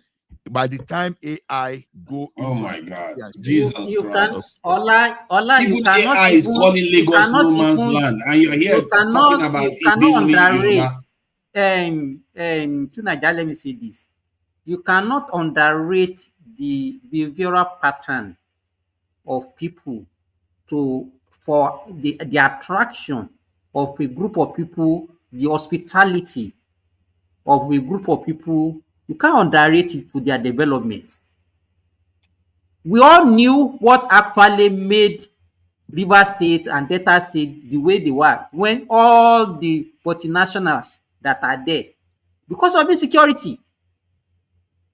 You can't just say because people are moving to Lagos, they are moving to the southwest because of security, because of hospitality of the people. If you are talking about insecurity, that's a valid argument to make. But to say Lagos doesn't have input from all Nigerians is a fallacy. This is why I say remove Lagos from the equation because no other part of Nigeria has. Okay.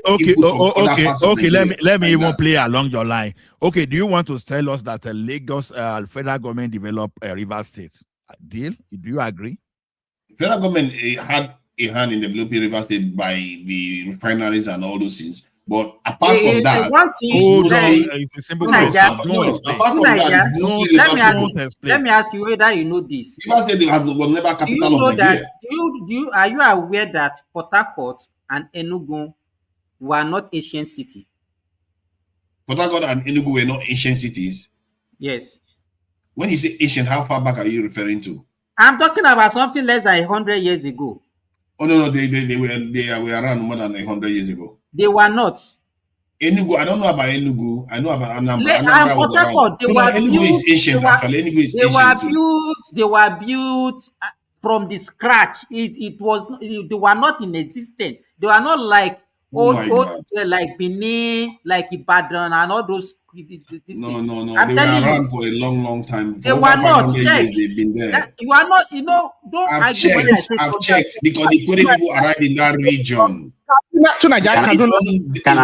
Can somebody contribute, please? They arrived in that region. It wasn't this developed. Kaduna, Calabar, and Enugu are a consequence of the Northern Protectorate and the British, even the royal British government, whatever they call it. Yeah, I mean that Lagos is the same too, but that's standard because I wouldn't say Lagos. It's only you can only say that of Lagos Island, Marina, never Lagos Island, Marina. You can only say that of Marina. The other areas were not that developed before. You can only say that of Marina. Do you even know the history of Lagos? Do you understand the history of Lagos is right here. It's telling you. Do you know there the conflict between can somebody contribute, please?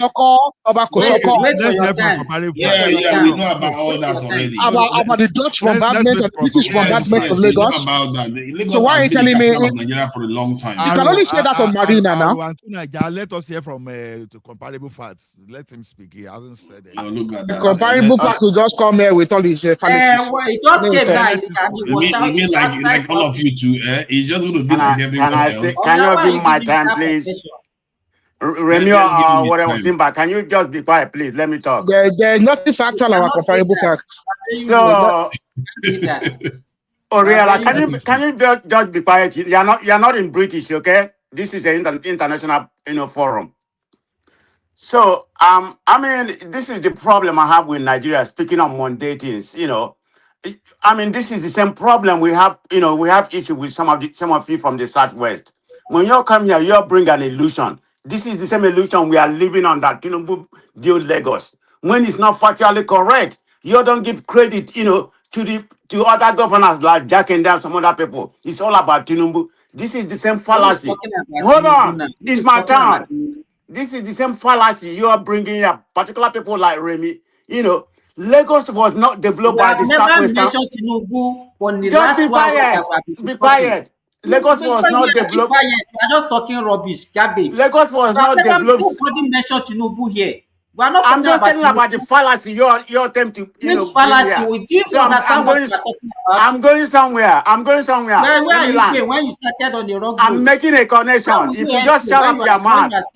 If you just shut your damn mouth up a little bit, please. Let me make my submission. Keep your mouth quiet. Just zip it. Okay? Or you want to put a tape on it, you put a tape on it. That'll be better. You can go and put super glue on that your dirty mouth. Okay, so let me begin. Like I said, I already made my opening statement. Lagos is not solely developed by the Southwestern region. So let's call it what it is. It is a product of the Yoruba origin, the British colonial planning, the federal government, and the migration and investment from all parts of the country. And Ola, you made some statement that is that is completely wrong. And you have all those you have all those charlatans here backing you up that 80% of the industry is located in the Southwest. That cannot be further by the truth. It's only 51. Idiots. It's only 51. Hold on, people need to Tunaja. You need to fact check them. You don't let these people deceive people here. Come here, and bring an illusion that doesn't even make sense. It's only 51, and it does a lot. They have the most, but don't give us fabricated figure. I don't know where you got 80%. There's difference between 80% of 50 or 51. That's a long. You're talking about 29 or 39%. Okay, hold on. Let me tell you how I said it. You understand? Ogun State and Lagos State. I'm talking about Southwest, the whole Southwest. Uncle, hold on now. Uncle, hold on. Ogun State and Lagos State alone, they dominate 70% of Nigeria. No, it's not. No, it's not. You are giving a wrong figure. Okay. Let me give you the right data. You need to go to the fact. When you talk about Ogu or your Osu, Ekiti, and on those states. You use more than your ChatGPT. Forget about what I'm using. I'm giving you the fact. I'm just saying when people come here, you're the same people. Say it. What are you talking about? Okay, if you shut up and let me land, please. So the point I'm trying to make is the number that Ola painted here. It's not on what? That 80% of the industry, which what we call MS. Hold on, MSME. No. I don't want to MSMES. Only 51% are located in the Southwestern region, and Lagos State only has about 19% of all MSME in Nigeria. So, but if you combine them all together, it's about 50 to 51%, which is bigger than any other region. That's about half of the half of the industry located in the Southwest, which is big. But don't come here and give fallacy. Stop calling that nonsense you are making. Before you get to energy finish, hold on. Let me tell you one thing. You did more than ChatGPT. You understand? Latest news. You understand? ChatGPT is not the only LLM that is. Do you know what? You don't even know what I use. You don't even know what I use. How are you going to say you don't even know where I live? No. You don't know what I use. So don't tell me what I'm using. I said hold on now. I said hold on. Now the question is this: when you want to verify, the verification goes beyond the data you pull out. You look at income and everything together to whether the income and what is coming and the taxation, whether it matches whatever you are pulling out. Don't just go out and put something on ChatGPT only because it's giving you a figure and you put it What there. Did you just say? You said industry and business location. That's what you said specifically. He didn't say anything about wet. Hold on. The major refinery in Nigeria today is in Lagos State. The telecommunication headquarters, they are all in Lagos State. The finance hub of entire country is in Lagos. Even the fintech is all the fintech, you find them in Lagos. The Nollywood, you find them in Lagos. The major thing you want to talk about, you are making it sound like it was developed by only Yoruba people. That's the point. Jesus Christ of Nazareth. Just because of their geographical location, give those areas the advantage. Just hold on.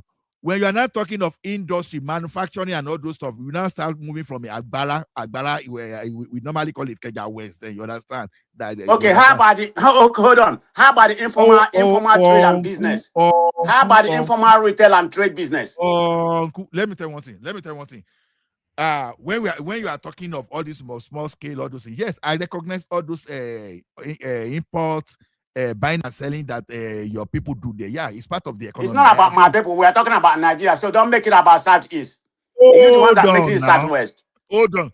See, Southwest, I know that Nigerians live in Southwest. It doesn't matter. The question that, Simba says something here that is very critical. If you came to my home, if I do not accommodate you, why would you stay? Why are people not starting industry? Is Southwest not part of Nigeria? This is the problem. Are you not in Canada? You are making your living in Canada. You're a problem. Hassan is saying now, why are people not citing factories in Borno today? Why are people not breweries to Kano? You understand? Well, so you have to look at a lot of things. You understand? You have to look at a lot of things. You must be accommodating before people can come to you. You understand? And Southwest, when you talk of being accommodating, you understand? Southwest has that history. You may not agree. You understand? You can argue with data. You can argue with reality and results. I don't care about that. But as I speak today, when we are talking of the backbone of economy, oil and gas economy of that country today, even though Lagos now is now oil and gas hub to, you understand? Southwest still lead. There's no way you want to do it that the worst case scenario, Southwest will still cover 60% of the entire thing. No. Let's have a genuine conversation. Is the figure that you gave that I'm not saying that Southwest doesn't have the dominant money in terms of economic region. I'm not disputing that fact. My analysis I'm making, I'm using my MSME, to make my analysis that your figure is factually incorrect.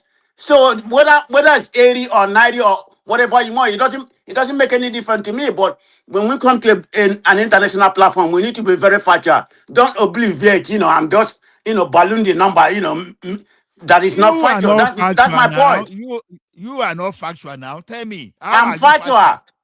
Okay. Can you bring your fact and let us project the facts? Then I will present my own. Do you want us to go and argue with the Nigeria Bureau of Statistics? You understand? Should we start it? Should we pick data from the Bureau of Statistics and feed it into your LLM model and let us see? The question is this: where is who generates? Because you can even see from income, the largest income, not oil and gas income. Where is it coming from? Where's it coming from?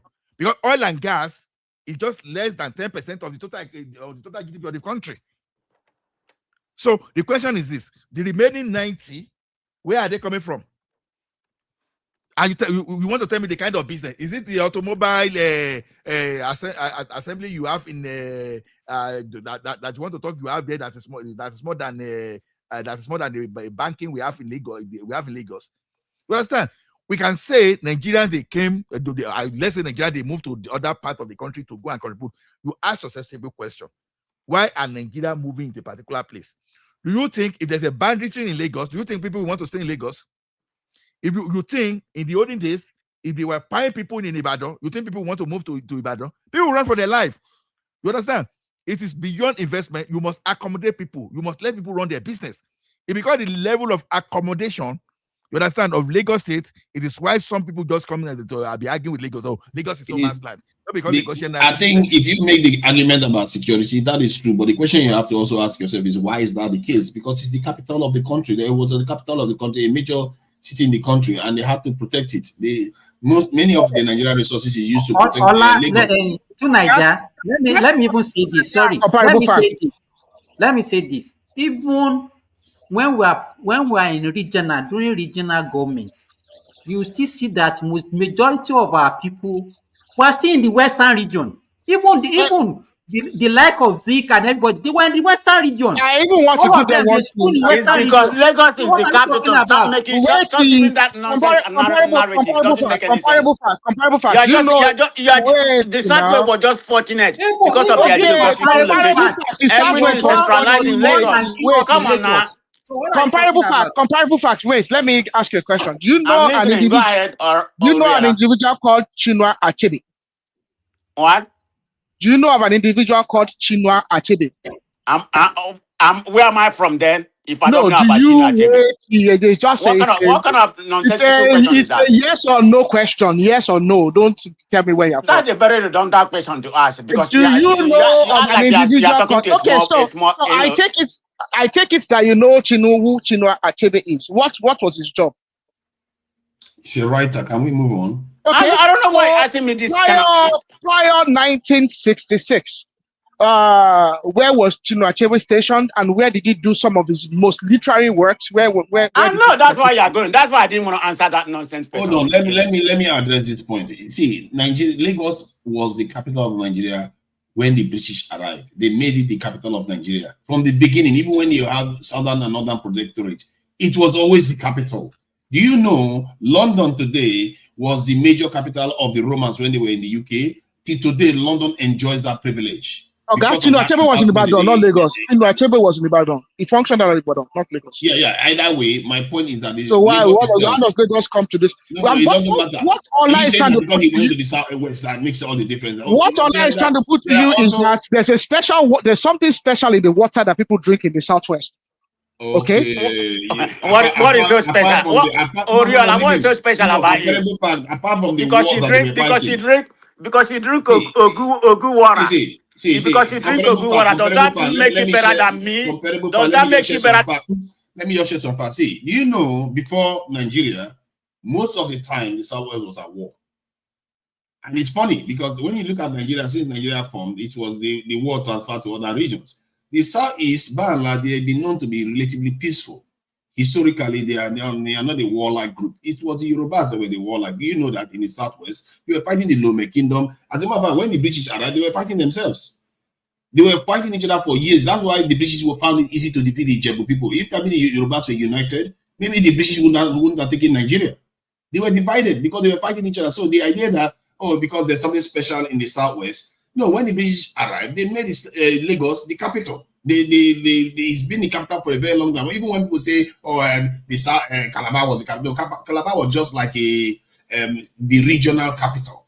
But their main capital had always been Lagos. And that development advantage that they have, you can also argue that it's spilled into the south, the other states in the southwestern region. And okay, are you going to say the southwestern region don't have anything to offer? Of course, they have something to offer. They may have education, they may have something that they're offering. But to say that it, in terms of Lagos, it's because of the southwest alone that did it, it's false. That's the only point people are making. Nigeria contributed to the southwest. Can we end this conversation? This is going on for too long. This has gone on for too long. I don't get it, please hold on. Comparable fact, are you still there? You understand? You know people they call a manufacturer association of Nigeria. I'm still here. Go ahead. Okay. Lagos Ogun account for 3.2 trillion of Nigeria 3.7 trillion production output in 2021. You understand? Now read so that it's not me making it up. You understand? With a combined manufacturing production value. Go back up. Scroll up. What did you say? This in production output. Lagos Ogun account for 3.2 trillion of Nigeria 3.7 trillion production output. Which year was this? Hold on. You see here. I just asked you. I can't see clearly now. Zoom in then so I can see clearly. I can't see too clearly. Sorry about that. You tell me you can't see so that I can help you. That's why I asked. So it's 2022. Okay, Lagos. I'm just coming from. It's even worse now. You understand? I'm coming now. When you read, I want to see those people that said it. You understand? What production are we talking about? Oh, don't go there. Don't divert. Let's just. We need to know what production it is. Guy, just hold on. I said about 70% of Nigerian industry. You understand? You understand that in the industry, the Lagos State and Ogun State are responsible for them. Okay. Hold on. Don't just expand my scope on it. Wow. Let us pinpoint. Then after I will discuss this scope, you can go to whatever you want to go to. Okay, now, go ahead. It's a combined manufacturing. Hold on, with combined manufacturing production value at 3 points. You understand? Now, who are the ones selling it? Manufacturers Association of Nigeria. I don't know if they're not credible enough for you to know. You understand? Because you just go charge ChatGPT now. And I told you, the danger of ChatGPT is that if you feed lies on Google online over time, maybe you create your website, and you start putting lies there. Maybe you have comparableFile.com. You now create your own virtual data. You put it there. ChatGPT will go there and pick and start comparing. Okay. Hold on. Now, this is manufacturing only. Then, when you now want to go to banking, when you want to go to fintech, when you want to go to so many, even trade and commerce, when you want to go to a lot of things, there is no way you are going to beat Ogun. You understand? There's no way you are going to beat Ogun and Lagos. So what we are saying here is this thing has been on ground, not now. We've known this thing even before 1999. You see that you will talk just to buttress a false narrative. Now, that amount you are looking at there, let's all hear what he just said, so that we don't confuse ourselves. He's saying that the 4.something trillion is equivalent to about, in dollars, is barely $4 billion. If we go by today's currency, it is even less than that. But during that time, it was probably more than $4-5 billion. In a country with a GDP of going to $500 billion during that time. So what you are describing is not necessarily reflective of reality on the ground, because you are not taking oil production into account, are you? You are just taking only, because if you took oil production into account, by those figures that you're seeing there, you yourself know those figures are less. I don't know. That headline is stupid. I don't know why English confuses you, because you speak English. You okay, understand? You said manufacturing. I told you that 70% of industries are in Lagos and Ogun. Oh, 70% of industries. Okay, so in other words, okay, hold on. You are basically saying, if you put it like that, you are basically saying industries in terms of manufacturing companies that produce stuff, isn't it? That's what you are trying to say. So in other words, if somebody counts the people that make baskets, they are in Ogun State and all those things, factually, do you truly believe that too? If I go by your own current, this is not the figures in trillions we are talking about now. If I go by the number of companies, do you truly believe that is true in Nigeria? Okay, go and argue with Manufacturers Association of Nigeria. Because they are using certain metrics to judge these things. Whatever metrics they are using, let them give us the metrics they are using, then we can debate it. At least this is what they can account for. We are not talking of your Okada people. We are not talking of your down. No, I'm telling you, we are not talking of Okada. We are not talking of downfall. Let me tell you one thing. Even if you now want to add Okada and downfall, of course you cannot match Lagos. Of course, you know for downfall for sure. You can't match Lagos. Now, we are really scraping the bottom. Hold on now. Okay, when you want to talk of the number of abattoirs alone, you understand, you cannot measure Lagos, because you will see the number of cow slaughter in Lagos daily only. You understand? You want to know, okay, the concentration of that number seems like a propaganda number. We don't know what kind of metrics they are using to describe this. You were using ChatGPT for me, and I brought the data from Manufacturers Association of Nigeria. No, I agree with you on that. I agree with you that the man are the one that are doing it. But what you have to ask yourself is, what metrics are they using? Maybe it's the people that registered with them. It's like trade union telling you that they are defending. Hold on. Let me tell you what I'm trying to. Let me tell you what I'm trying to get to. 30 seconds at most. I'm going to shut up my mouth. It's like trade unions telling you that they are representing Nigerian workers. And they, at the same time, they open their mouth and tell you that the workers that they are representing is about 10 million or 20 million. Knowing who, you should know there is another 100 million out there that they're not representing. Okay, guy, Manufacturer Association of Nigeria represent those people that are manufacturing. We are not even talking of the banking now. We are not talking of telecom now. We are talking of manufacturer. Then there's no way you want to talk of telecom that you will tell me that. Does that include the pure water manufacturers? 60%. Does that include pure water manufacturers? All you want. We don't know. We don't know Hold on. Let me what say they're this. using. To Nigeria, this is solution to the matter. If you need to see properly, ask Allah. If you need to think, ask me. Okay. Okay. So, do you know what matrix they use to create that data that they are using to describe Lagos? Because it sounds like a propaganda. This thing. They told you the total value. They told you the total value. They said the total value was about 3.6 trillion, and that is minuscule. Guy, hold on now. Maybe Manufacturing Association of Nigeria just mentioned. Then we can go to the banking industry too to go and see the. Let me find the matrix since you don't know the matrix that they're using, because it's worth checking the underlying data. Actually, I heard you. What you did actually, you did a good analysis. You extrapolated. By the time there are a lot of industries that are not well captured in that data. By the time you actually add like Nollywood and the fintech and this other stuff, I can totally agree with you that the Southwest is probably 80% or so of the freaking economy in that country. There's no doubt about that. It's well concentrated in the Southwest. I don't know why they don't want to agree. So no, but this guy, our guy, Prestige, he does chat GPT and he comes with his data that doesn't hold water. Okay, it doesn't have any analysis behind it. Hold on. Let me add something, Priest Daddy. Okay, if you want to go with 80% or whatever you want to claim, is it owned by Yoruba people? Is the 80% owned by Yoruba people? Now, Is it not owned by Nigerians?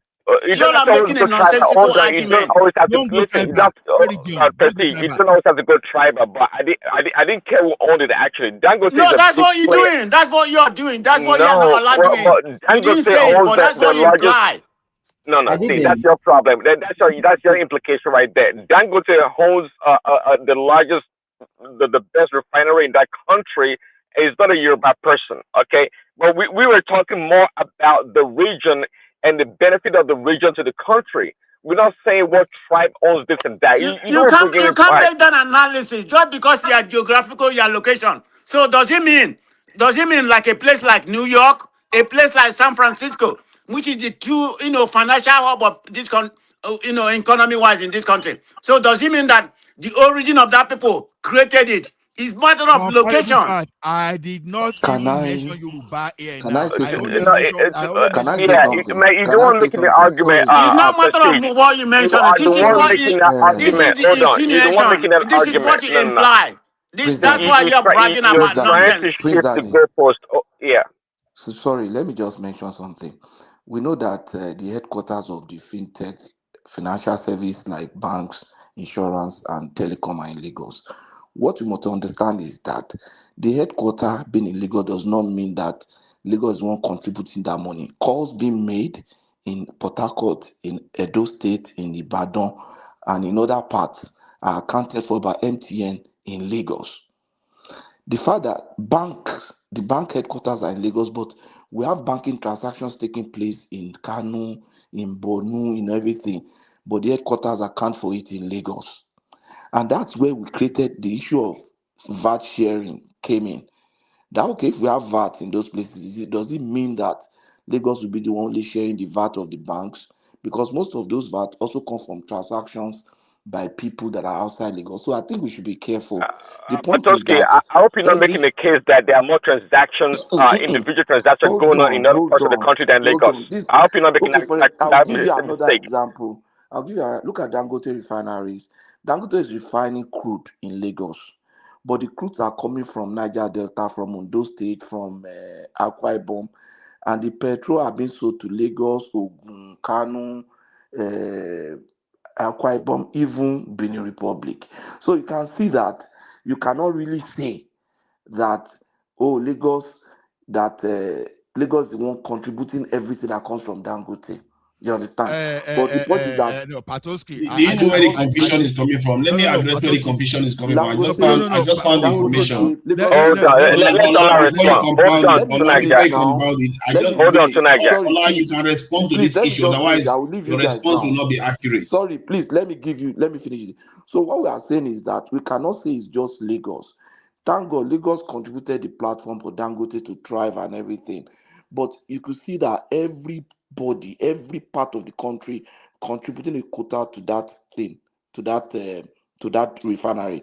If Akwa Ibom, Rivers, Bayelsa say no, we are not taking our crude See, today. Ondo State Tunaja, are not I taking. mean, Patoski, the pure water Even they sell Dangote in what? hold on. Let me The add pure a water they point now. sell Hold in on Imo now. State, Let I'm me So not add a that's sure how why point. much. my point Oh, is Hold I that on. want to add a everybody, critical point so that you guys know what the data is all No, about. no, no. Hold everybody is on. playing. No, The Patoski, data that's is what I'm saying. referencing. Patoski, Hold on. See, the Prince Daddy, pure water. hold on.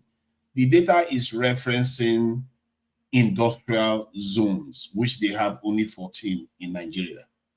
This data is based on industrial zones. This is what makes this false. And this is why you have to look at the underlying data. When people give you these statistics, you have to look at the underlying data. The amount alone tells you is a clue. The amount is not that high. Just under $2 billion in Nigeria, that's nothing in terms of what the Nigeria produces. Industrial zones, not Patoski, the real when world we live in. When a Hollywood makes a movie, you know, the entire country enjoys the movie in the rural areas in America or the villages, whatever. Okay, everyone enjoys the movie, but all the economic activities that brings about the movie, okay, at least in the past, we're talking about a decade ago, they all contributed to the economy of California. That's why Hollywood is like $1 trillion economy. So yeah, I'm not sure your argument, Patoski. Yes, and whatever comes out of Lagos, Dangote, or whatnot, the entire country would benefit. But let's not pretend that the majority of the other transactions that goes on in that country don't occur in the western part of the country. And yeah, so let's make that distinction. And to prestige, nobody's mentioning tribe, Yoruba, or this and that. No, nobody's saying that, and it's quite pertinent to know that. Look, at the end of the day, it's about a part of the country that's hospitable to pretty much everyone. It's a conducive place for people to do business. That's why a lot of people from the southeast come there. And I mean, there's some. I mean, when said there's something in the water, I know, not literally, but we have to put that into account. Why the Southwest is a magnet for a lot of people to come there. It's not the only region in the damn country. We all know that. So that lazy ass argument about Lagos was during the British in 3,000 years ago when the British came to Lagos. That's why Lagos is there today. That lazy argument, it falls flat on its face. And people that make such an argument, they don't have any alternative. That's why they make such silly argument. Listen, if Lagos had turned out to be a really a terroristic state with pine left and right, nobody's going to be in damn Lagos. It's the leadership over time that has accumulated or culminated to the position that Lagos enjoy and the Southwest in general to make it a conducive place for economy. I know you guys want to argue. You're not going to accept that. Especially true, Niger. You're not going to accept that. It's about the people. It's not about the damn place. It's always about the people. It's about the leadership of the people in the region that has made that place sustainable Prince and that you are solid. making a Monday argument. Why would people accept just their own, sentimental narrative? You Okay, expect us okay, okay.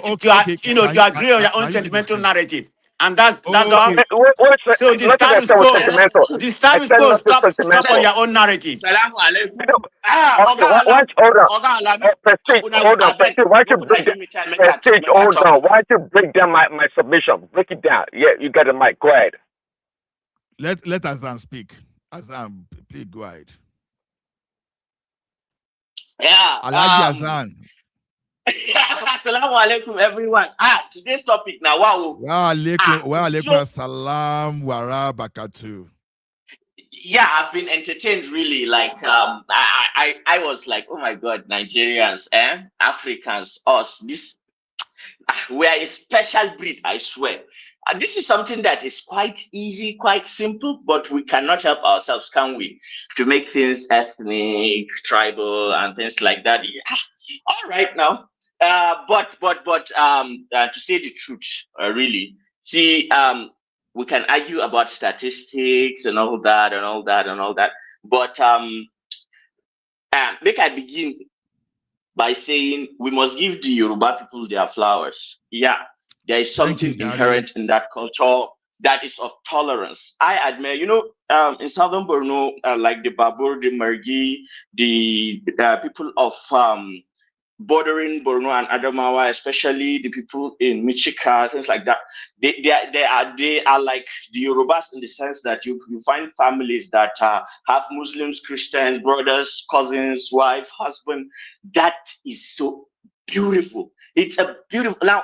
And the family unit is actually the basis of a society. Everything begins with the family. That is at a cultural, moral level, and then it can then be extrapolated into the economic institution, the political institution, whatever. But then that family, that's where everything starts. And if that family's culture is tolerant, then you can logically make the argument and extrapolate that, of course, the culture will be tolerant and conducive. Now, that said, it is also important, not to just attribute that to only, the fact that the people there are welcome. Of course, it's not only the Yorubas that have a hospitable, culture. The Baburs too have it, but they don't have the luck of geography. Therefore, now look at where Lagos is situated in the African continent. I'm not even talking about the African continent. Okay, so let me just bring one point before I give my own explanation, because I'm going to go off this ethnic thing and then explain it with other factors that I see, not necessarily that. So I was at a conference regarding air safety regulation and opportunities for investment. And there is this conglomerate that is looking at coming to Nigeria, but they have a 12-year plan, and they want to establish the next largest, airport and air fleet that is going to actually dominate the world. They are planning to outcompete Ethiopian Airlines, Egypt Airways, and Kenyan Airlines, because you see that Lagos airport, it's so strategic. Like, if you take Lagos and just draw a ruler, say from Lagos to Johannesburg, from Lagos to Cairo, from Lagos to Caracas, from Lagos to Tripoli, from Lagos to Europe, from Lagos to New York, you see it's a kind of a central position. If you apply that logic, that why Abuja was situated in central Nigeria, Lagos is is lucky, is gifted, it's God's geographical gift to the people who actually live in that geographical location. Not to say that Yorubas have always occupied that place. Of course, we know the Yoruba that you guys are now speaking now is actually an evolution of what, if you go back hundreds of years, probably a lot of you will not understand what the guys are even saying. So let's just leave that aside. But it is true, the potential, the gift that nature has given that place, and it's a natural harbor. So a lot access to the sea, strategic location, near to everywhere you want to go. That's just one thing. Good. Now, what I want to pivot into is that you see, by that definition, that means a lot of money will naturally go there. A lot of opportunities are there, and Lagos is open to doing business. And that is what you must respect with the Lagos people. Of course, what happened with Dangote, if the people of Ogun or Osun that sent him away, if they had been receptive, like Lagos people, it would have been a different story for Dangote. And whether a lot of us liked it or not, we must admit that the reason why Naira is gaining a lot of value today and the inflation is going down, part of it is because Dangote is operating in a place where it's free zone in Lagos, and he's taxless, so the environment is business friendly. A lot of northerners have become multi-billionaires in Lagos. They cannot be that. Like, I have cousins who are Shua Arab. They have a history of sending um, cows to Lagos for over 100 years. Like this is a generational thing. A father, the grandfather. So my cousins are like the fourth generation now of actually doing that business, and they don't do anything here in Meduguri. They don't have anything of significance except for the family house, and then coming and going. But their mainstay is Lagos. Like you see, so that's it. But also, all the people where they here, where they talk of say, now only because say now Yoruba people they there, now make the thing. No, but that is not the truth. Because the truth is small. Yeah, that is a very important aspect, but that's not the whole story.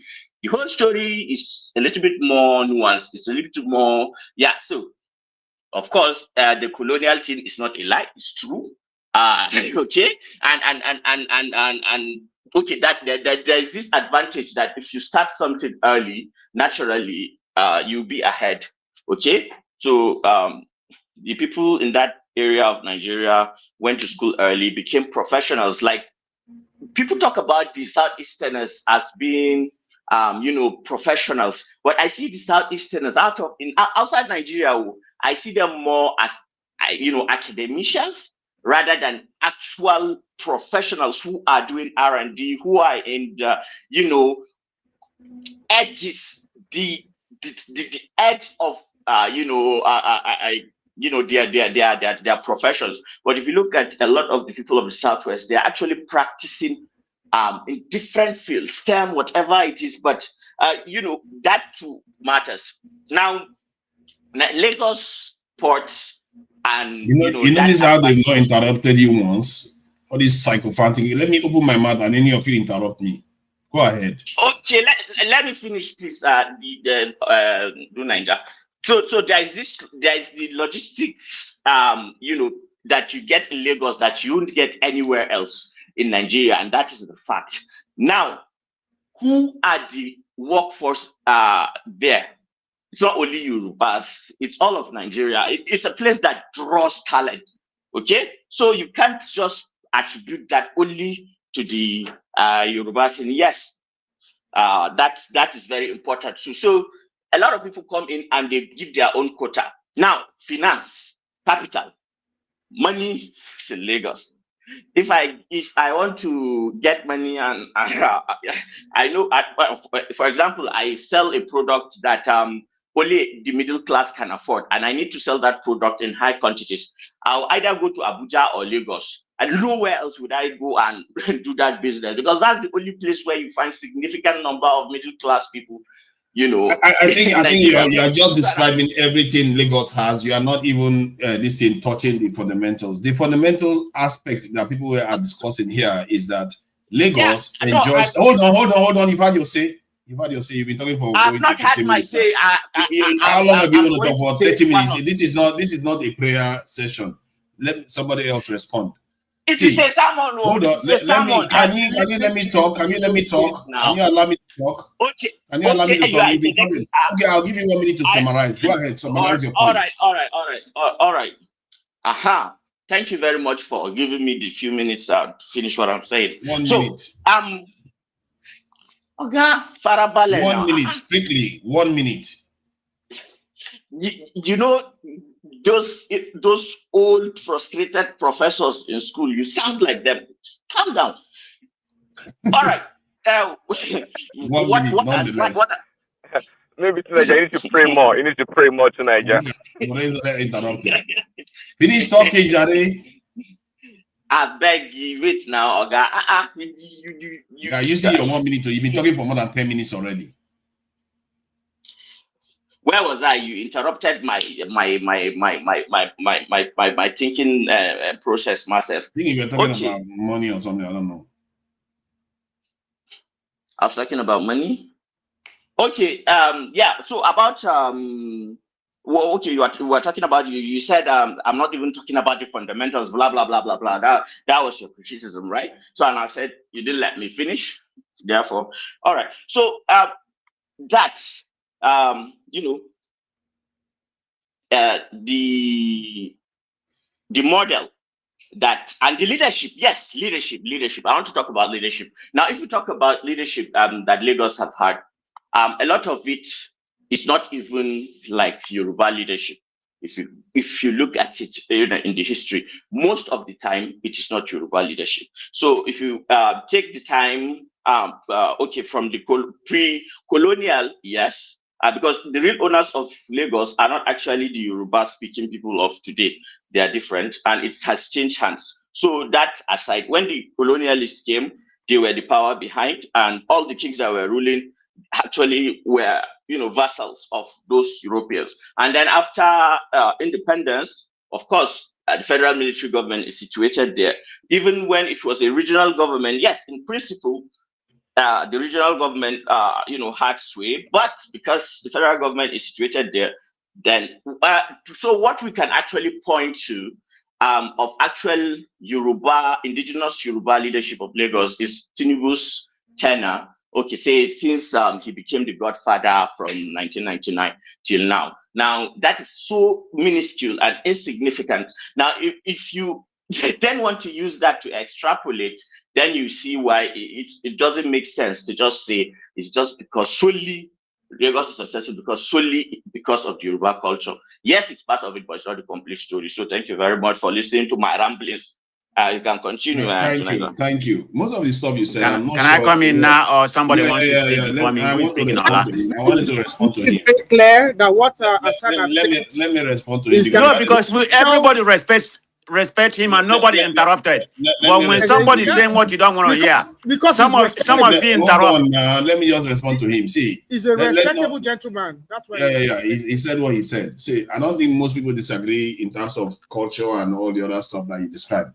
The point of the discussion was that the fact that Lagos enjoys the patronage of the Nigerian state because it was a major capital for the country. And the point of my own these assertions earlier on from the very beginning was that Nigeria, because of this political and ethnic sectional divide that they have and that drives their narratives, they don't understand, they don't see the most efficient paths to doing things. Like the way the industries are separated in the country is done to favor a certain group instead of for it to be balanced in a way that is most efficient for the nation to generate wealth. If you look at the oil sector now, many of the companies are shifting to the southwest. You can argue that because there's a little bit of instability there, but it shouldn't have been, that instability shouldn't have been there if the nation was doing what they were supposed to do.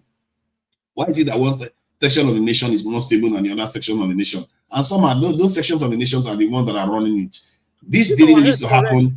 This didn't used to happen when we had this military regime. Is due to the fact that you have a political structure that seems to have ganged up against others to keep themselves, perpetuate themselves this in office, and people pretend as if they cannot see it. And if you cannot see it, this is the kind of stuff that leads to instability. Because the other side are seeing it, they are not stupid.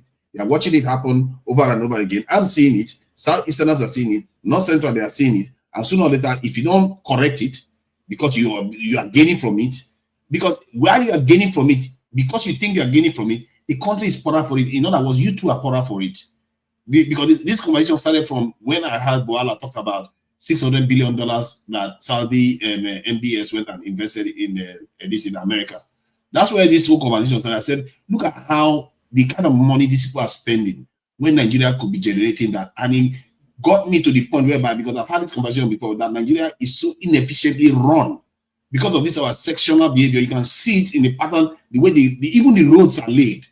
You can see it. That coastal road that should have been laid a long time ago, it wasn't laid because people prefer to go to the south instead of the south. Today, when you want to lay it in the south, they say, don't do it, don't do it. It doesn't matter. It doesn't affect you. You should just put it, leave it as it is in the southeast. That is how we think. It's so sad. The way we think about the way we found the name. We do it based on our politics and where our people are. Not what is good for the nation. Hold on, Hassan. You already finished speaking. After 2 Nigerians, me, please. Comparable facts. Sorry, I just want to buttress some of his points. Then you can come in comparable facts. Sorry, I didn't know that was the the premise of the argument. I actually came back from work and just joined. I didn't really know, but I haven't said that. are we seriously comparing Nigeria with Saudi Arabia? You know, Why not? we shouldn't really. We shouldn't. Why not? Well, okay. First of all, Saudi Arabia produces 10.4 million barrels. We do 2 million, and compare their population of a core 30 million, less than 30 million people on that oil, and then Nigeria of 240 million on a few billion or a couple of millions of barrels. Come on, we can't compare So ourselves. you are using so the way you judge wealth is based on barrel of oil. Singapore doesn't have one drop of oil. Yeah, they do. Hold on. Hear me out first before you carry on. Singapore, can you just hold on for a second? I will let you talk. Singapore is made up of about 5 million people, and they do more export than the entire African continent put together, including Egypt and all those North African countries. I don't know what Saudi Arabia does, but if you check it, Singapore competes comparably with them. Why? And Singapore doesn't have natural resources. That's fairer. That's a fairer comparison than Saudi, really, in reality. And to Nigeria, you do this a lot. That sometimes I think you focus so much of the what ifs and what would have happened. But at some point, we have to face our reality now and deal with our reality the way they are. The situation is bad. Is it bad as it is? Your reality is saying that you should settle for what you have now, or what you. The reason why I'm highlighting it is to change the trajectory. That's the whole point I'm highlighting it. So, we have to change our trajectory because the trajectory we are on now it will lead us to an existential crisis before long. I can hear the anger, you know, in you, or the frustration. That was the reason why I said. And don't get me wrong. I get that you are frustrated by the way things are moving, but how you convey your message actually matters. Sometimes people feel as if you are confronting them, and that confrontational, that make people dismiss your argument outright because it feels like you just come out with your sword. Why do they feel that? Why do they feel that way? When they should be worrying about the fact. If you said something that I agree with, I don't care how you come across, I'll agree with you. Okay. If you don't hear, then I don't think there's any reason. Well, compare it for me to even say what I want to say next. So compare. I agree with you. If you say that is right, okay. Can I go ahead? What you said. Okay. Let me make my own point, please, people. Compare, why would you give me 1 minute? I wanted you to give me 30 seconds, you know. Okay, go ahead. Okay, let me just go ahead. So I want to hit on what Fofada is saying. You see, we have discussed this issue on every platform. It seems Nigeria don't understand the issues. What Unaja is saying, if you want Nigeria to develop, which we are all struggling today because of lack of foresight. This obviously is talking about is, for example, if you are supposed to have, say, for example, a manufacturing industry in Onitsha, where you have the raw materials, you go to Maiduguri to put it there. It's inefficiency, but people don't understand it. So what he's basically saying, look at the country as a leader.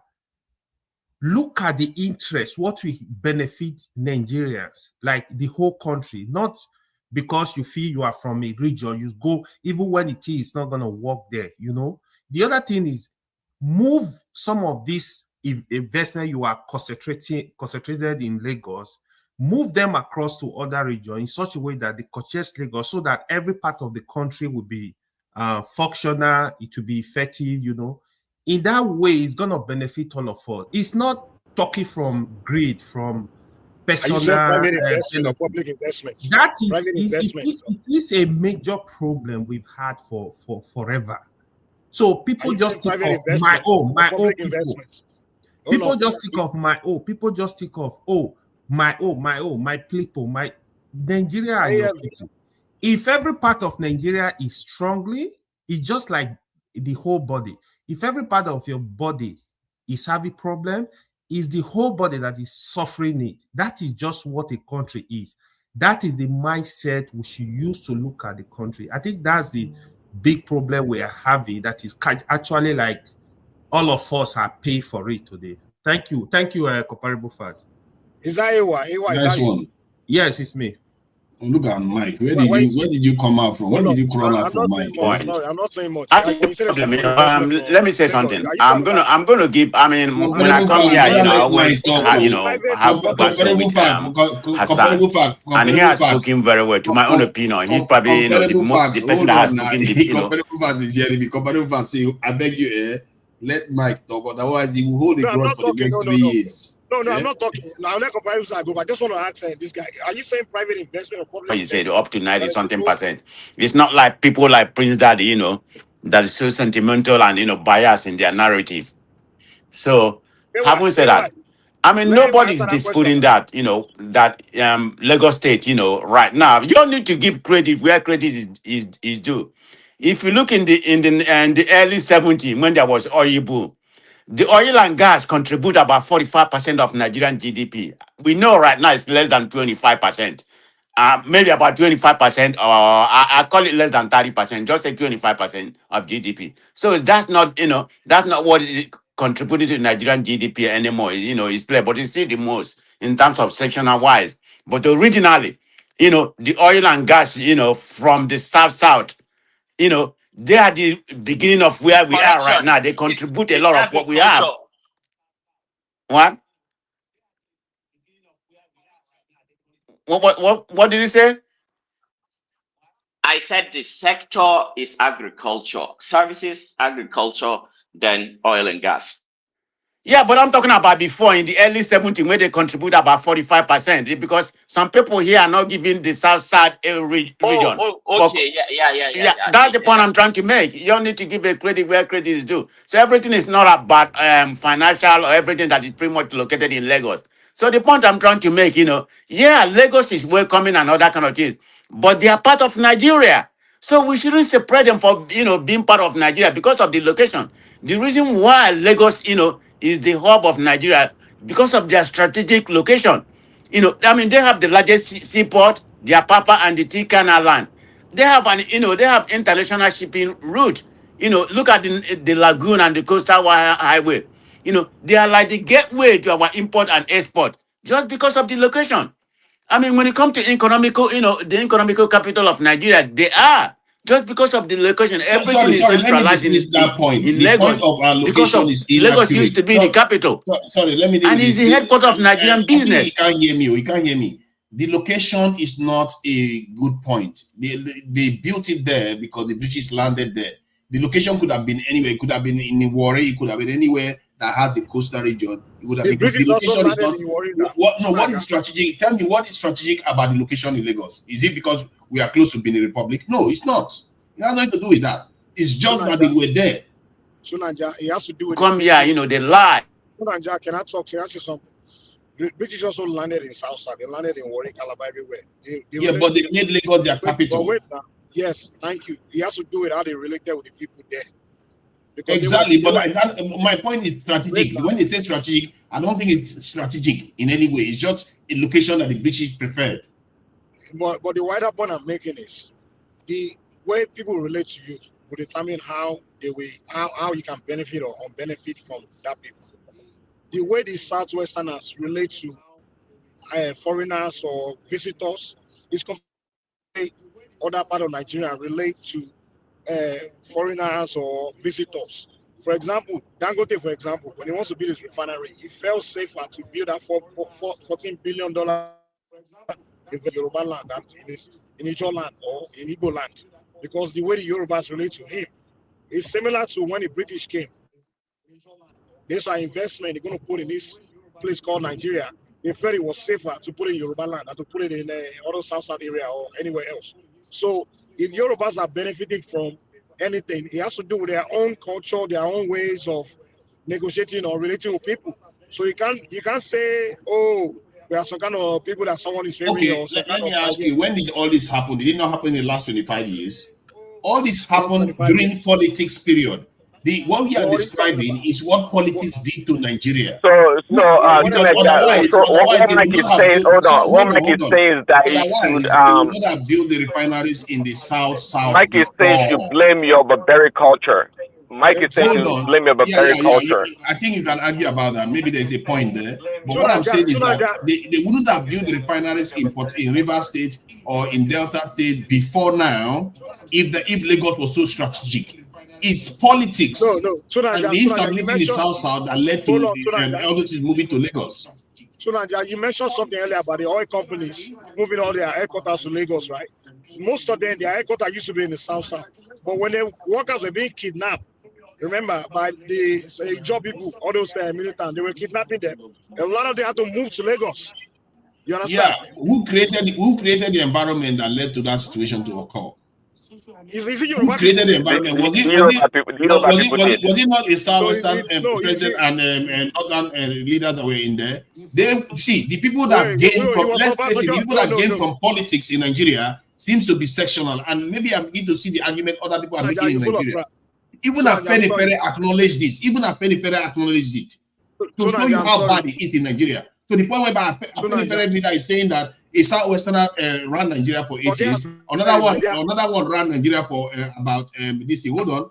Another one was a vice president for about 8 years. Then another one wants to be president. That they have to think about giving it to other parts of the country. Even Afeni leader are seeing it. And people are pretending as if we cannot see it. Tsunaja, can I come? Go ahead. Tsunaja, can I come?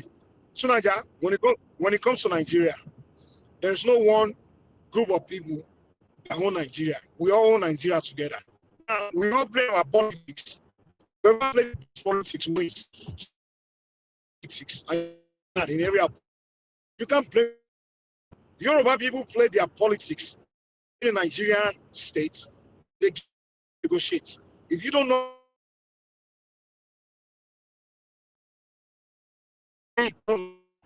that's how. So you see, you play politics to suit your side against the national interest. Let me land. Tsunaja, let me land, please. Let me land. When you present your case, you always look at it as if Yorubas and other people own Nigeria and they dictate whatever. No, or in the politics area, they just come to power by their own might. I'm sorry. Let me give you history. With Yorubas never became president. I will not try to become president. It was denied by the rest of the country. Abiola trying to become president. It was denied by the rest of the country. Obasanjo, luckily, if it was assassination of Muntana Mohammed, would have became president the first time. The second time, they saw the whole situation with Abiola, whatever.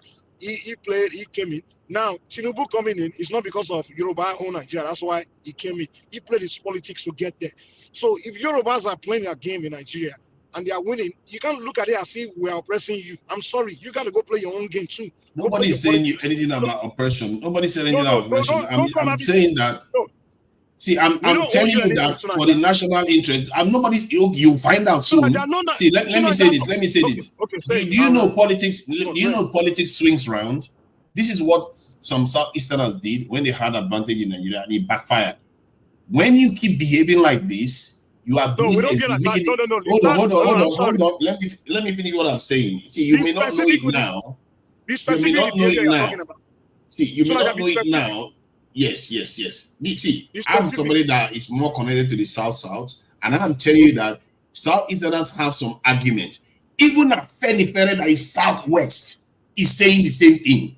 To pretend as if you cannot see it, the Feni leader said, the reason why I will support Peter Obi because we from the Southeast is because one, first, in this democracy, they got somebody from the Southwest for 8 years. We had that one for 8 years. Then we had another person from South. Then we went and had another one, another Southwestern president for 8 years, vice president for 8 years. Which was Osibanjo for 8 years in office. Then now we have another Southwestern leader within a very, very short period of democracy where they have 6 different regions.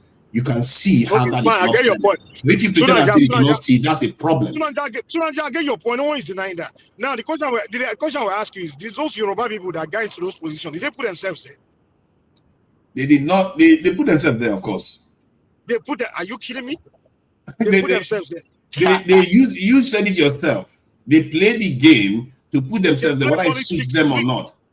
Tsunaja, they played Tsunaja. The Yoruba man go run for election, the same way South man, Igbo man, another man run for election.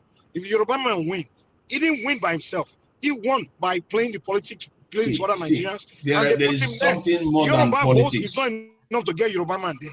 The reason why you are saying what you are saying now is because hold on. Let me just say this. I hear what you are saying, but hear what I'm saying too. I am the same person here, sitting here, telling you that Jonathan made a catastrophic mistake to run for office again, and especially run for a second time in office, because it wasn't his turn to do that. And you have to call your own people out when people are doing something wrong. No, I'm not calling my people. No. We are not doing anything wrong. You're not going to call your people out. You see, that's the problem. You're not going to call your people out when they are doing something wrong. There will be consequences. There will be consequences to it. Tomorrow it's going to be a Southeasterner that's going to do the same thing, and the country is going to be poorer for it. You can't even see it. Tunanja, can I speak? Can you allow can't me even see the bigger picture. You always see narrow point of view all the time. Tunanja, can I talk? Go ahead. If I'm a Manchester City fan, and Manchester City is winning the Premier League 4 times in a row, I'm not going to call Manchester City out for winning the Premier League 4 times in a row. They're not doing anything illegal. They are playing their game and they are winning. They're not doing anything illegal. Now, Yorubas are not playing illegal game politically. Gentlemen, you have had this answer. Let me land. Stop cutting me off now. Stop. I'm not done my answer. Let me land. Okay, go ahead now. Tunanja, please stop. When you lose the argument, start to cut me off. Stop it. You can't compare to what the Igbos did in the First Republic. What those ones did was completely different game. These guys were they carry out coup, changing constitution, doing illegal things. You understand? They became they took over power, started arresting other people's leaders, and putting our leaders in jail, and then they put all their people in everything.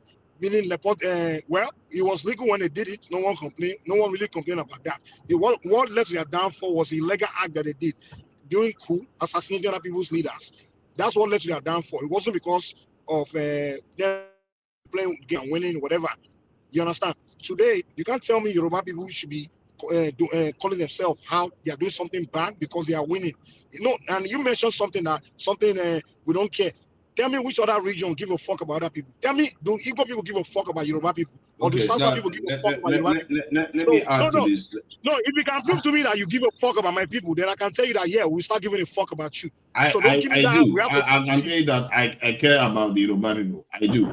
See, and when I say Southwest, can you tell me where I need to talk now? Let me reply to what you said. See, I hold my own side accountable to, and everybody should be doing the same. And when I say Southwest, I'm not saying the entire Southwest. I'm saying people like you and people that share similar opinion are the ones I'm referring to, because they create that imbalance. If you hear your own analogy, it tells you everything that is wrong. Let me finish what I'm saying. If you hear your own analogy, it tells you your mindset. You don't see Nigeria as being part of the same team. You see Nigeria as being playing. Nobody does. No region does. Name a region that does to Nigeria. That is exactly what I'm saying. We should be against. The only people that have demonstrated. Oh my God! The only people that have demonstrated one team until now, until this last political dispensation. Let me finish what I'm saying now. Let me finish what I'm saying. Your analogy clearly shows you don't see Nigeria as one. Until we start doing it. Who will follow you? Nobody will follow you until somebody starts leading the way. You're saying this is how it's supposed to be, because until we know it's going to be better for the entire country. Until everybody else starts seeing Nigeria as one, it's when you can start calling Yoruba people out. Do Igbo people see Nigeria as one? Do South people see Nigeria as one? No one else does. Hold on. Wait, let me make this last point. The only people that has demonstrated to see Nigeria as one are Yorubas. And very like you mentioned the last time, we're supporting Peter Obi. Name when Oraneze has ever supported a Yoruba candidate. We are the only one that have always demonstrated to support other people. And we still play our politics and we win. And then you still want more from us. Literally, what you're asking for is for us to abandon our strengths and just holding your hands and giving you some. That's what you're asking for. None of you have ever demonstrated it. You guys on South. Don't give you. Find out that they will cut that hand off. See, let me carry on. Hold on. See, because what you are failing to see is that hand will be cut off sooner or later, because that part that you are pretending as if you can't see, like let me finish now. This is exactly, that's my point. You stop interrupting. Let me finish what I'm saying. This is my point. Those people that are driven by that spirit have to be sidelined. We can't have people that are just out there being sectional continuously and refusing to see the fact. People that can see it, like people like AY, they can see it clearly. It's not hidden. Maybe Niger is Valhalla might see it because he came here. He's probably not from the Southwest, and he praises the Southwest this thing eloquently. So some people can see it. Those ones, the spirit that drives them should control the country. People like you guys that see your country as playing one against the other tribe are the ones that create the problems. No, nobody's playing one against the other poorer side. for it. Let me finish my point. Let me finish my point. You all make us poorer for it because you are busy fighting amongst yourselves instead of what is good for the entire population. We are playing politics. Politics is the same thing. Politics involves everything. No, it's not the same thing. Tunaja, everywhere in the world, it's when involves even in United States, everything. election comes, they start talking about Tunaja, stop it. Sorry, let me make it like Tunaja, everywhere in the world. Okay, go ahead. Yeah. Okay, Tunaja. Okay. Yes. What I was gonna say, I understand where you're coming from. Okay, but I just want to make one point, and maybe that parallel will make him understand something. Okay. Now, they say, it's common parlance that necessity is the mother of all inventions. Right now, Lagos is so congested. It is like the practicality of Lagos has actually almost, it has already reached its peak. All that will happen right now is outward expansion, okay? Now, the very fact that Abuja was moved from, the capital was moved from Lagos to Abuja is out of necessity. Now, there is such a thing as viability of, the economics that makes things become practicable. Not because, just because you imagine that there is a demand for a product, if I'm making comparison to business, does not actually mean that when you produce that product and put it out there, it's going to succeed. Now, if I want to make one point, like there are so many, cities that were built from the ground up, from scratch, the way Abuja was built, okay? You go to Brasilia, in China, in Mongolia, a lot of places, but they all failed. Right now, they are just ghost towns. Why did they fail? Because the policymakers just, imagine that people will just flock out there. So there is such a thing as organic necessity, and to the extent that something is reasonably practicable.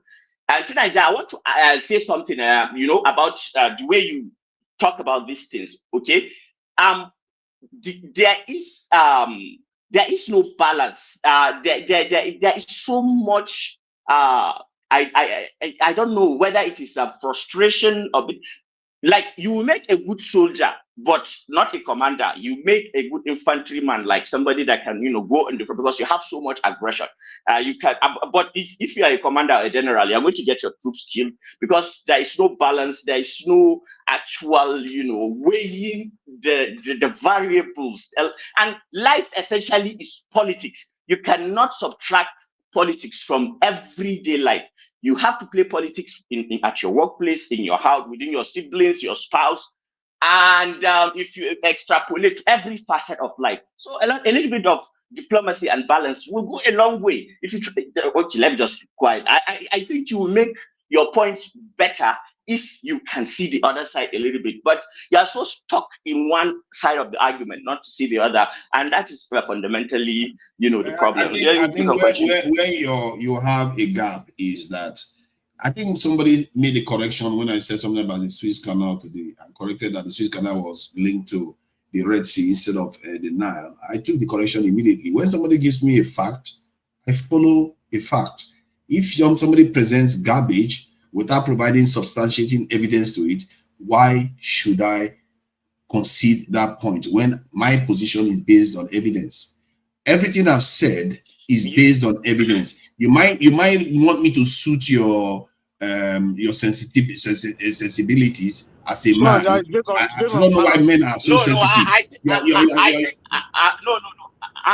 I think you are masking your ideology with presenting a facts. And the problem with there is a dogma in you that is, I think, ideological. Probably, maybe it may come from a good place. You want to see change. You want to see good things, but you are too, tied down to the ideology to the point that you are so Because the pessimistic ideology and you do is not superior. Don't you get it? Why should I concede ground to stupid ideology? What of solutions? Okay, yesterday is gone and gone forever. Today and now is what we have. So what do we do? The solution How was I've already given. See, if you look at my profile picture and you look at the below, that's your solution. There. Let me say this. See, why should anybody, and I said it to all Nigerians, I said it to all Nigerians, don't concede any position or somebody gives you substantiating evidence to for why you should concede it. Because why should you concede that? It's stupid. Just because you have 10 people saying stupid things and one person saying the correct thing, and the 9 people or the 10 people don't provide evidence for what they are saying, while that one provides evidence for what they are saying, and you go and concede to the 10, that is stupid. And many Nigerians, I'm sorry to say, they are often wrong. They are off their feet. Their opinions are based on beliefs, not based on evidence, not just facts, evidence. What is your point? Well, my point is that the nation, if you look at Nigeria, the way it is structured to perform inefficiently. I've talked about it from the way we drink water, the way we generate electricity, the way we put our wealth. Everything in Nigeria is designed based on politics and the way we govern ourselves, so we are inefficient. That is the problem I'm highlighting, because most nations are not like that. I just gave you specifics just now. I just gave you specifics of power generation. Your structure. No, your audio is shaking. Your audio is shaking. That's something not being right. Okay. No. That is not structure. Power generation is structure. Power generation is part of the structure of the nation now. They literally call it infrastructure. It's power generation, water, security, name it. And when we put even our seaports and everything, it's only trains that I can say is universal. Trains, they try to do it so that everywhere gets trains, and roads, almost everywhere has roads in Nigeria, by and large. Okay, tell me how training is universal. Tell me how training is universal and everything is not universal. Explain it. I think trains, because trains run from north to south, from almost different parts of Nigeria. And even you can see it even in the Delta areas where they even run it through the Anyama areas and everything. But if you look at roads, even to an extent, it runs through.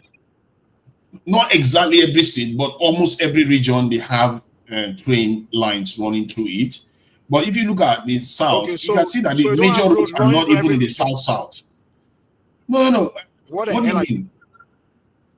Say what you want to say, please. So there's no road leading from south to southwest or to the north, and how you end up in Lagos? I mean, the road from the south is built through the southeast, by and large. So most nations, they will build it along the coastal region so they can develop the coastal. You know that coastal economies are often richer. They will build the coastal economies so they will grow. But Nigeria, because of politics, they don't build the coastal economy. So you are saying it was the Nigerian state politics that designed it like that? Yes. But it was the British that built all these roads now to Nigeria. No, it wasn't the British that built. Okay, let's say the British built all the roads in Nigeria were built by the British. Trust me. The only thing now that depends on how you look at it. No, it's a fact. The only road now. The Romans built the British roads too. Sunanja, stop it. The only road that will be built that will be non-British road is the one Tinubu is doing right now, which is those coastal road. But everything else in Nigeria were built by the British, all the roads. So this idea of blaming Yoruba man, blaming some politician for that is not accurate. Actually, what you just said is downright fallacy. Correction. The Kayama road was not built by the British. What are you talking about? Which one?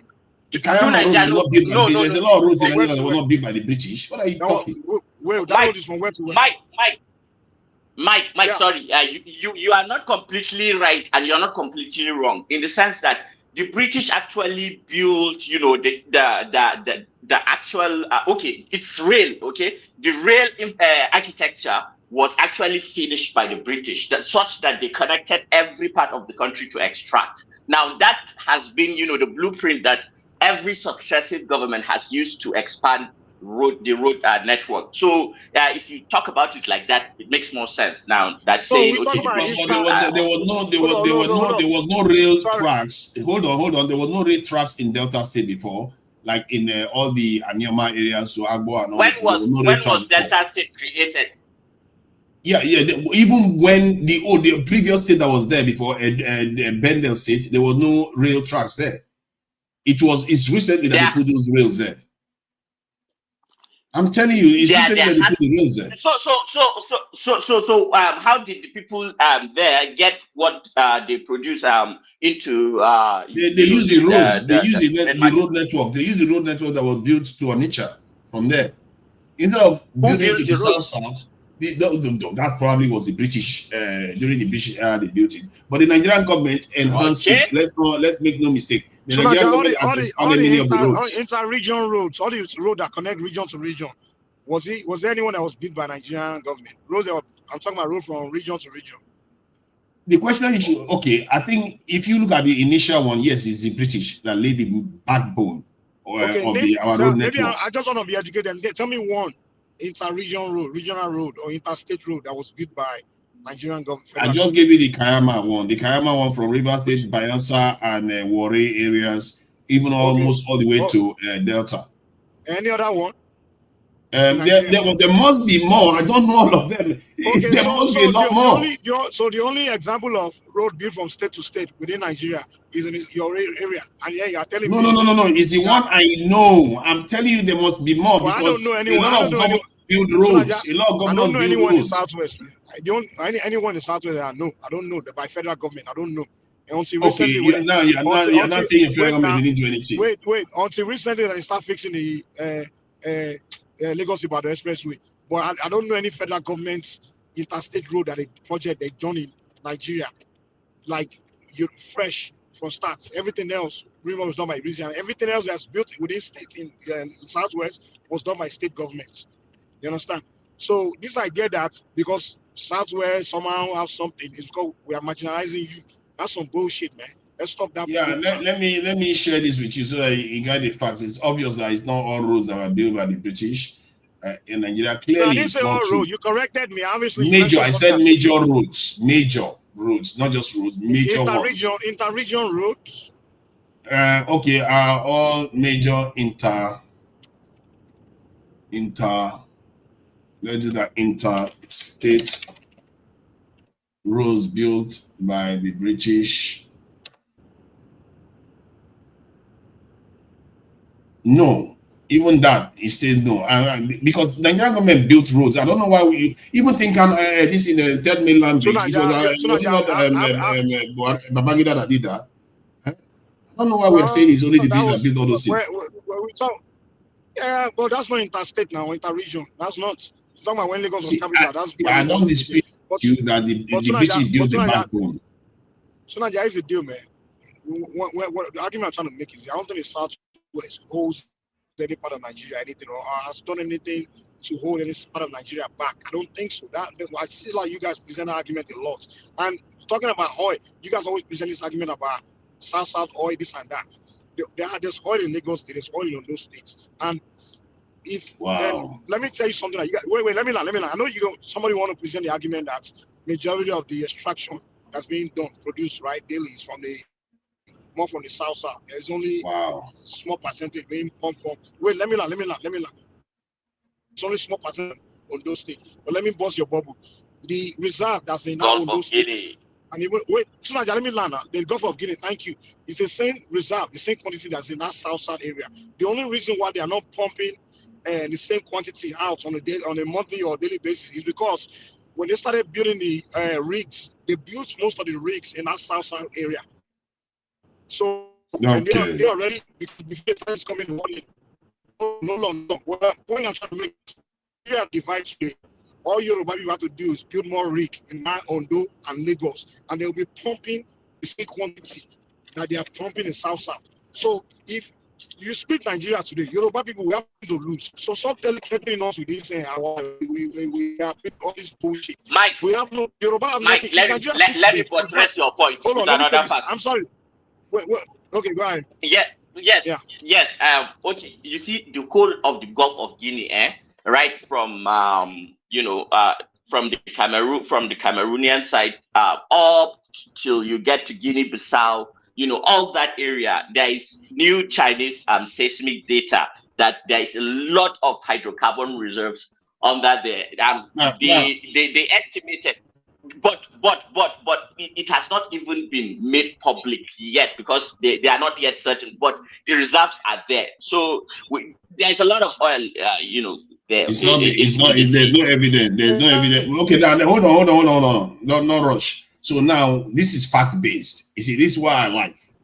If I don't like suggestion, your feelings and my feelings, how you feel.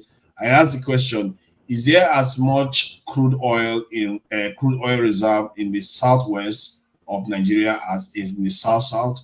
The AI system says no. The south region No, dude. holds, not just holds, so Check vastly larger. offshore and Hold onshore on. drilling now. There's Oh, a let's not difference. do that. Let me finish reading. They didn't just say hold. It says hold vastly larger proven crude oil reserves and production than the southwest. While the southwest, like Ondo, Lagos, Edo, has oil, especially tar sands and offshore fields, the bulk of Nigeria's reserves and output comes from the south states, Akwa Ibom, and so let's not. This thing that we do is just not right. Let's just pretend as if we don't know what the truth is. Like when I say it, and I don't blame you, you are going to do the same thing. Most people do those things. Most people are tribal in their nature. It blinds them from being objective in many things. And this is why they excuse doctors from operating their family members, because human beings are just like, they can't even help themselves. But I really hope that we ascend above that, because I try to ascend above that myself. Pardon? You were saying? I said you're actually checking the facts in real time on a computer or something. I have to now. I don't want you. Because people say stuff before I agree with you. I have to check the facts. Okay. All right. Let me give me 5 minutes. Let me check something. I'm coming. Good. So my position is that if some people don't see the danger of what they are doing, and it doesn't help us from doing that. And I always, actually, to be fair, I'm not going to waste my breath on the ones that don't want to see it, but the ones that see it should always come out, like the way Afenifere people came out and said the right things, because that's the way to behave. And I will say the same thing to Southeastern people and South. If you see your brother doing the wrong thing, like the people, they'll come out and start defending Jonathan. Oh, Jonathan should be running. They throw Jonathan out of office. No, they didn't throw him out. He shouldn't have run in the first place. So, Sunaja, my phone dropped. You were saying something. You said you Googled something. What was that? Yeah, let me show that to you. So, you know how I roll. I like to give, as they say, show receipts. So I asked, is there as much crude oil reserves in the southwest of Nigeria as in the south? He says, no. The south region, Niger Delta, holds vastly larger proven crude oil reserves and production than the southwest. While the southwest, like Ondo, Lagos, Edo, has oil, especially tar sands, not the normal crude oil, tar sands and offshore fields. The bulk of Nigeria's reserves and output comes from the south states, Akwa Ibom, Delta, River State, Bayelsa. The south is the heartland of Nigeria's oil production, home to major fields and deep water assets, dwarfing the southwest's contribution. I don't know whether this guy is part of. We have inland oil reserve, we have offshore oil reserve, right? Yes. Yeah, we talk about inland. Yeah, south definitely. But we talking about offshore. It's no, I think he did reference offshore. He said deep water. He also referenced offshore. Yeah, so he put it together. But we talking about the region. They're talking about the land. That's what they're telling you. In the inland, yes, of course. They talked about tar sands. What did you even mean by tar sands? It's not like normal crude that they found on the land. This thing is tar sand. Like, I know that Ondo has the highest amount of tar in the world. I think one of the highest in the world. I think tar, the one they use to make coal tar, is a kind of crude or So, what's your argument about all this quota and all this that we are talking about? So I don't know whether we are going to start leaking quota, and I don't know who is going to be selling quota to Igbo people. They don't have any need for that. No. Even the okay. Let's assume that all the south of Nigeria are even in the south. So, how does that translate to? My only argument is the point we're trying to make is that they're threatening. They're looking as if Yoruba Southwest split will break away from Nigeria. We miss something. And so let me even break your bubble. The allocation that the federal government is splitting has coming to each region every month. If you look at the what they call it, the ratio, the ratio of distribution. What it takes from the southwest, where we say if you include the internal generation revenue and also the oil revenue from the southwest, we put it all together. What they give us back is not up to what we give to this country. So when you South people always come to tell us, oh, we are doing for you, so we have a right to come to Lagos and say it's no man's land, we are the one giving you, we are not feeding you. It's bullshit, man. You guys go and join Igbos and do Biafra, man, and stop crying on my neck. I don't want to bust your bubble. Technically, Lagos was built by Nigeria, not only by Southwest. Okay, now let me share this again. Let me share another facts again that people don't like to hear. Stop this argument. Let me share it today because Mike didn't see this one. Let me share it. I said, was Lagos developed only by people of the southwest of Nigeria? And now, look at what they said. Stop this argument. Mike, let me show Mike now.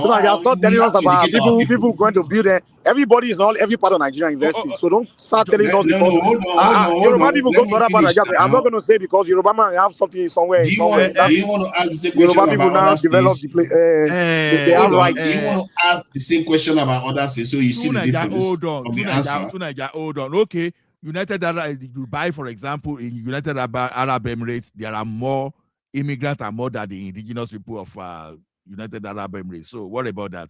Does that? No. Does that mean that Americans? They are not part of the same nation. It's not the same thing. Does that mean? Hold on. What I'm telling you is this: Yoruba has this culture of being accommodative. You understand? Accommodating. You understand? Wow, you accommodate the Yoruba, the British. Okay. What are you talking about? Maybe the cannons help oil the part. Maybe the cannons are the bullets. If Nigeria split, we replace you guys with Chinese and Portuguese. Maybe the bullets and the cannons. If Nigeria split, if you can pack your investment and move, we invite more investors from somewhere else. You want to bring Chinese? Even Ashanti people can do better than you. All this your story you've been telling, you understand? They moved the capital territory to Abuja in 1991, and Lagos was abandoned. Lagos was abandoned totally. Now, as 1999, no, he wasn't. Hold on, he was abandoned. Tinubu had to fix everything.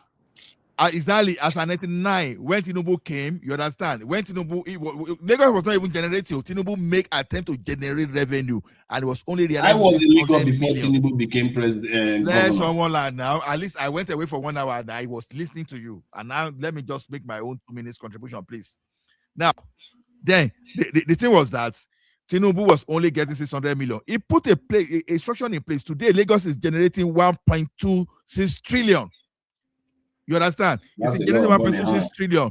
Now, the same FCT that they spent all the Nigerian capital on, they are only making 282 billion in internal revenue. Wow. So make it make sense. Exactly.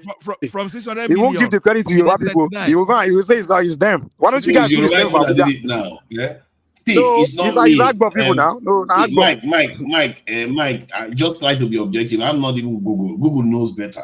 Yeah, because Google is not even from Nigeria. He doesn't even care about whatever you. Southwest is enjoying. It's from their own freaking work, their own effort. It's not because somebody else.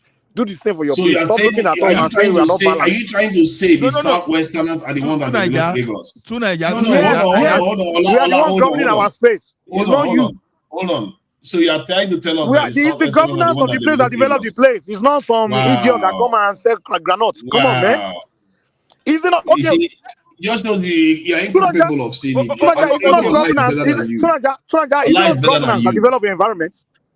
Your IQ just dropped just now. Okay, from saying all of this. Tunaja, Wike's governance is Tunaja, wait, Wike's governance was developing Port Harcourt or Rivers. So that's Yeah, Port Harcourt is not this is not the capital of Nigeria. Tunaja, calm down.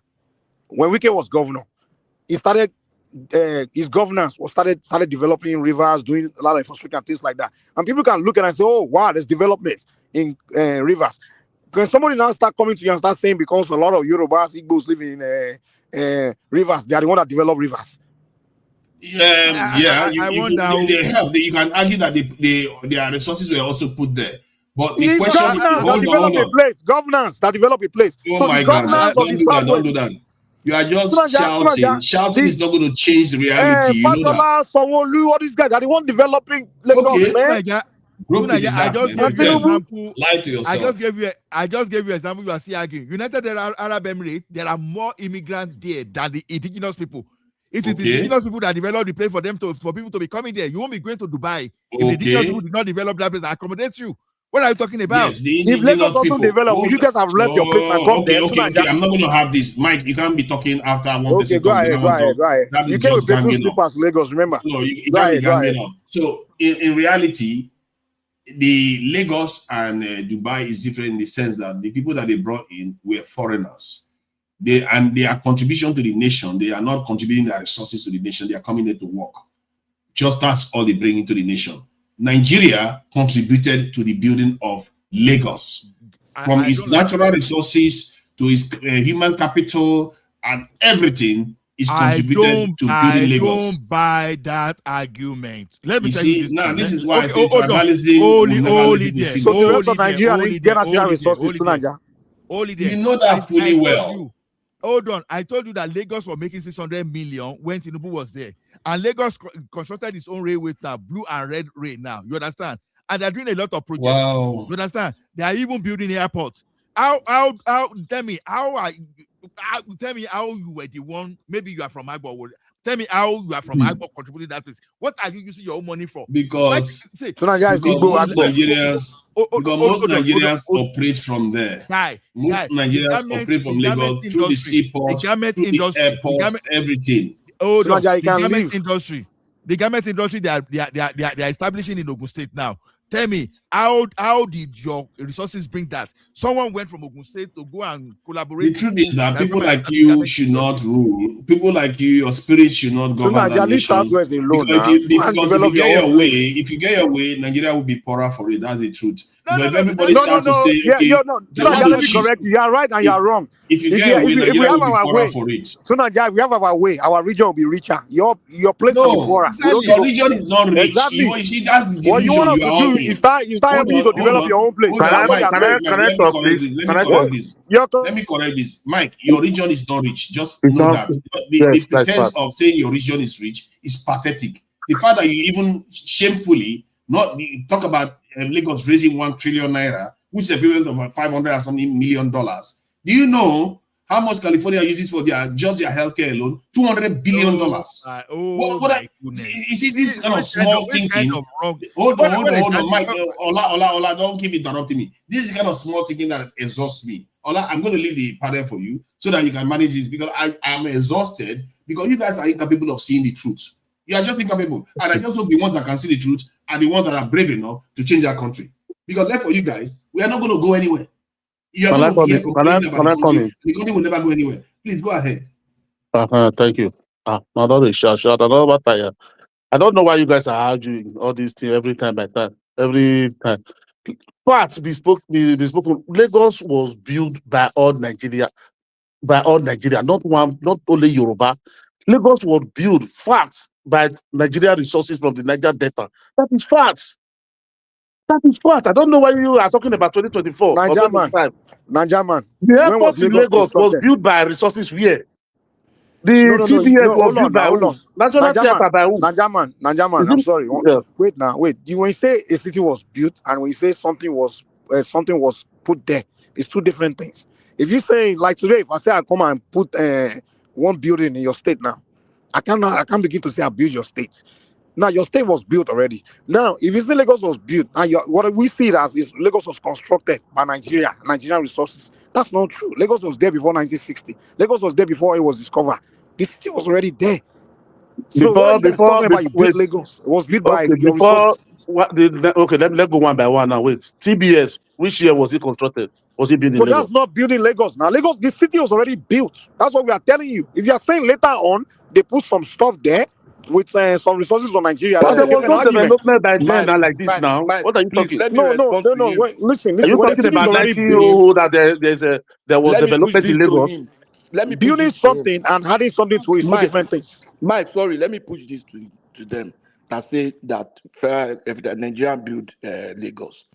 The point is this: I say that people contributed. We have synergy, but is there anything that federal government put in Lagos today that was not put in other states? University of Lagos, federal government. You have invested in other states. International airport, Lagos. You have Kano International Airport. You have international airport in other states. The port is a natural this thing, but despite that, you still have port in other places. Lagos never had a refinery. Whereas federal government put a refinery in Kaduna, in Warri, in Port Harcourt. So They if have Lagos seaport in Warri or developed Port today, Harcourt now and Calabar. if Lagos developed today, it's because of the way the people governing Lagos have used whatever federal government gave to them. No. The infrastructure was Tell already me there. That is what anything brought that people they there. built in Lagos today that have not also been Infrastructure now built in a way in other states. all those things was not built before 1918. Now, That were built in other talking, that have not been built in other states. Tell me one. That was built in Lagos that was not built in other states. National Theatre. let me tell you We something. have first stack in Oyo State. National Theatre you see today. Hold on, sorry, Joe. National Theatre you see today in Lagos. We have first stack in Oyo State. We have first stack in other places too. Cultural Where centers. do you have first? First 77 was built in We have Lagos. cultural. Hold on. We have cultural centers in Ilorin built that time. We have cultural center in Ibadan built around that time. We have cultural center. They are talking about first stack Wait. dilapidated. First That place stack already 77. Let's go one by one Ibadan now. was You say built. you have cultural center in Ilorin. First stack Ibadan was built 1977. I'm telling you. With all the old building there. With all those Yes, buildings. first stack. I'm talking of National Theatre. Yes, I'm telling you now. You said I'm it's talking of another National state. Theatre. Wait now. National Theatre. I'm telling you about first stack. Is that not Tell oil me money? one thing that was built in Lagos that Is that not oil doesn't have money? it That's in what a brought way. development to first stack. What are we talking? Lagos was built by oil money. What are you talking? It wasn't built by oil money, man. When did Lagos airport was built? Was the airport that was built by Obasanjo in 1979? We also have airports in Kano. Let me address you. Now, see, let me tell you one thing. When that coup of 1960s came, you understand, when the coupists, when they turned Nigeria to unitary system, what do? They hijack the resources of the state. You see, Western region that time, you understand, we had our industry. We keep telling you that Ikeja, up to Ilupeju and Odo, they were not part of Lagos. They were just part of those things that people mistaking all those administrative centers like Abuja for Lagos. Now, because I keep telling you, when you keep saying this thing, you understand. Don't miss Ikoyi. Don't look at Ikoyi as Ogba Industrial Estate. Don't look at Marina as Ilupeju Industrial Estate. You understand? All the major industry, all the major factory in Lagos that time belong to the Western region. So Lagos State is not Lagos Federal Capital Territory. Get that thing right. No. I totally let me tell you. Thank you. Wait, now, let me talk my own. I think I just listening to you to talk. Let me talk too. The international airport in Lagos, which year was it built? Was it built during the regional system? No. International airport has been before we even got independence. No. There was no. That's another lie. The airport was built during the Second World War. The Second World War was that 1939. There was no airport. It was just a landing for the British helicopter under the ground. It was upgraded in 1977. That was finished in 1979. Was commissioned by Obasanjo. And the sticker is there in the airport. You both had to all this thing.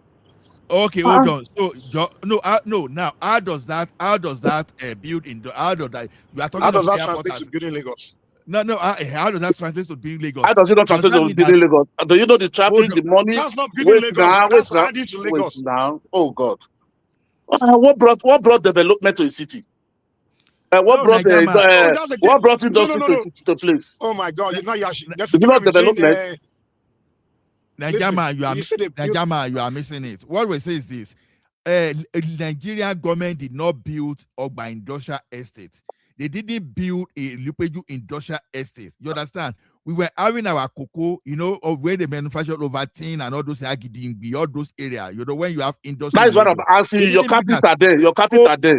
Ibadan. Was we having international airport? Hold on. Don't No, forget answer the question. People are working in people were working in those factories. The federal government didn't build their leventies.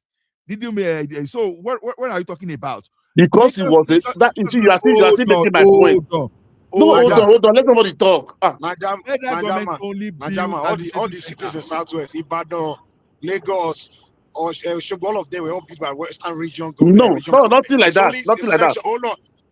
Wait now, wait. The only thing that last for 9 years now. What are you talking? Wait now, wait. Are you saying Ibadan, all this Ibadan city, all these things were all built by oil money? Are you kidding me? Ibadan was built by oil money. You are not. You are. Wait, the problem. What you guys are just the way you guys are missing it. What you are saying is, listen, wait now, wait, what you guys are saying that I agree is that the federal government contributes some things, meaning like maybe they renovate airports. Dodon Barrack was there. Dodon Barrack was the Barrack built by where the power was, where the head of state was living. Dodon Barrack. Exactly. So now, so what are you talking? You don't know that attract people to Lagos. Okay, they built no. They were using the resources too. When they left, they did nothing. Oh, thank you. And then Niger, just like those few things where the government put all those whatever the barracks, they put in other part of Nigeria. So can you go to also airports? Can you go there and start telling them that you build their place? Why is the only Lagos you guys always say you built? Okay, ask me. Okay, Mike. Now, why is FCC not catching put something in Port Harcourt? Okay, tomorrow now. Saying we build Port Harcourt. Okay, wait tomorrow now. Wait tomorrow now. See what's the argument? Tomorrow now you will say federal Abuja. They will say federal government build Abuja with oil money. You will say no. Maybe the will say no. Abuja already did the wait. Now let me talk on that. We all know when Abuja construction started. We all know. We started in the 80s. We know that. Lagos was built way before the 60s. By who? By 9 years of by 9 years of regional government. All our treaty between Lagos monarch and the British between Yoruba kingdoms and the British is what built Southwest. Stop this bullshit, man. Oh my God. With the British so British give you an international airport. British give you a national theater. British give you a national stadium. Oh, but what are you talking? British give you a Dodon Barrack. British give you a. Bro, you are talking about for one few structures that was added. We are talking about the construction of a city. It was not Nigeria. What was those construction? What was those things? What was those things? Lagos has been constructed. Oh my God, man. Okay, if you're putting at 1 and 2 infrastructure, they put it in every part of Nigeria too. So you can't be saying because they put one thing in Benin City, that means the Nigeria built Benin City. Stop it now. Let me tell you one thing. Najama, hold on. Let me talk. You have been talking now. No. I know. I went for 1 hour. I just came back. Oh, you said I'll be talking again. No, I've not been here. I've not said anything since now. Just 2 minutes. Okay, go ahead. Don't let me finish this one. You continue. See, let me tell you something. See, you see the problem with you guys are bringing to Lagos. Exactly what happened to Warri. This is exactly what you are bringing. All this company that came to Lagos, all these headquarters, is because of this security. All this way they started in Warri. All this way, this is the way they started all these things. That they turn it to something else, it become insecurity in that place. That all these things, that Warri was like small London before. You know, majority of you know. You see all these things you are doing that you are not telling people. And if you think like you are saying, you say okay, they should go back to region. People should leave Lagos.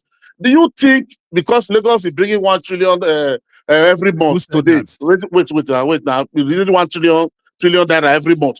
Do you think if they say everybody that's not part of Lagos should leave, do you think many of all those companies, all those people, all those tax they pay will not reduce drastically?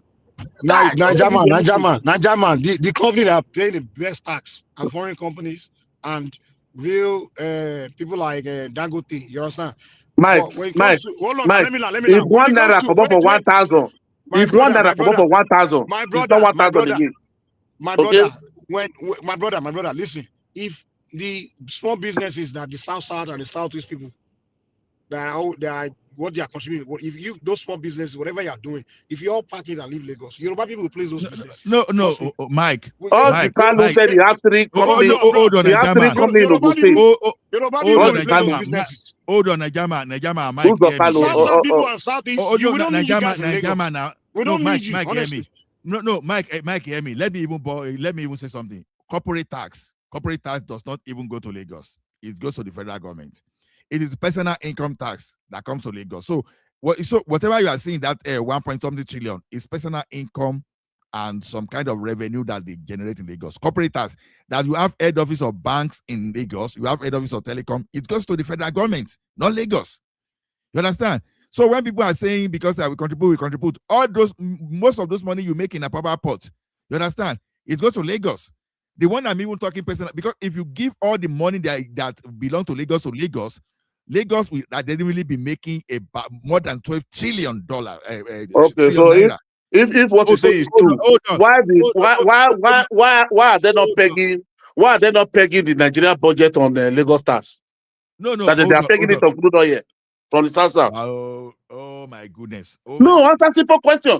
If Lagos is really this is what you say it is, why are Nigeria not pegging the budget on tax? Answer me simple question.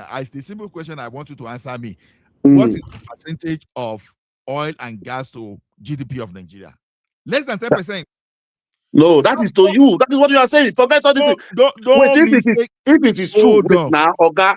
If it is true, wait. No, this is simple knowledge. If it is true, the federal government should have been pegging their budget on tax, not on oil revenue. Hold on. And Najama, you agree with us that if Nigeria split today, now Yoruba will not miss you guys. There's nothing. Nobody ever said that. Nobody ever said that. No, the problem we are having that. No. The problem we are having with you guys, you try to bring Lagos that is Yoruba, that bring their money, that do everything in Lagos. Nobody could. No. There's no ethnic group you will not find in Lagos. There's no way. Hold on. There's nowhere in the world where you don't find other people. There's nowhere in Nigeria or anywhere in the world. That is where the problem is. Where they're bringing this. It doesn't now mean the people from the place are not responsible for their place. You can't go there. I can't say because nobody is. I'm sorry. Nobody is coming to tell you Lagos is not for Yoruba now. Sorry, there are Yoruba people living in Benin City. They are living in Port Harcourt. They are doing business. They are contributing. They don't come to tell you that you Benin people are not responsible. You are not the one developing your place. They are not going to tell you that your place is no man's land because they are there doing business, whatever. Mike, leave all those social media. My brother, that's what we are pushing back. I understand. No, if that's what you are talking, I support on that. That's what it's all about now. So that's one. Nobody can come and tell you Yoruba is Yoruba is no man's land. Yoruba doesn't belong to Yoruba. No, nobody will say that. Anybody that say that, you have to go and tell them. No, but I thought we are talking about the contribution. Yeah, the contribution. That is what we have from the federal government. Everybody contributes in every part of Nigeria. There's no argument about that. That is part. Yeah. So what if you're gonna say contribute? Let's talk about the whole Nigeria. Let's not focus on Lagos. Everybody's everywhere now doing business, doing everything. So why is it only Lagos? We have to talk about. But Lagos has that is more majority of the people part of the Nigeria in Lagos. Lagos have about 30 million population. Most states have about 5 million, 4 million, 3 million. It doesn't change anything. In fact, people still live in other states. We're 30 million there and we're 2 million there at the same thing. Forget that. Can I ask you a question? Like, you know that population you make more money now. Najaman, you're familiar with Ibadan, yes? Yes, very well. Okay. Can you now please, because I think one of the big problems, that we have with all this Lagos and Southwest team is the fact that individuals fail to accept that the Yoruba people are very peculiar in Nigeria, that the Yoruba people are very welcoming, that the Yoruba people understand commerce, and that Yoruba people understand peace. Everybody is welcoming now. No part of Nigeria that is not welcoming. No. I think the Yoruba people are very peculiar. No, go and buy land and you go land. So they go sell you land. They go chase you. The Igbo don't sell land for you to sell land, but you go sell for Igbo. Go to Yola today. Go to Yola and go and buy land and say you build Yola. Go buy land for bandits. They're Christian in Yola now. I'm asking Najaman that question because Najaman knows Ibadan. He knows Ibadan very well. Hold on. Let me add one thing to that point that people are failing to discover about Yoruba.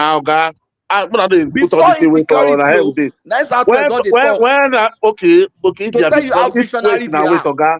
Okay, Since before Boko Haram, before any crisis. okay, wait. If it was listen. true, the time Buhari say, okay, anybody who can somebody fund. say very fun guy. Naijama, let me tell you something. Accept your boss. No, let us talk. That I think is the Wait, thing. no, you will talk. No, I will bring Babati now. Naijama, can South and Southeast cooperate? So that they Hold on. Let me speak this thing before I bring Babati in, because I want to move myself to the background. Let me tell you something. When federal government hijacked a lot of Western region assets, and Nigeria House in UK built by the Western region, NTA you have today, it was in Western region TV station. Yes. So now, if I can come to you, I can list more than 20 assets that belong to Western region that federal government hijacked. Before you come tell me, say this, you understand? This is well documented now. Federal government of Nigeria hijacked Western government assets. And you are telling me that that is why the Western region now hijacked the Midwest assets and liability. They didn't share anything. He was in Rossi now. He was in Rossi. It's not Rossi. See, let's say something. Let me talk. All our assets. No, Rossi, God bless you, my brother. Mr. Naija, you cannot say that. You see the issue we have all this while is about we are the one that build. I don't understand why is it that everybody wants to just lay claim to that Lagos. When the capital was in Lagos, it was not as if it was not demarcated.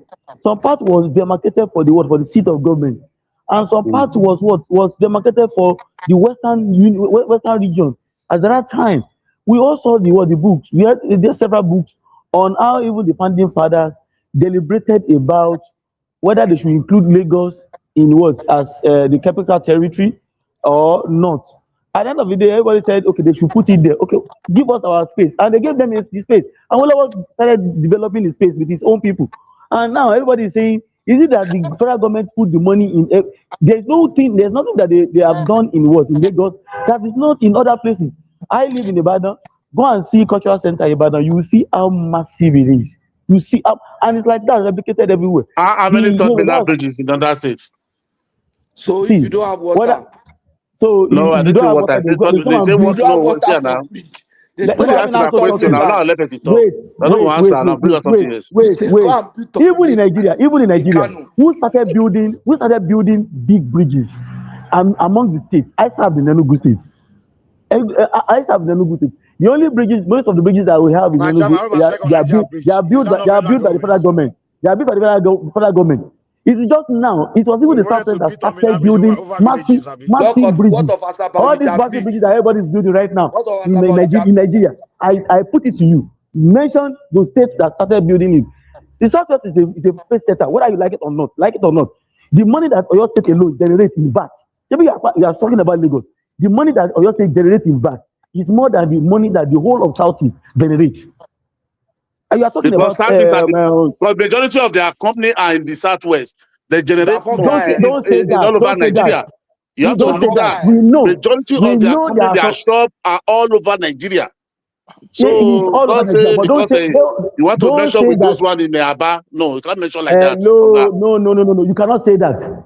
Oyo State is a city. Ibadan is a city that is. I mean, Oyo State is about 9 million or so, going to 10 million or right thereabouts. They are not. I'm not sure. But the population. So you cannot be telling me that because you want. Let me tell you, hypocrisy is okay. Let me give you some places in Oyo State now. Let me give you some places in Oyo State now. Who dominated? No. Naija man, you just made a very tactical mistake. See, let me tell you one thing. Most of those VAT you see, they are coming from proper corporate organization, not all those corporate organizations. What are you talking about? When last time did you buy market from Alaba that you pay VAT? Most of those people in Alaba, they don't know they pay to council every month to the local government. Stop all this rubbish.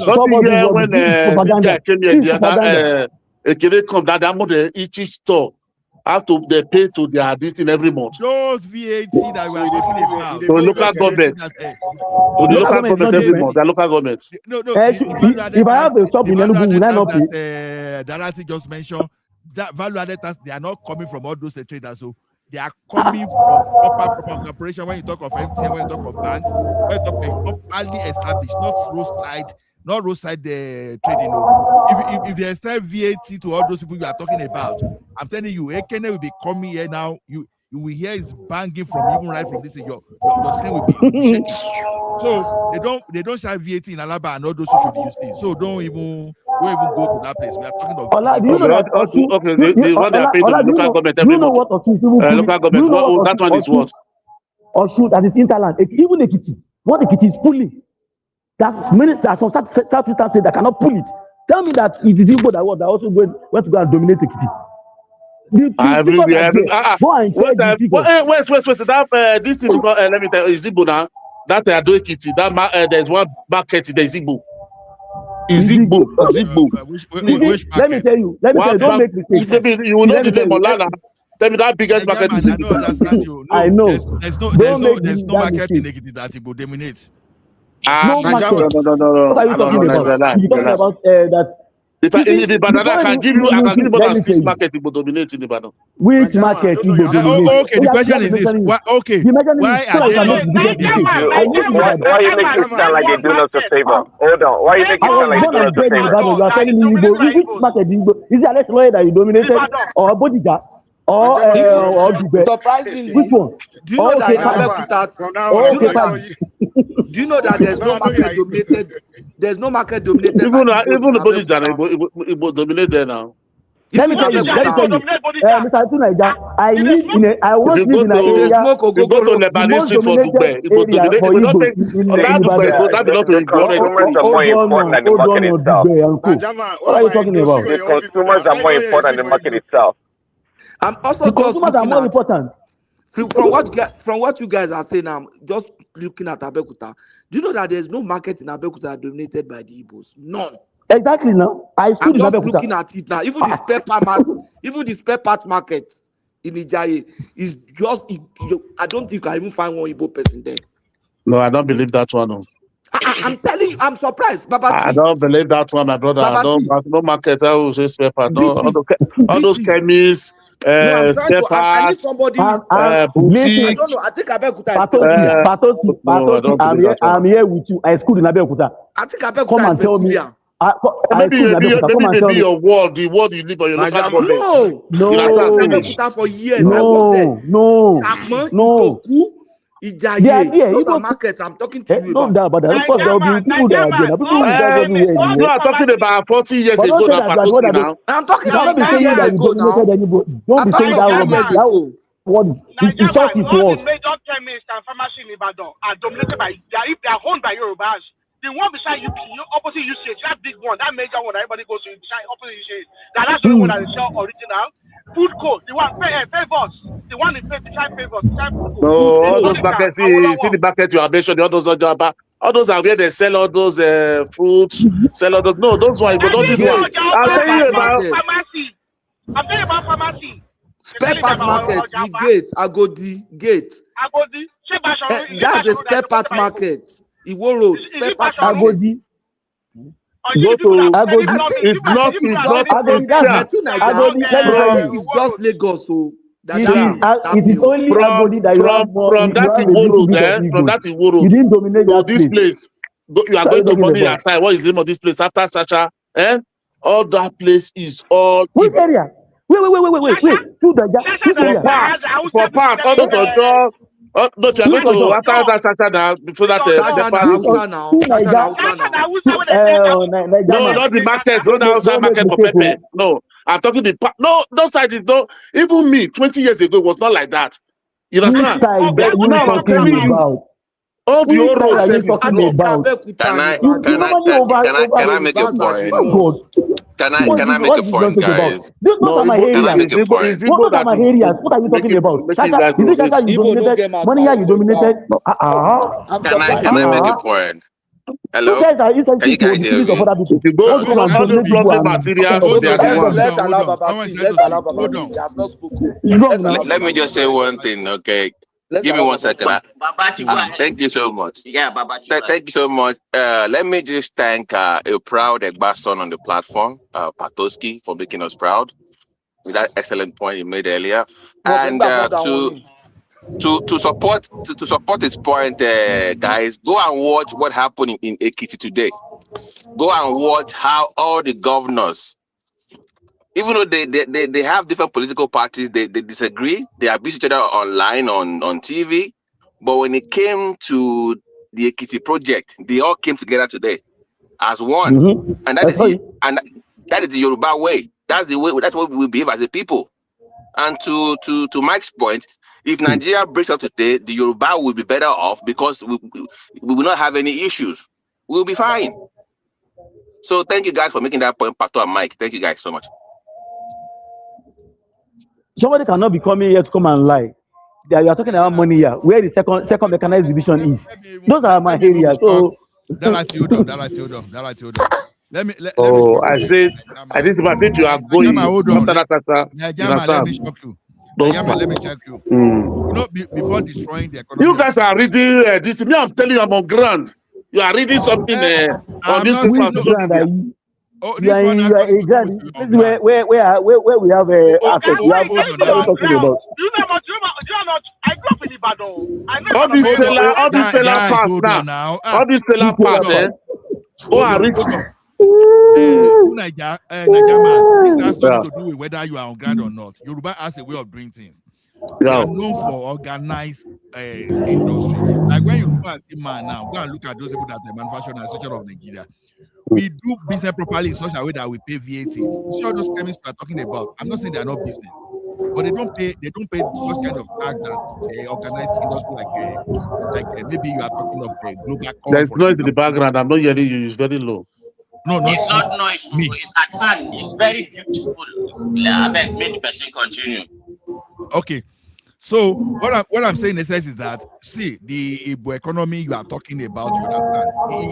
It's actually to some extent. Please, sorry.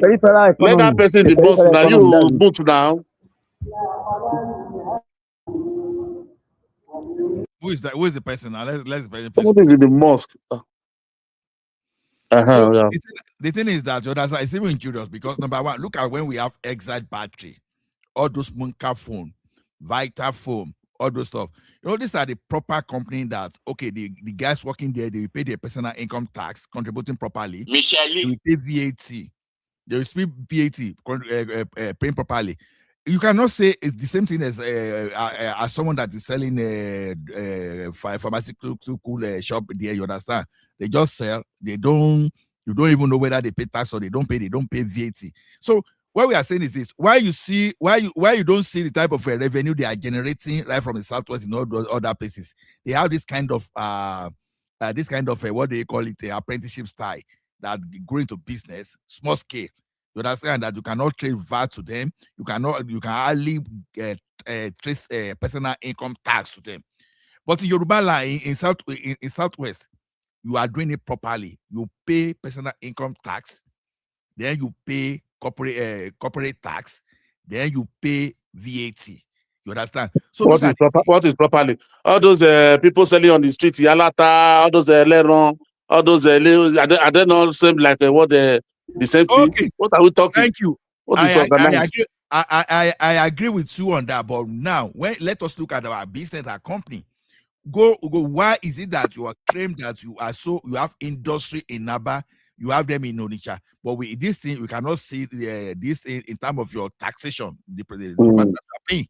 You understand? Yes, Aba is an international market. You understand? All those stories. You understand? How come we are not paying like we are not seeing the impact of taxation like we see in even the market in Lagos? That is what we are saying now, Mr. Ola. You are seeing from beginning what I said, the real issue that make Lagos to be viable. You guys are still coming back to it. This is what I said, but because you just want to, all of you just want to swallow me. Don't want me to talk. You just forget that. Exactly. I said, what make worry to become worry today? Because of the insecurity. Worry was even the best before. and all this Lagos. What causes Southeast problem? The insecurity there. Insecurity will be repeating in the Southeast unless you are just Gen Z. If you look from ages, you're about 45 years. Insecurity always comes to Southeast in every. Maybe sometimes for 5 years, that place is peaceful. You see security rise up. You can remember the time of Okotoko, the time of Bakassi, the time of Okija, all those things. The time of Ota Boys. Those things are already been different insecurity and everything in Southeast. So you don't expect that place to become more viable. Okay. Mr. Najama, do you know the biggest, the best microfinance bank in Nigeria? He got the award last year. They got it again this year again. Advanced Lafayette. It's a multinational financial institution from France. Their headquarters is in Ibadan, in Dubai. In Dubai, Ibadan. The headquarters in Nigeria. They have over 30 branches. You see that bank road in Ibadan? Wait, Oga. That place have been designated. That place have been there. Even when the Oibo was there, see the way they build that place. Bank road. I'm not telling you. I'm telling you that somebody brought a French company brought it's not something of today now. To give a state a bank road and everywhere there is bank. Let me give you an example. It was developed by the Western region. Okay, the Western region, to say. No, sorry. At the Western, you're right. No, that is what I wanted to say. Sorry, mistake. That is what I wanted to say. Sorry, please. But the Western region, when you go to that, but you see all those places, those bank road, all those things are there. Go to the road, all these things are there. If a multinational company can bring his headquarters to Ibadan, and from there they have 30 branches.